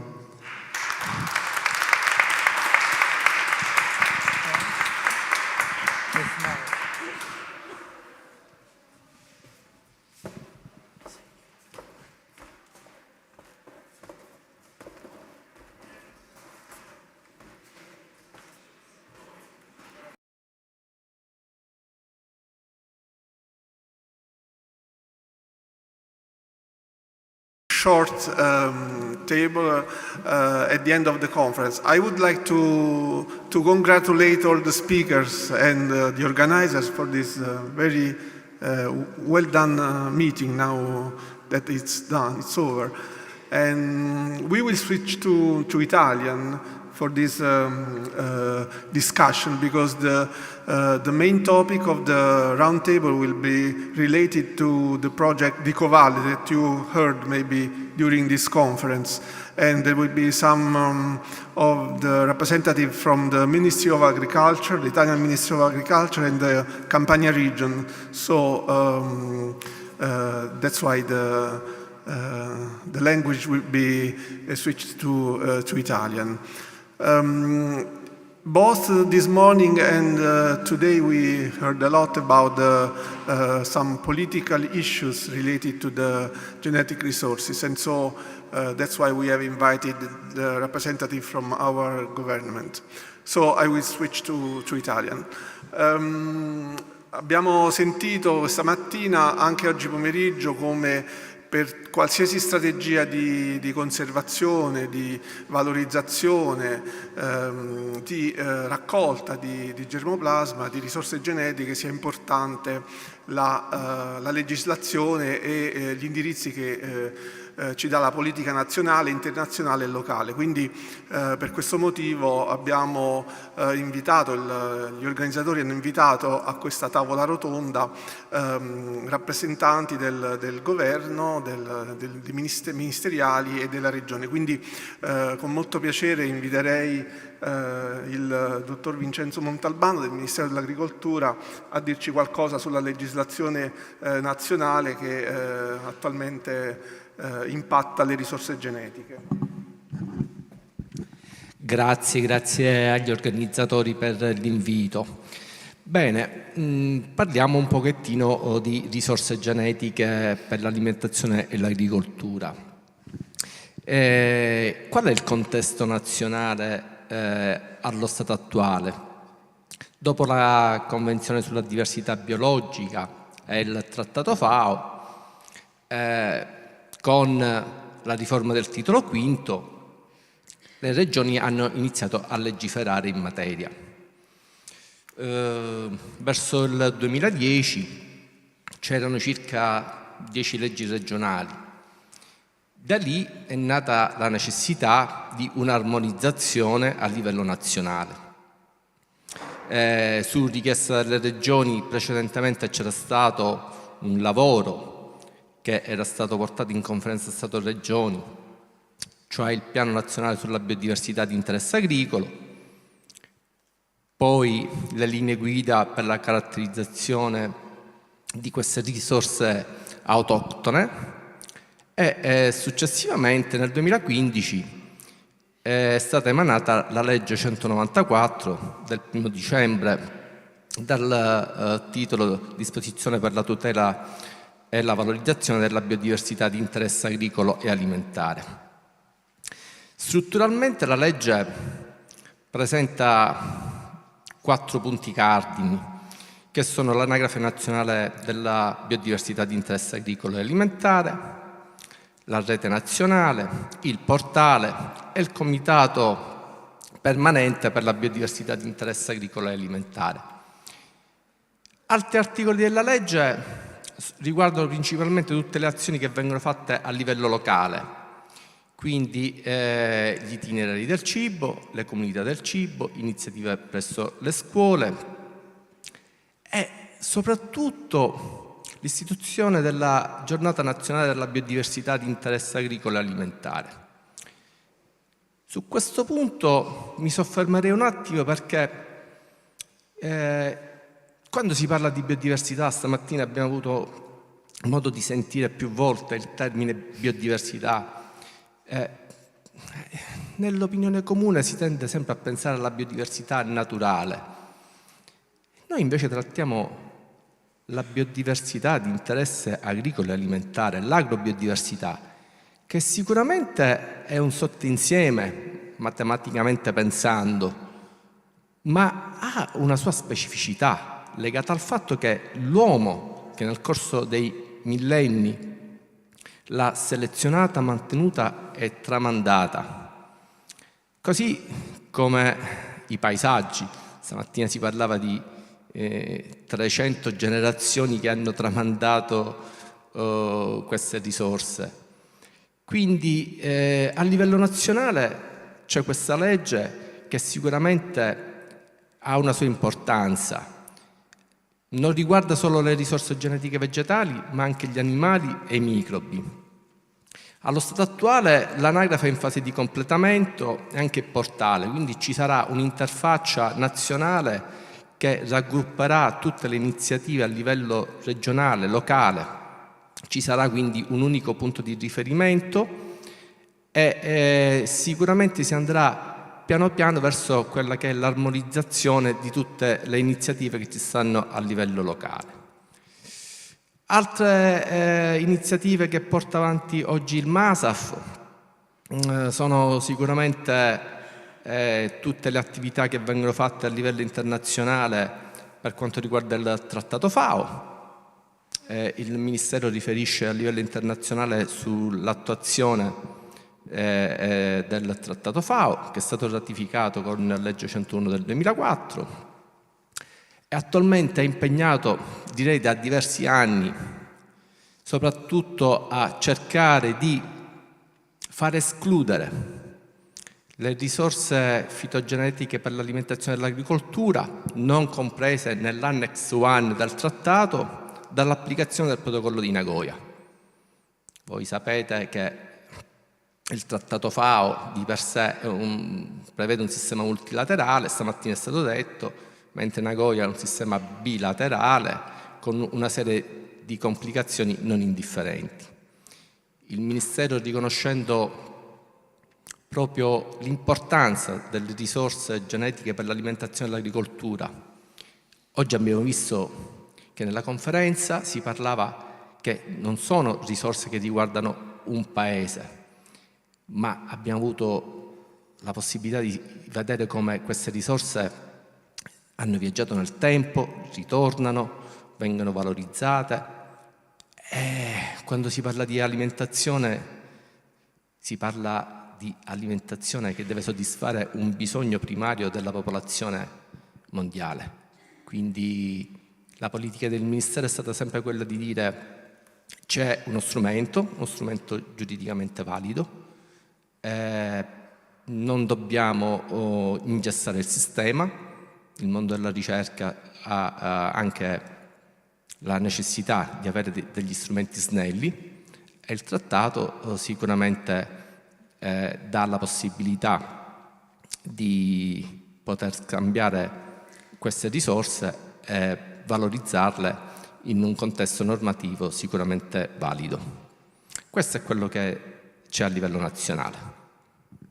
Va bene, grazie. Quindi ci fa piacere sapere che l'attenzione a livello nazionale sia sempre molto forte. Anche la nostra regione, la regione Campania, è molto attiva da un bel po' di tempo in questo senso, quindi chiederei l'intervento del dottor Casato e della dottoressa Di Mauro sulla situazione attuale della regione Campania e poi anche se ci danno qualche prospettiva, visto che sono i finanziatori del progetto di GLOBALE. Grazie a tutti per l'invito e grazie soprattutto a voi per essere ancora qui a quest'ora. Per quanto riguarda il modello organizzativo della Regione Campania a tutela della biodiversità, cioè delle risorse genetiche vegetali a rischio di estinzione, diciamo che il tutto comincia con il regolamento regionale numero 6 del 2012, reso poi attuativo dalla delibera di giunta regionale 260 del 2017. Il modello è basato su 4 strumenti fondamentali, cioè il repertorio delle risorse genetiche vegetali a rischio di estinzione, le banche del germoplasma, l'elenco regionale dei coltivatori custodi e la rete di conservazione e messa in sicurezza delle RGV. Per quanto riguarda l'elenco regionale delle risorse a rischio di estinzione, in pratica non è altro che, c'è il repertorio, voglio dire, non è altro che un registro in cui vengono di volta in volta inserite quelle varietà considerate a rischio di estinzione da un'apposita commissione tecnico-scientifica prevista dal regolamento e nominata con un decreto regionale, che ha fra i vari compiti anche quello di valutare se una cultivar effettivamente è da considerarsi a rischio di estinzione, quindi se è da inserire nel repertorio. Nel repertorio attualmente ci sono 260 RGV caratterizzati con i precedenti programmi regionali a valere su PSR della misura 214 della programmazione 2007-2013 e grazie a quelle caratterizzazioni abbiamo quindi inserito nel repertorio 260 varietà, di cui ben 176, quindi più della metà, riguardano specie frutticole.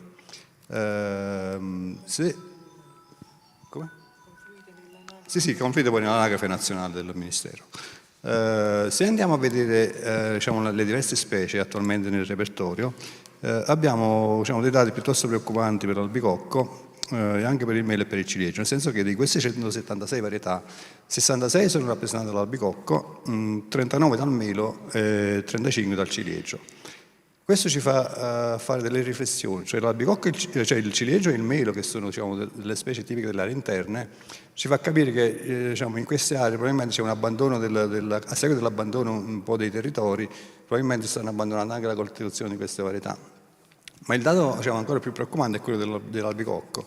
Se consideriamo che nei 10 anni di raccolta del germoplasma, che vanno dal 1992 al 2002 più o meno, quando abbiamo iniziato questa attività, abbiamo messo in collezione ben 125 varietà di albicocco, per la maggior parte provenienti dall'area vesuviana, e 66 sono a rischio di estinzione, cioè più della metà, Questo ci fa riflettere sulla possibilità di perdere un grande patrimonio varietale proprio nell'area che è da considerarsi, diciamo, il centro genetico principale dell'albicocco, non solo in Campania ma in Italia e forse in Europa.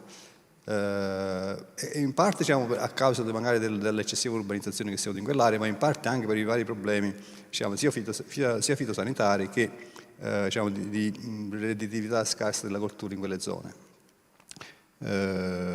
Un dato, diciamo, che può sembrare non preoccupante è quello del pesco, nel senso che abbiamo diciamo, in conservazione soltanto 7 varietà di pesco, quindi a guardare così il dato sembra un dato diciamo, non preoccupante, ma in realtà diciamo, questo pesco è ancora più preoccupante dell'albicocco, nel senso che sempre in quei 10 anni noi abbiamo messo in conservazione 98 varietà di pesco.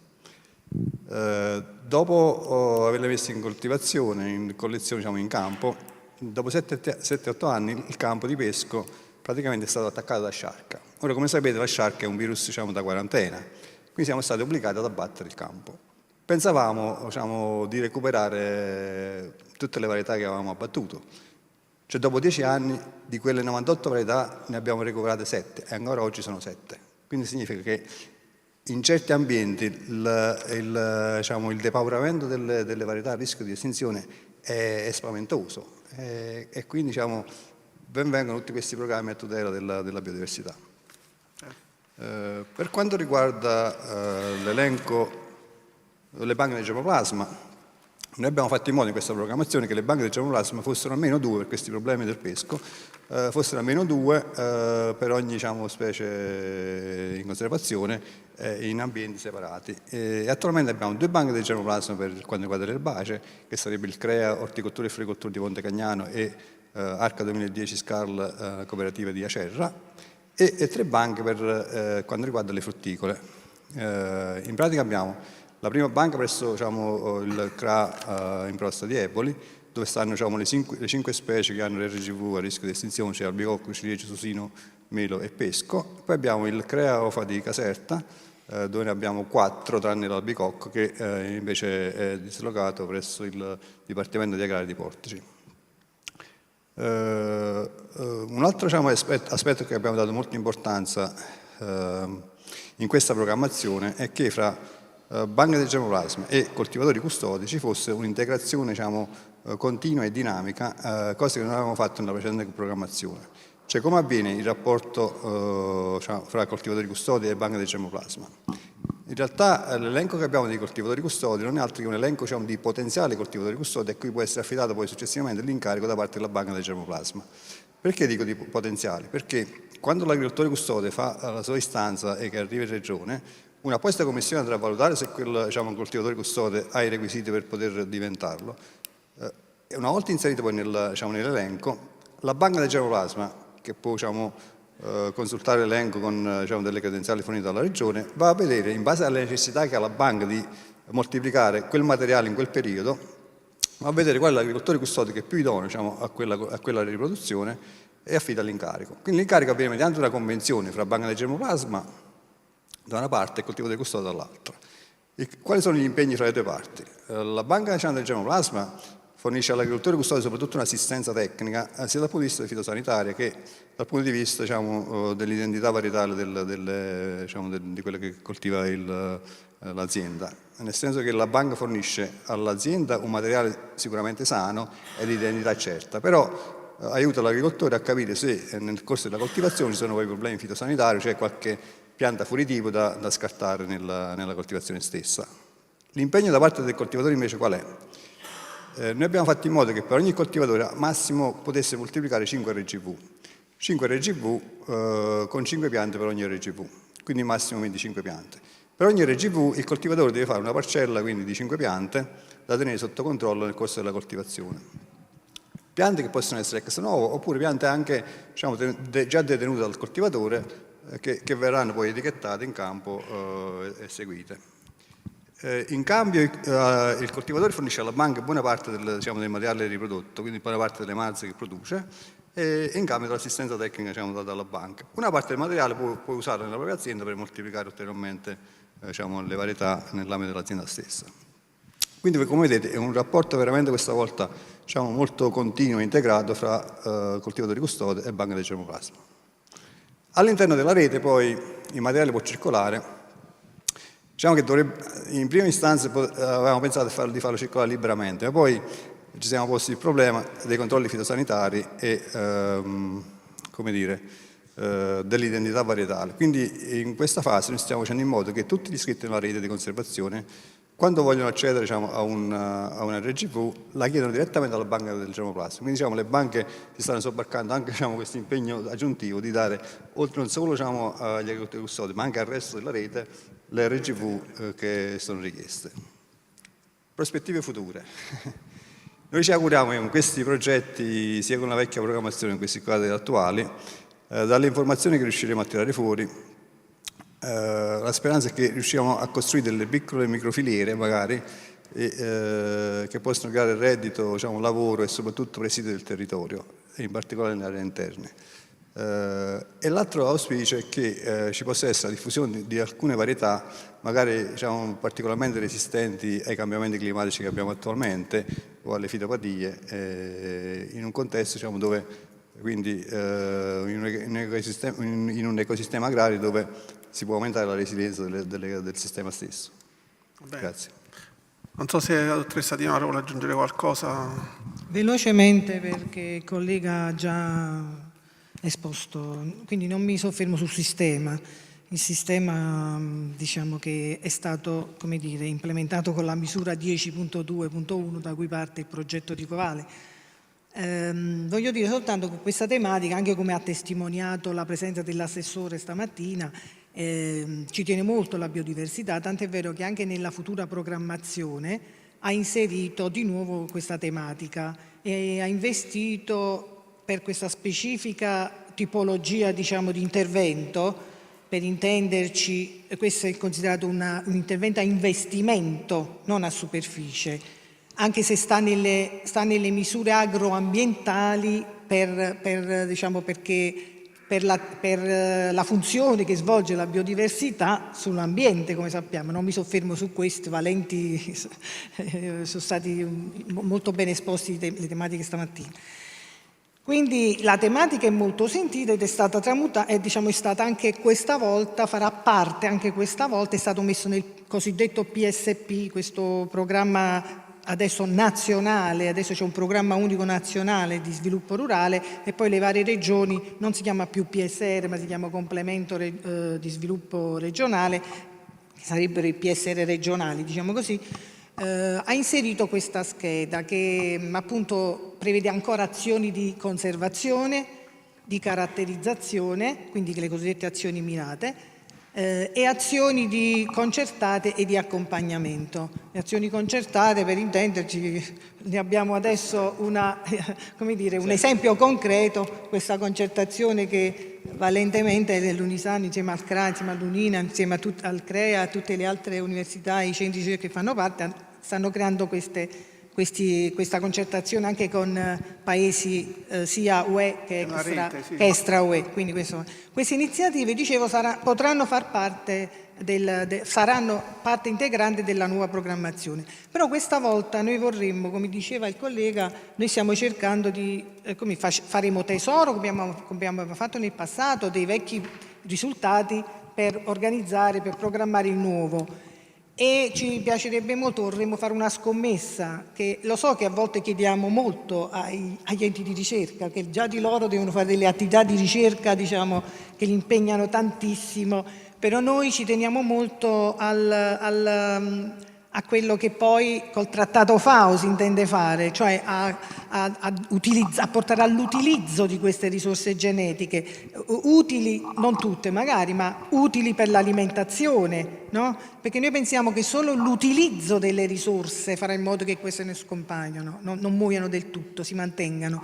Il collega ha parlato del sistema che la Regione ha messo in atto per le risorse genetiche a rischio di estinzione che abbiamo messo in questo repertorio, ma noi stiamo con questo progetto di Covale si stanno studiando molte altre risorse genetiche che non sappiamo se sono a rischio, lo sapremo alla fine dei risultati, quando avremo tutte le caratterizzazioni e le descrizioni.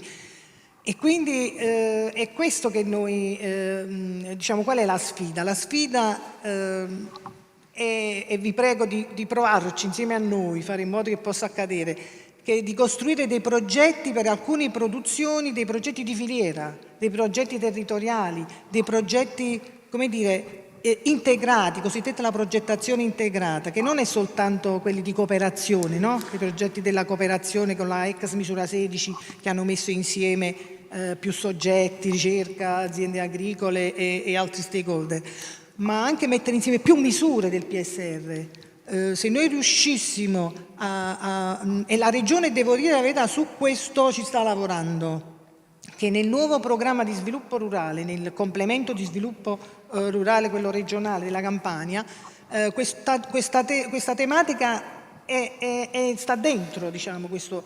Chiaramente è un metodo, la progettazione integrata è un metodo, non ci saranno dei fondi specifici per la progettazione integrata, perché ogni misura avrà la sua dignità, la sua, no? Però la sfida è quella di riuscire a metterle insieme queste, presentare un unico o un soggetto unico che presenta un progetto su più misure, oppure più beneficiari che attingono, appunto, come può essere come quello che si è strutturato per Dicovale, ma anche allargato ad altri, che metta dentro anche quei soggetti che possono farlo sviluppare veramente la filiera, perché quello che manca, molti ci chiedono, e così potremmo popolare quel database bellissimo. Faccio i complimenti al progetto e a tutti voi che ci fate rincuorare quando vediamo queste cose che fate. Potremmo aggiungere dentro quel database altre informazioni, che potrebbe essere dove si trova l'azienda che coltiva quella risorsa, chi la trasforma, dove posso trovare il prodotto, perché poi alla fine i consumatori a volte questi ci chiedono: sì, vabbè, abbiamo tutta questa biodiversità in Campania, lo sappiamo che siamo ricchi di biodiversità, ma io se volessi trovare, se volessi mangiare o se volessi mettere in coltura, dove la trovo questa risorsa? Ecco, la nostra sfida che vorremmo fare insieme a voi, speriamo che, e io proporremo di fare anche degli incontri specifici di come poterli, per la nuova programmazione, come è possibile fare queste interazioni, no? Questi progetti integrati specifici anche per la biodiversità. Mi auguro che possiamo raggiungere anche quest'altro importante pezzo. Va bene, grazie. D'altra parte penso che con questo progetto si sia messa su una rete che è un peccato poi far perdere, quindi penso che tutti quanti noi siamo con voi, quindi se voi siete con noi siamo con voi, ci sono tanti enti coinvolti, per cui... Sapendo che l'azienda agricola, gli agricoltori, i coltivatori sono i veri custodi di questa biodiversità, le banche ci servono, per carità, servono anche per gli studi, per fare quelle cose che diceva Gennaro, anche per vedere se ci sono delle varietà che abbiano delle caratteristiche utili per far fronte a questi cambiamenti climatici che ci stanno addosso, però ecco, vabbè, noi speriamo facciamo sistema. che con l'azienda agricola vivono, la biodiversità vive attraverso le gambe e la cultura e la coltura delle aziende agricole. No, magari fare delle filiere con queste varietà più, diciamo, che hanno caratteristiche particolari. Io mi rendo conto che queste varietà, per essere abbandonate, qualche difetto devono pure averlo, no?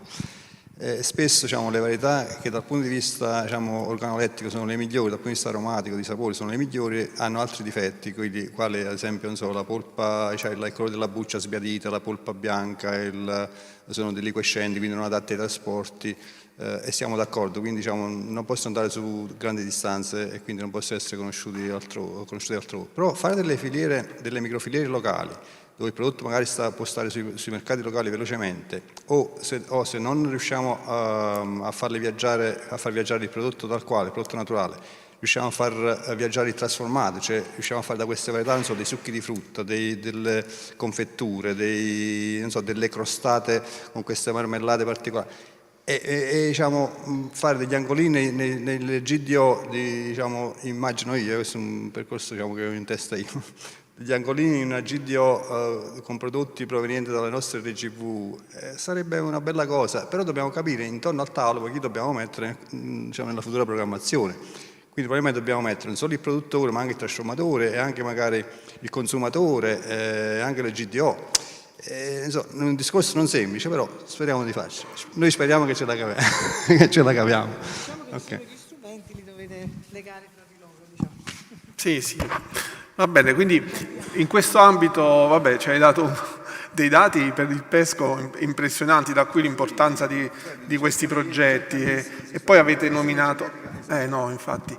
E la cosa preoccupante adesso è per l'albicocchio nella zona vesuviana, che anche lì la sciarca sta facendo i suoi danni. problema. Anche lì nella zona vesuviana la sciarca il professore qui ha cercato di recuperare delle varietà che abbiamo perso, non è riuscito a recuperarle, ma non perché non si trovano, ma perché sono affette da sciarca. Quindi il problema sta diventando molto serio. E quindi DEGLI si inserisce proprio in questo ambito. Da qui adesso tocchiamo dei flash sul progetto che penso sia stato e sia ancora un progetto di successo. Quindi avete nominato gli agricoltori custodi. Chiederei a Massimiliano Mercede di dirci qualcosa che rappresenta un fiore all'occhiello, penso, per DEGLI, no? Quello degli agricoltori custodi. Sì, buonasera a tutti intanto. Il mio intervento si unisce perfettamente a quanto detto dal dottore Casato e dalla dottoressa Di Mauro, perché si è parlato di futuro, di programmazione futura, di progettazione territoriale mirata. E in questo momento, ad esempio, io sono politicamente impegnato nel mio territorio, essendo assessore all'ambiente, proprio dell'agro-nocerino sarnese. Quindi i dati che sono stati tirati fuori da questo progetto di Covale, posso avere l'opportunità di poter iniziare dal nostro territorio a fortissima vocazione agricola, proprio per vedere come recuperare le specie che si sono estinte nelle nostre zone. Perché stiamo parlando di specie in via di estinzione, coltivatori custodi, quindi come responsabile scientifico dell'azione A1 del progetto collettivo abbiamo selezionato dal repertorio regionale 15 coltivatori custodi nella regione Campania, un po' di tutte le province, 4 in provincia di Caserta, 4 agricoltori in provincia di Napoli, il resto nelle province di Avellino, Benevento e Salerno. E a questi 15 coltivatori custodi quindi sono state assegnate 30 RGV appartenenti alle 5 specie elencate prima, e di ogni RGV abbiamo dato 5 marze e abbiamo seguito in questi anni quelle che sono state le varie operazioni condotte dagli agricoltori, quindi le operazioni di innesto, le cure culturali, i vari trattamenti, quindi tutto annotato sul registro che è stato consegnato a loro, il registro delle attività, delle operazioni, e alcune attività per alcuni agricoltori sono andate avanti, per altri meno, però siamo intervenuti perché siamo in continuo contatto con gli agricoltori, quindi abbiamo sostituito le marze che non avevano attecchito, quindi ad oggi bene o male tutti hanno in campo queste varietà. E siccome il progetto è stato prorogato fino a gennaio 2024, quindi continueremo a fornire, se ci fosse la necessità, le marze quindi a quegli agricoltori che qualora ne hanno bisogno. Quindi diciamo che questa attività sugli agricoltori custodi è strettamente quindi correlata all'attività che abbiamo in campo presso quindi l'improsta, quindi con la banca di germoplasma, e quindi abbiamo individuato le piante madri, sono state individuate, curate, seguite e censite soprattutto nell'azienda, e da lì ricaviamo quindi le varie marze per poterle poi distribuire sul territorio. Vabbè, grazie. DEGLI, oltre alla conservazione, prevede anche un'importante caratterizzazione, no, del materiale. Qualcosa abbiamo anche ascoltato oggi, quindi chiederei alla dottoressa Annunziata di dirci qualcosa sulla caratterizzazione fenotipica come rappresentante del CREA. Come in parte ho anche anticipato prima, la caratterizzazione di tipo fenotipico è stata soprattutto di tipo morfologico e di tipo agronomico sotto la direzione del professor Di Vaio. Quindi la caratterizzazione morfologica ad integrazione di quanto detto precedentemente si è basata sui descrittori UPOV, ma per un'istanza di internazionalizzazione fondamentalmente dei risultati, ma si è accompagnata ad una accurata documentazione fotografica, e anche le fotografie, che sono comunque in alta risoluzione e consentono una revisione critica dei descrittori così come rilevati grazie ai dettagli che forniscono, sono integralmente consultabili sulla banca dati di cui ci parlava la professoressa Tortorella. dal punto di vista, oltretutto, ecco, mi occorre precisare che il caso del pero è un caso particolare, perché è un caso in cui effettivamente la collezione che noi comunque avevamo al CREA era stata persa, per questo abbiamo dovuto ricorrere a un nuovo recupero di cultivar. Per altre specie invece noi avevamo un campo di conservazione già allestito, già in fase di fruttificazione per poterlo osservare, e questo ci ha consentito di fare anche una caratterizzazione di tipo agronomico che ovviamente va presa per quello che è, cioè è fatta in un campo in cui le parcelle, per quanto contengono un numero sufficiente di piante, non sono randomizzate, per cui ci potrebbero essere diciamo delle ulteriori evidenze, e c'è molto da approfondire.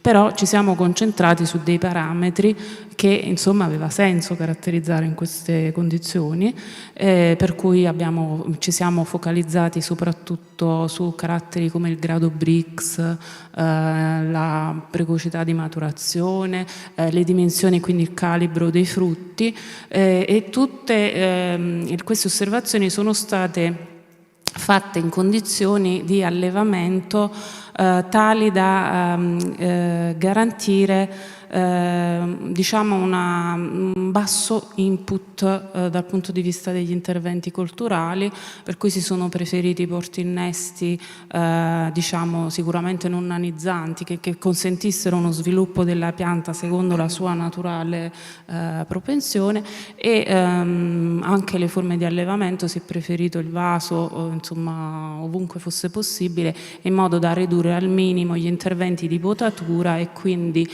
l'impatto delle attività di controllo agronomico su quella che è poi la performance produttiva dei frutti.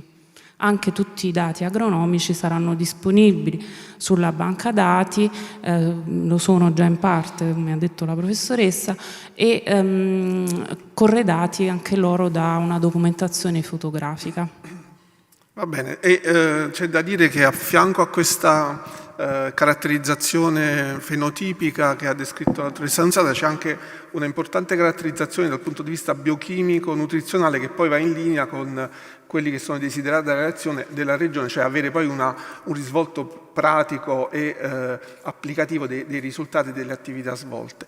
E poi un'altra importante attività che è stata più volte richiamata stamattina è quella che fa riferimento alla caratterizzazione molecolare, che da una parte assiste la caratterizzazione morfologica, dall'altra anche va incontro a quello che è una possibile utilizzazione del materiale che potrebbe presentare dei difetti o mancare di alcune caratteristiche importanti che invece l'analisi genetica potrebbe mettere in risalto e quindi consentire poi l'avvio di programmi di miglioramento genetico che potrebbero portare a nuove importanti varietà. Quindi chiedo la cortesia alla collega dell'Università del Sannio con cui collaboriamo, la professoressa Sciarella, di dirci qualcosa su questa caratterizzazione. Allora, buonasera a tutti. L'azione A7 è appunto la caratterizzazione molecolare delle specie che fanno parte del progetto di GLOBALE, è svolta sia da Unisannio ma anche da Unina e dal CREA, sotto la direzione quindi del professore Carputo e del professore Guarino, che ne è coordinatore di questo progetto. Sostanzialmente abbiamo creato l'impronta genetica delle singole di ciascuna RGV di cui fa parte il progetto mediante microsatelliti e SNP, al fine anche di ottimizzare quelle che sono le strategie sostanzialmente di conservazione, visto che in realtà il progetto ha ben 3 azioni definite proprio su questo tipo.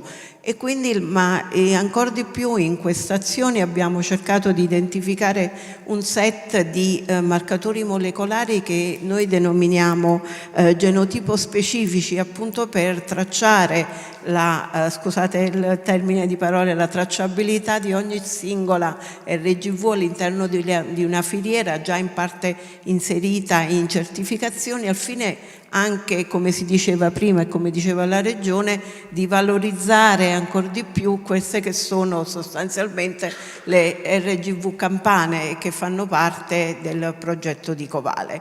Anche noi, come del resto tutte le azioni mirate, concertate e di accompagnamento sono state inserite all'interno del database precedentemente illustrate, per cui possiamo dire che il progetto per quanto riguarda la caratterizzazione molecolare dell'RGV si può dire essere quasi, se non del tutto, completato. Sì, e poi c'è da dire anche che nel database i dati molecolari saranno fruibili non soltanto per gli esperti del settore, ma anche per un pubblico un po' più che non conosce molto bene l'argomento, quindi questo aspetto sarà anche fruibile per, diciamo, per tutte le platee, e questo penso che sia molto importante. Il database è stato progettato anche per questa duplice funzione. Vedo una mano in evidenza del dottor Verde, c'è qualche domanda oppure è un errore di battitura sulla tastiera? Forse era... vabbè. Ok, quindi... No, volevo fare... No, ci sono, volevo fare una domanda e un'osservazione. La domanda è rivolta a Vincenzo. Se avete finito il giro, ovviamente, se è finito il giro della tavola rotonda intervengo dopo, non è un problema per me. Non abbiamo capito bene, può ripetere per cortesia? No, allora ho una domanda per Vincenzo Montalbano e un'osservazione da fare generale. Però dico, se voi stavate facendo ancora la tavola rotonda, c'era un giro di chiamate, posso intervenire dopo? L'ho alzata semplicemente per dire che volevo dire qualcosa, quindi se posso intervenire ora va bene, altrimenti intervengo dopo. Prego, se è una cosa veloce sì, altrimenti rimandiamo alla fine. No, vabbè, allora la domanda veloce a Vincenzo Montalbano è a che punto siamo con il recepimento di Nagoya? Questo è un punto molto importante che attendiamo ormai da diversi anni. Al limite l'altra osservazione la facciamo alla fine, facciamo fare il giro e intervengo alla fine. Dice a che punto siamo con la ratifica del protocollo di Nagoya, mi pare di aver capito, giusto? Sì, esatto. Ok, come ben sai la ratifica dei trattati internazionali dipende dal Ministero degli Affari Esteri. Più volte hanno trasmesso dei disegni di legge di ratifica del trattato fino all'ultimo. Uno degli articoli prevedeva proprio quanto io ho poco fa annunciato, cioè che tutto ciò che è di interesse agricolo e alimentare viene di fatti escluso dall'applicazione del protocollo di Nagoya, quindi coerentemente con quanto previsto nel trattato. Questa è una battaglia che facciamo dal 2015, le posizioni dei ministeri sono state sempre diverse. Il Ministero oggi, il MASAF, quindi il Ministero dell'Agricoltura e della Sovranità Alimentare e Forestali, ha sempre sostenuto che tutto ciò che riguarda la risorsa fitogenetica per l'alimentazione e l'agricoltura, per l'uso ovviamente agricolo, perché se parliamo di uso di farmaceutici industriali ovviamente si applica Nagoya, deve essere escluso dall'applicazione proprio dal protocollo di Nagoya. Mi risulta che dovrebbero mandare un altro disegno di legge, perché non ti sto a dire quanti sono i ministeri interessati, a parte il Ministero oggi della transizione ecologica, il Ministero dell'Economia, lo stesso Ministero degli Affari Esteri. Sicuramente noi manterremo sempre quella linea. Non intendiamo arretrare. Oggi, tra l'altro, questa conferenza ha confermato l'importanza delle risorse fitogenetiche per l'alimentazione e l'agricoltura, quindi aspettiamo che arrivi il disegno di legge. Non sappiamo. Sai benissimo, hai un po' seguito la vicenda dal 2015, 7 anni per ratificare un trattato. Comprendiamo bene come è complicato. Le mie perplessità che vedevi in faccia erano queste, sono 7 anni che aspettiamo questa cosa, è importante, è importantissima questa cosa. Lo so. È stato È stato appena accennato, ma è importantissima. Va bene, aspettiamo. Poi al limite intervengo alla fine. Finite per favore. Scusatemi se ho alzato la mano prima del necessario.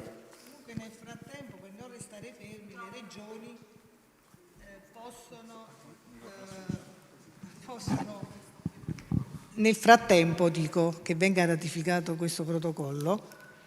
Noi per esempio abbiamo fatto una sperimentazione grazie anche all'aiuto del dottor Marino e anche sentito il Ministero dell'Ambiente. Abbiamo esteso l'accesso a una risorsa a rischio di estinzione che avevamo del pomodoro, che come sappiamo è come specie non è inserita nell'ANNE 1, e quindi doveva rientrare nel protocollo, sarebbe dovuto rientrare nel protocollo di Nagoya se non passa questa linea tua, però la Regione ha scelto di dare libero accesso alle risorse genetiche iscritte al repertorio. Fino a che non c'è una legge che ce lo vieta, noi continueremo a farlo. Quindi forse se non hanno questa linea conviene che non la ratifichiamo proprio. Prima o poi dovrà essere ratificato. Potrebbe essere una scelta non ratificarlo. Se non passa quella linea che noi condividiamo, che tutte le risorse genetiche, interesse agricolo e alimentare debbono essere escluse dal protocollo di Nagoya e rientrare nel trattato FAO, cioè usarle allo stesso modo con l'accesso che concediamo. Scusate, no, va bene, grazie. Va bene, allora concluderei col professore Di Vaio, perché parliamo anche nell'ambito del progetto di campi catalogo, c'è un'importante attività, quindi prego. Buonasera, io mi aiuto un attimo con una breve presentazione, perché a questo punto veramente siamo un po' tutti quanti stanchi. Comunque, un attimo che parte.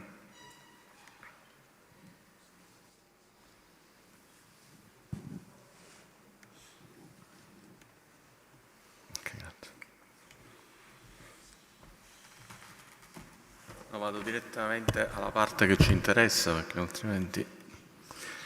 Che cosa dire? Che sia io che il mio gruppo, nell'ambito di DICOVALE, ci siamo interessati di due aspetti. Uno è, già detto, è la caratterizzazione agronomica. Io ho coordinato questa azione. Abbiamo lavorato su 135 accessioni di 12 specie, che qui vedete elencate, dall'albicocco, ciliegio, susino, melo, pero, limone, cachi, fico, melograno, noce, nocciole e vite. Hanno partecipato a questa azione non solo noi del gruppo della Federico II, quindi di Portici, ma anche il CREA con la dottoressa Nunziata e la dottoressa Petriccione.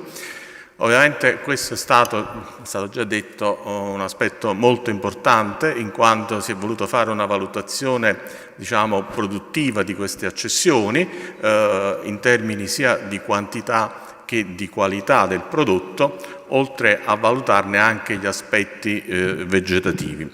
Ovviamente non mi sto a dilungare su questo aspetto, perché sicuramente prossimamente faremo un incontro specifico e lì porteremo i dati che poi in buona parte sono già stati inseriti nel database, e là possiamo fare tutta una serie di elaborazioni e di esposizione dei dati. Altro aspetto su cui abbiamo lavorato a Portici è stato sulla conservazione delle RGV. In particolar modo si è andato a completare il raddoppio di tutte le accessioni conservate da parte della Regione Campania. Quindi insieme all'azienda Improste e all'azienda di conservazione del CREA abbiamo costituito un nuovo campo catalogo presso il Dipartimento di Agraria.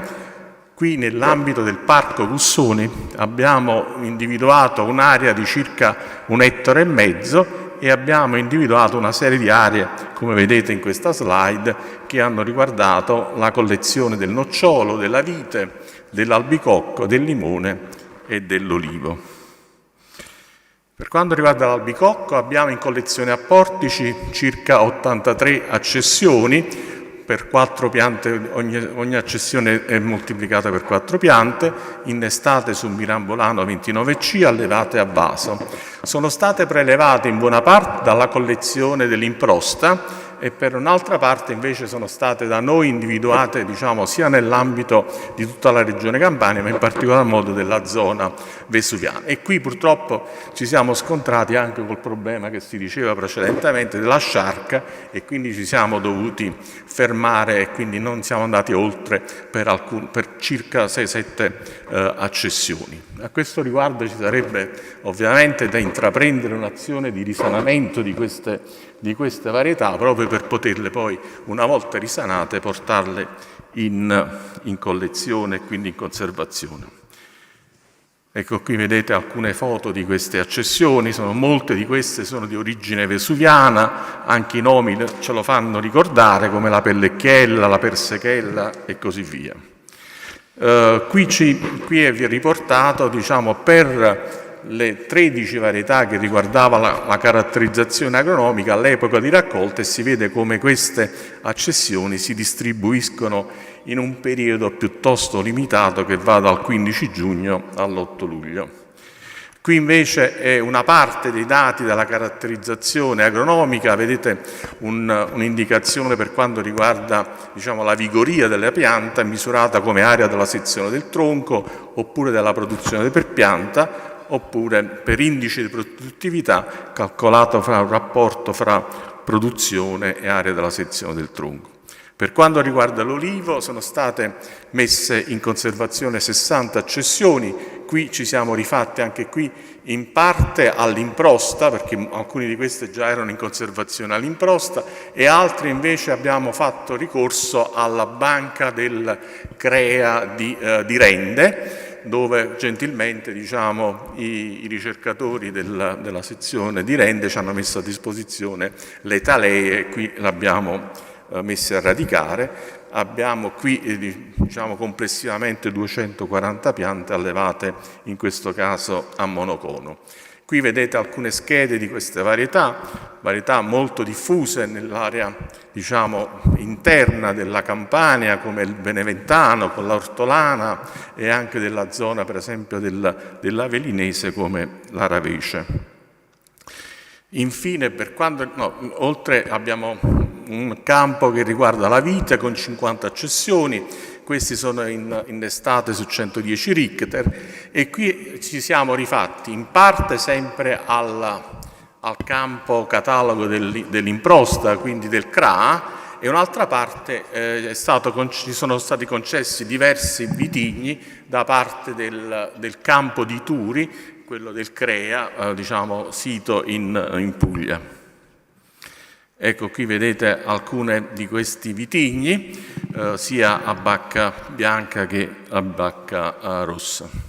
Per il nocciolo abbiamo in collezione 8 accessioni, fra le più diffuse a livello campano, come la Tonda di Giffoni, la San Giovanni e quant'altro. E qui è stato il campo di Caserta che ci ha messo a disposizione queste accessioni, sono state propagate per polloni e quindi poi portate in collezione da noi.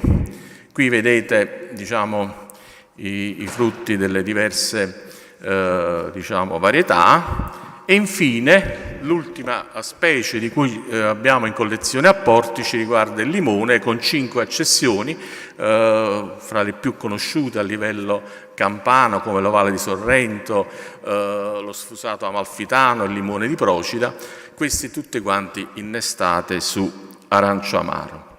Queste sono alcune delle caratteristiche dei frutti, come il peso, il volume, il peso del seme, il numero di semi e la resa in succo.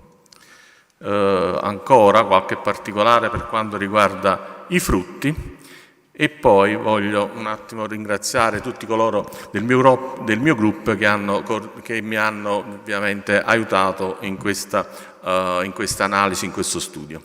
Grazie.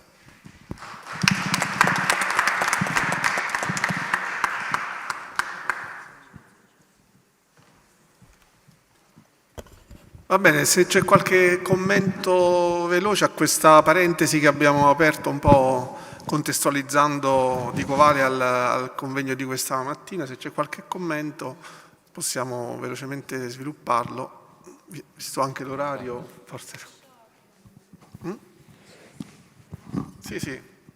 Vediamo se ci sono mani alzate.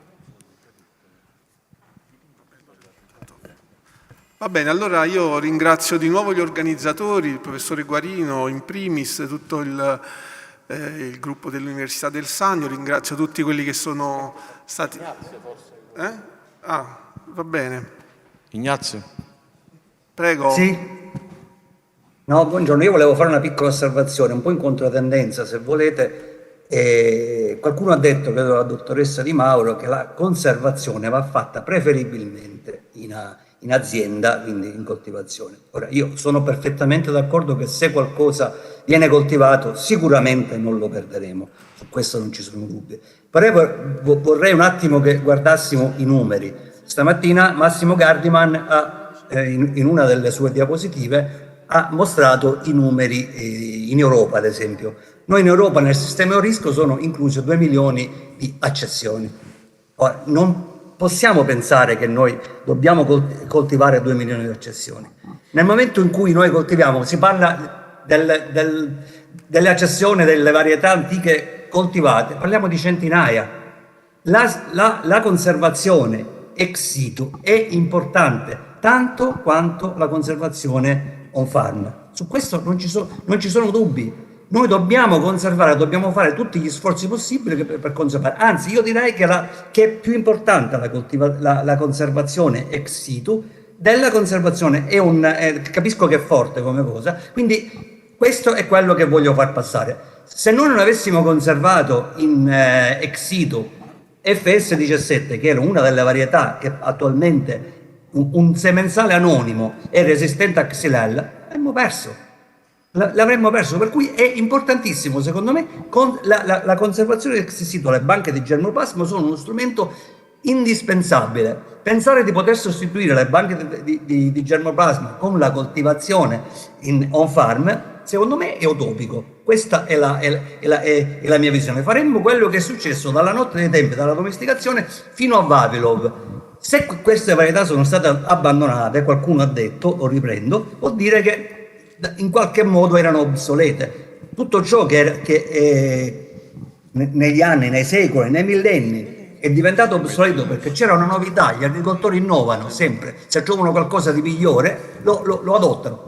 Negli anni, nel corso dei secoli e dei millenni, tutti questi geni sono stati persi perché non sono stati coltivati. Oggi abbiamo uno strumento in più, che sono le banche di germoplasma. Quindi io non vorrei sminuire né l'uno né l'altro. Questo era la mia, forse un po' polemico, però questo è il mio pensiero. Dottore, rispondo io non perché per qualcosa, perché sono direttamente interessato a questa conservazione delle frutticole.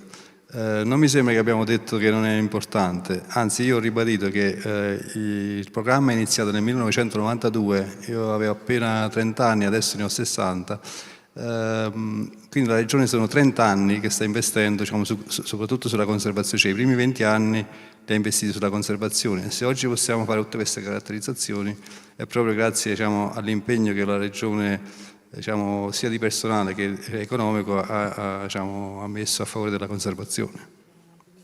Quindi diciamo, siamo convinti che anche nella prossima programmazione la conservazione sia uno dei punti cardine. Anche io ho capito in questi termini. Va bene, allora io ringrazio tutti per la partecipazione, ringrazio di nuovo gli organizzatori e auguro una buona serata a tutti. Arrivederci.